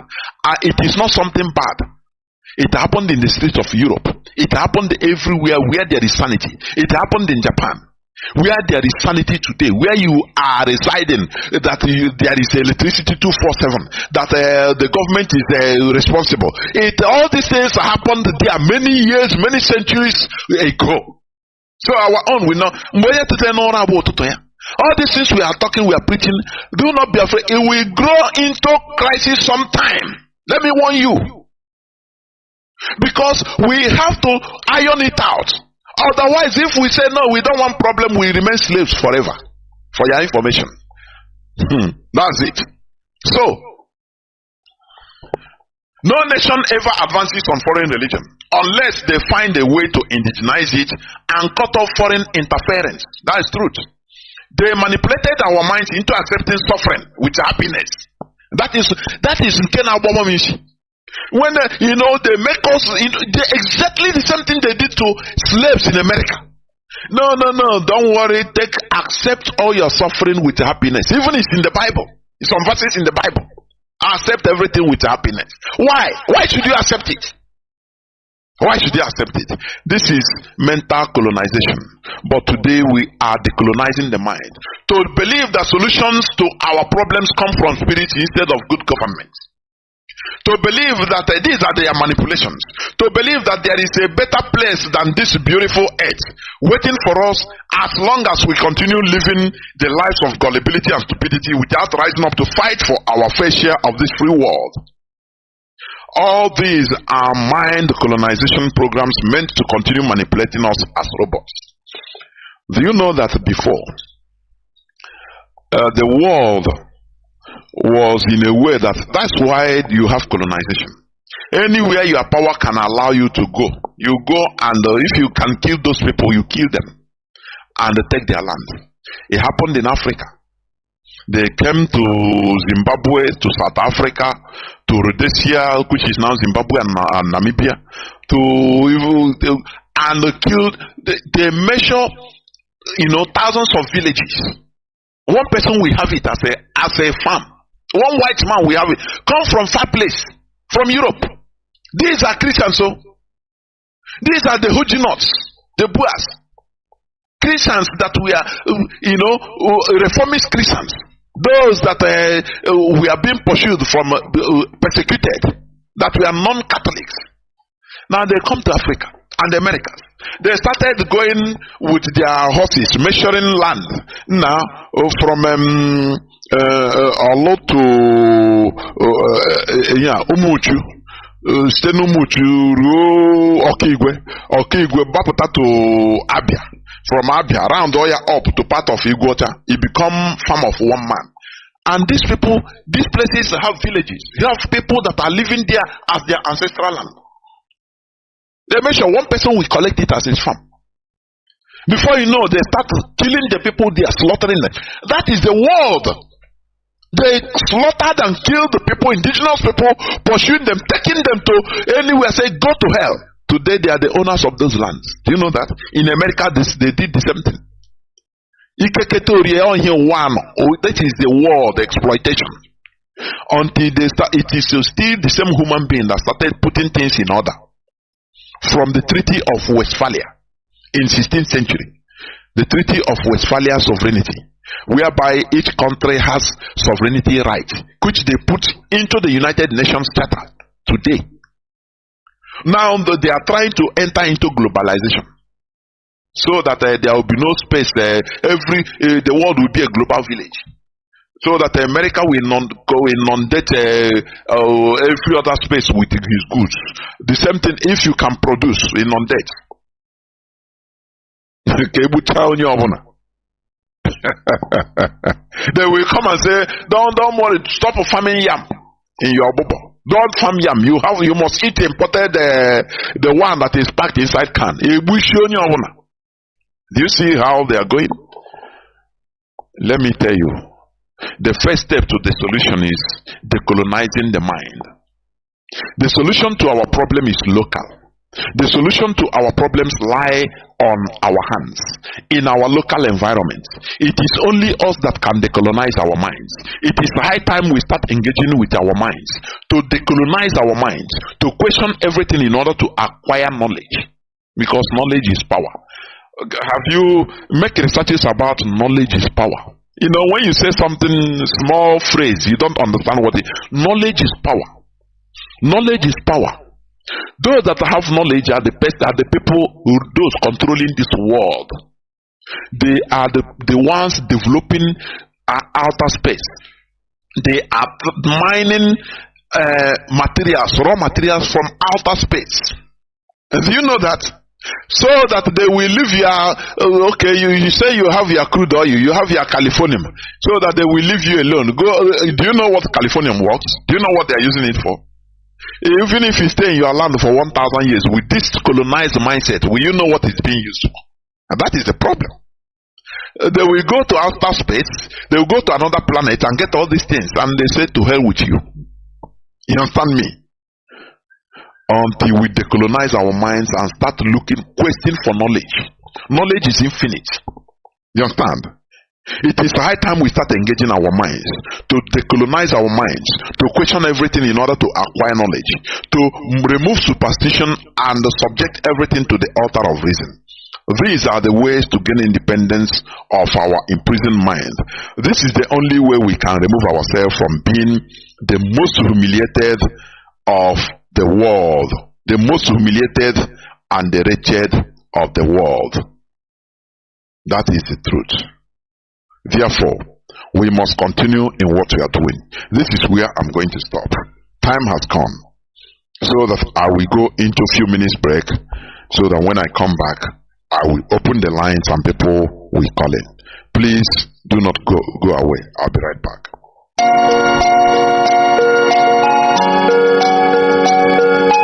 Biafra is only asked for. Every night and day he's shouting and pointing to one direction. But his own people are blind and saying it's causing division. Tell me why someone who sacrificed his life for you and I. Tell me why out of sight has become out of our mind. He's asking for nothing and cares about not for his people emancipation. No. But there is a breaking news to those who never knew. Permit me to give you a clue in the morning sunrise. Concert bell. Biafrans and lovers of freedom around the world. There will be an all-stars concert tour of Biafra artists coming up soon in Tokyo, Japan. This concert is aimed at spreading the gospel of Biafra to every nook and crannies of the earth. We are bringing the gospel to the streets of Asia, and Tokyo, Japan will be its starting point. We are using this opportunity to appeal to Umu Chineke around the world to lend our music stars a financial helping hand to make this concert tour realizable. To make any donation, please contact Veteran Ike Peter on +18 45 344 7984 or +19 29 40 69 953. You can also contact Mazi Foreign on +39 35 11 37 44 78 or +48 57 93 32 439.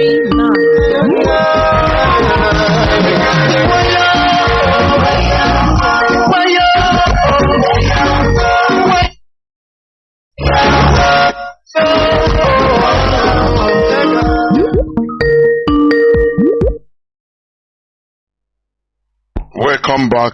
This is Radio Biafra HAUSA-SERVICE coming to you through Radio Biafra London. My name remains Mazi. Chinedu Jonathan from all provinces of Biafra land. We are here live and direct. Today is the 17th day of June 2023. Tata Bobo Cheke.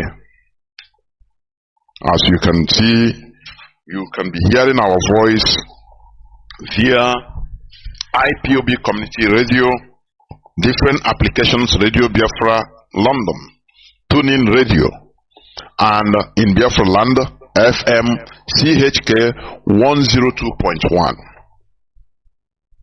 Therefore, our lines are now open. Our direct line is +1 213 328 6224. I repeat, +1 213 328 6224. Our WhatsApp and Signal line is +61 405 142 547. Please, I want to say this. I want people to call and raise points, raise issues that are contrary or disagree on some things. It is allowed. We learn from each other. This is a family radio. It's our parliament. You remember Mazi Nnamdi Kanu? Sometimes people will call him and start disagreeing and querying him, say no. But let us do it to learn in a civilized manner. That is the best thing, please. So that we can learn from each other. You can disagree on one thing that we say here, or, it doesn't matter. Please. No person will cajole you or bully you. No. As long as we stick to the rule of the game, being civilized, educative arguments, we allow superior arguments to rule. That is who we are. We are Biafrans. Therefore, you can call us. I have already people on the line, but you can call us on direct line. Let me restate it again on direct line. Our direct line is +1 213 328 6224. I repeat, +1 213 328 6224. Our WhatsApp and Signal line is +61 405 142 547. I have people already lining up. But I have Mazi Ezekulie. Can you hear me? Welcome to the program. Yes, Mazi Jonathan. Good evening. There we will continue our normal program between you and I. But I will inform you. How things I'm regulating by myself. Go on, please. Go on. Okay. Fellow Biafran, lovers of freedom, good evening to all of you. This evening we have received a very fine lecture from our professor of history. In fact, anybody who wants to say something contrary to what Jonathan has said this evening is yet to join this Mazi, please, I don't 100% agree. It might discourage people not to say anything contrary.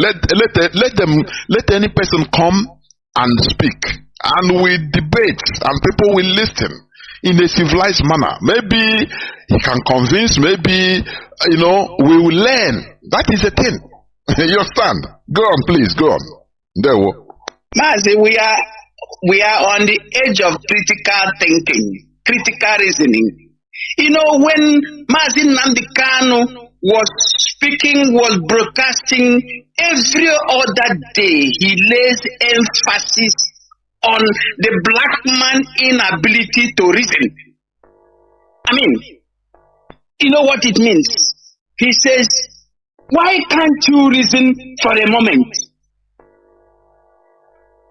He has been emphasizing on this issue of using our critical thinking, reasoning like a human being, reasoning properly. This is age of reasoning. This evening, I was discussing with one person around my corner on this issue of religion and God, and the God of Abraham. The God of Abraham called him from Mesopotamia and asked him to come and follow him. You have to show him a land which he has to conquer and live there. Mesopotamia have their own God. He called Abraham. That means there is also a God in Mesopotamia. And then this particular God himself want to use Abraham to form another new set of people. So we were talking. We said that if that is the case, Igbo people also have their own God, which we have abandoned and follow other strange gods. India did not abandon their own. Like you rightly said this evening, it coincided with what you have just said this evening. What we were discussing before you start this broadcast all you have said coincided with what I have been discussing with my friend. So this is age of reasoning, critical thinking. People have to remove themselves from this one-way thinking of John chapter 1 verse 1, Jeremiah chapter 15 verse 15, and all this. You keep running round and round, and at the end of the day, you achieve nothing. You have said so many things. I am just listening to you to learn. Each time I listen to you, I learn. I add to the one I have before. That is the greatest strength I have. I do, provoke people into discussion, especially some elderly men that are wise, some white men. If I meet any man in the airport, an old elderly man, I stay beside him, I do something strange. He will put attention on me. I start asking him certain questions. He will start asking me certain questions. From there, I will now throw some critical questions to him. And he will answer me, and he will give me more knowledge to what I wanted to know about certain things. So this is how things work. Mazi, I don't have to argue with you. You are on the right track. How I wish that people will understand this thing you are saying. You are saying 100% thing that we're supposed to know. Those that knows their God. I'm going to Amadio.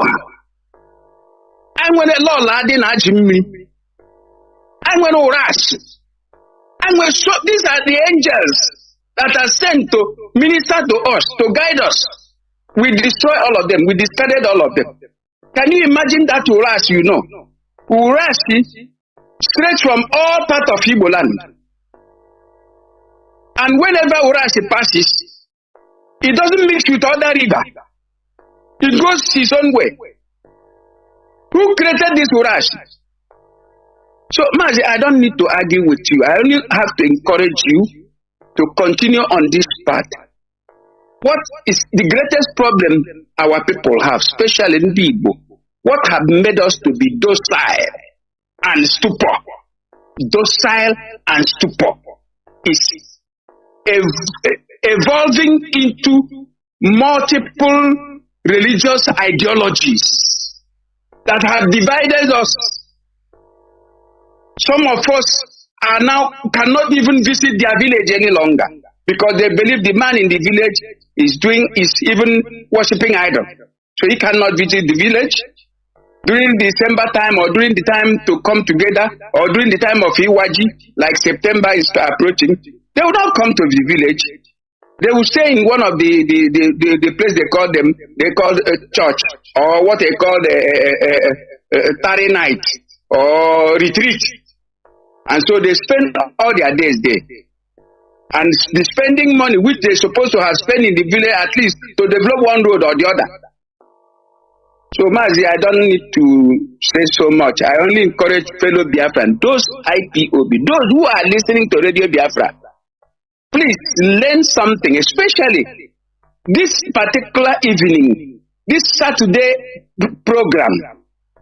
There is so much to learn because the whole problem we have lies on this religion issue. This is that's what has made us stupid and idiotic. We believe everything must be done right. Who tell you? How can you do things right without your left? Can you clap with two hands? With one hand. Can you clap with one hand? It's impossible. You can't clap with one hand. You must always clap with two hands. You must always clap with two hands. And once you are clapping with two hands, your left hand, that one you call leftist, that one you call a wrong thing, wrong hand, okay, is playing his own passion. He's playing his own part. The right one is playing his own, and that is where you have sound. So let us stop being too much. Sometime I remember when our leader used to say, whiter than white, whiter than snow. There is nothing that grows in the snow. Mind you, grass cannot grow in the snow. Grass never grows in the snow. So if you are white, you are in trouble. Because any spot that comes to you will dirty you. So it's better we be the natural thing we're supposed to be so that we can produce natural things. And that is being Coloring. Coat of many colors. That is what we're supposed to be. I'm not trying to argue with our leader because he was emphasizing on particular issue, believing that Nigeria is a sane country that recognizes to do something in the right way. But lo and behold, Nigeria is a bunch of shithole. So they can never do anything in the right way. Talk less of the wrong way. They only do things in the wrong way. They don't do things in the right way. At least if they can clap with their two hands, things will start happening. But they fail to clap with their two hands. They're continuously clapping with their left hand and nothing is happening.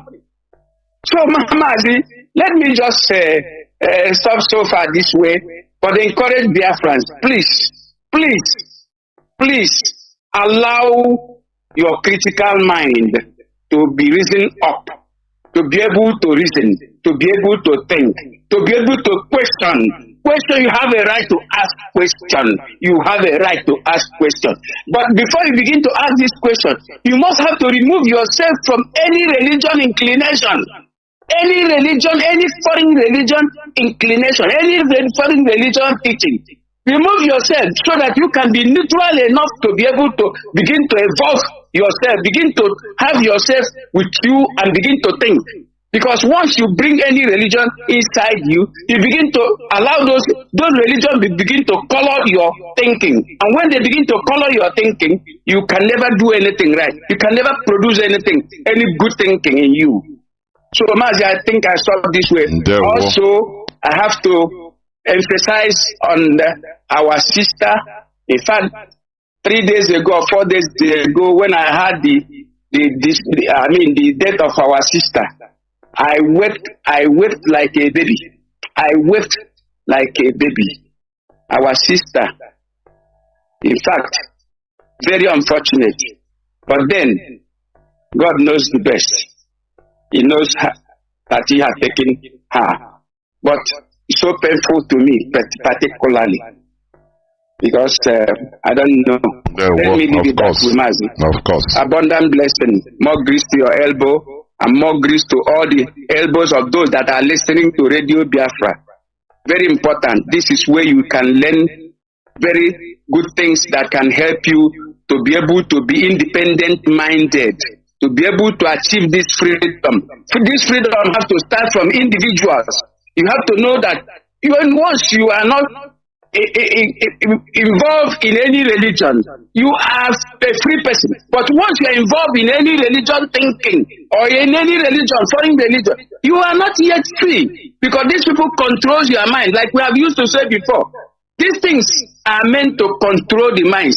Like I used to think, I said to myself that it is like religion, the foreign religion is evil, put in place to control more evil. That is why I look at it. Religion is evil, put in place to control more evil, other evil. So they want to control you and make you not to become, to think very far in order for you to become part of their own property. Mazi, thank you for picking my call. Fellow Biafran, please adhere to listen to Radio Biafra every evening. Please, thank you. Bye-bye. Mazi, thank you very much. Our veteran, I have callers. A caller on WhatsApp. You have been there since 12 minutes. Calls are flooding in. Caller on WhatsApp. Can you hear me? I can hear you, Mazi Jonathan. Thank you for waiting, for holding on. Go on. My name is Ejike. I'm calling you from Lagos. Your topic is always interesting as always. And I want to say that the first liberation is this breaking us from the mind, which is already on process, and you guys are doing the best shot on it. Because as it is today, not just Biafra, Nigeria in general has not been liberated from their mind. They subject every failure to God. Every failed system in this country today, they take it to God that God will do it. Just as the circumstances we are having in the country today, everybody is saying, God come and help us. God will help us. Without knowing that sometimes war is a necessity for peace. And so many of us look at it from they don't want problem. And in an environment that you don't want problem, you always get problem. What religion, especially Christianity, has done to so many of us is very, very unthinkable. It has gone to the level that most of us don't push anything on our own any longer. We subject it and we give it to God and God will do it. Forgetting even the capacity God has given us as a human being to do things on our own. Because man is not meant to be robotic, to be controlled. If God had wanted that we wouldn't be able to achieve anything on our own, maybe He could have created us in a way that we won't be able to have reasoning or ability to think. The greatest problem we have in Africa today is the inability of reasoning. And as Mazi has always said, somebody who cannot think, who is unable to think and reason very well, is not worth living. Because the person will only constitute nuisance in the society. And the aspect of religion is what has helped us to be this poor. Christian religion, and sometimes other religion anyway.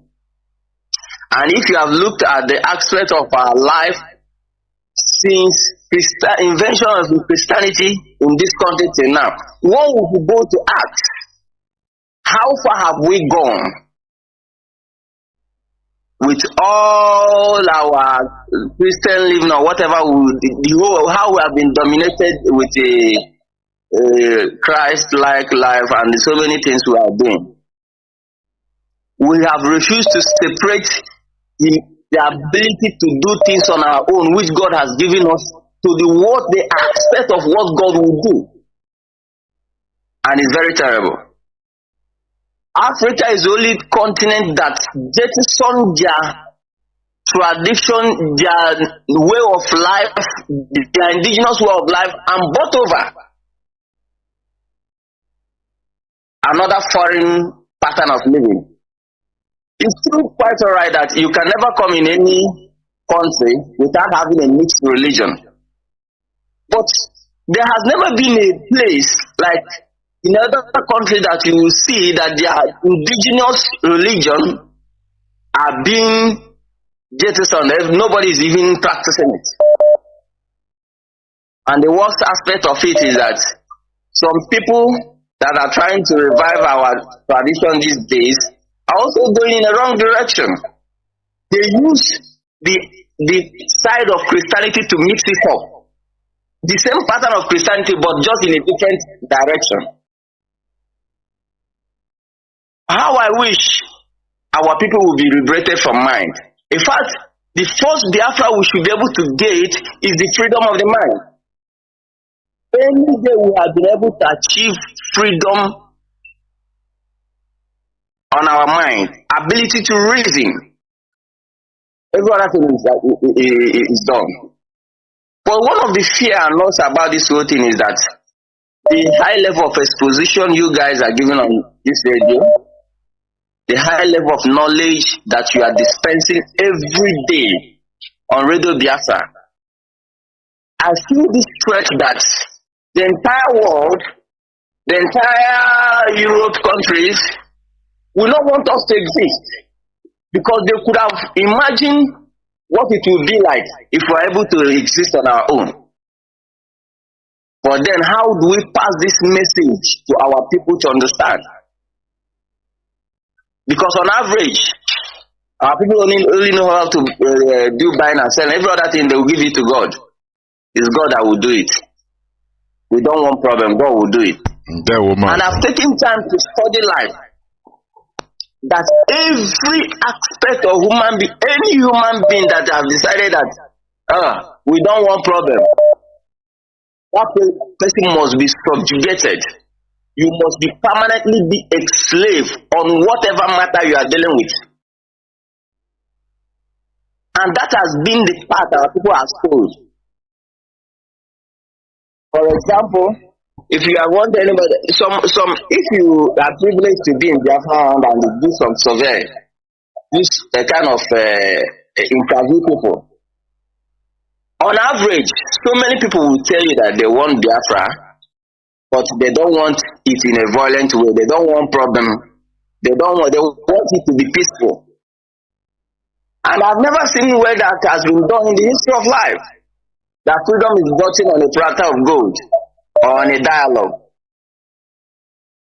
So our people has not been mentally free from the slavery of our colonial masters. The problem was not even the physical slavery they did so many years back. Is this mental slavery they have subjected everyone to, and we are passing it to our other generations? There were Mazi, of course. There were. Thank you very much. There were. Thank you very much. I think you have made many points, which I agree totally. Thank you very much, my brother. You know, liberation of the mind. Just like as our brother said, when somebody say, I want freedom, but I don't want problem. Have you taken your time to check? We never conquer people. It's a good and bad thing.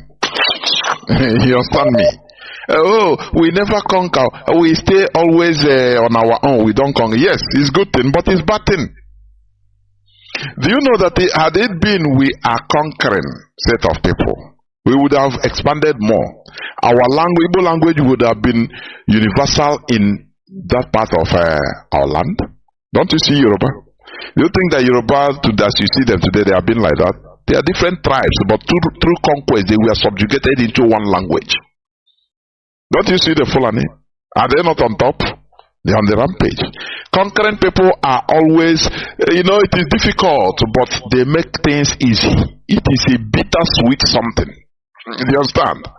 But when we say, because of the religion we have been into, we always want peace. Peace, peace, peace, peace, peace.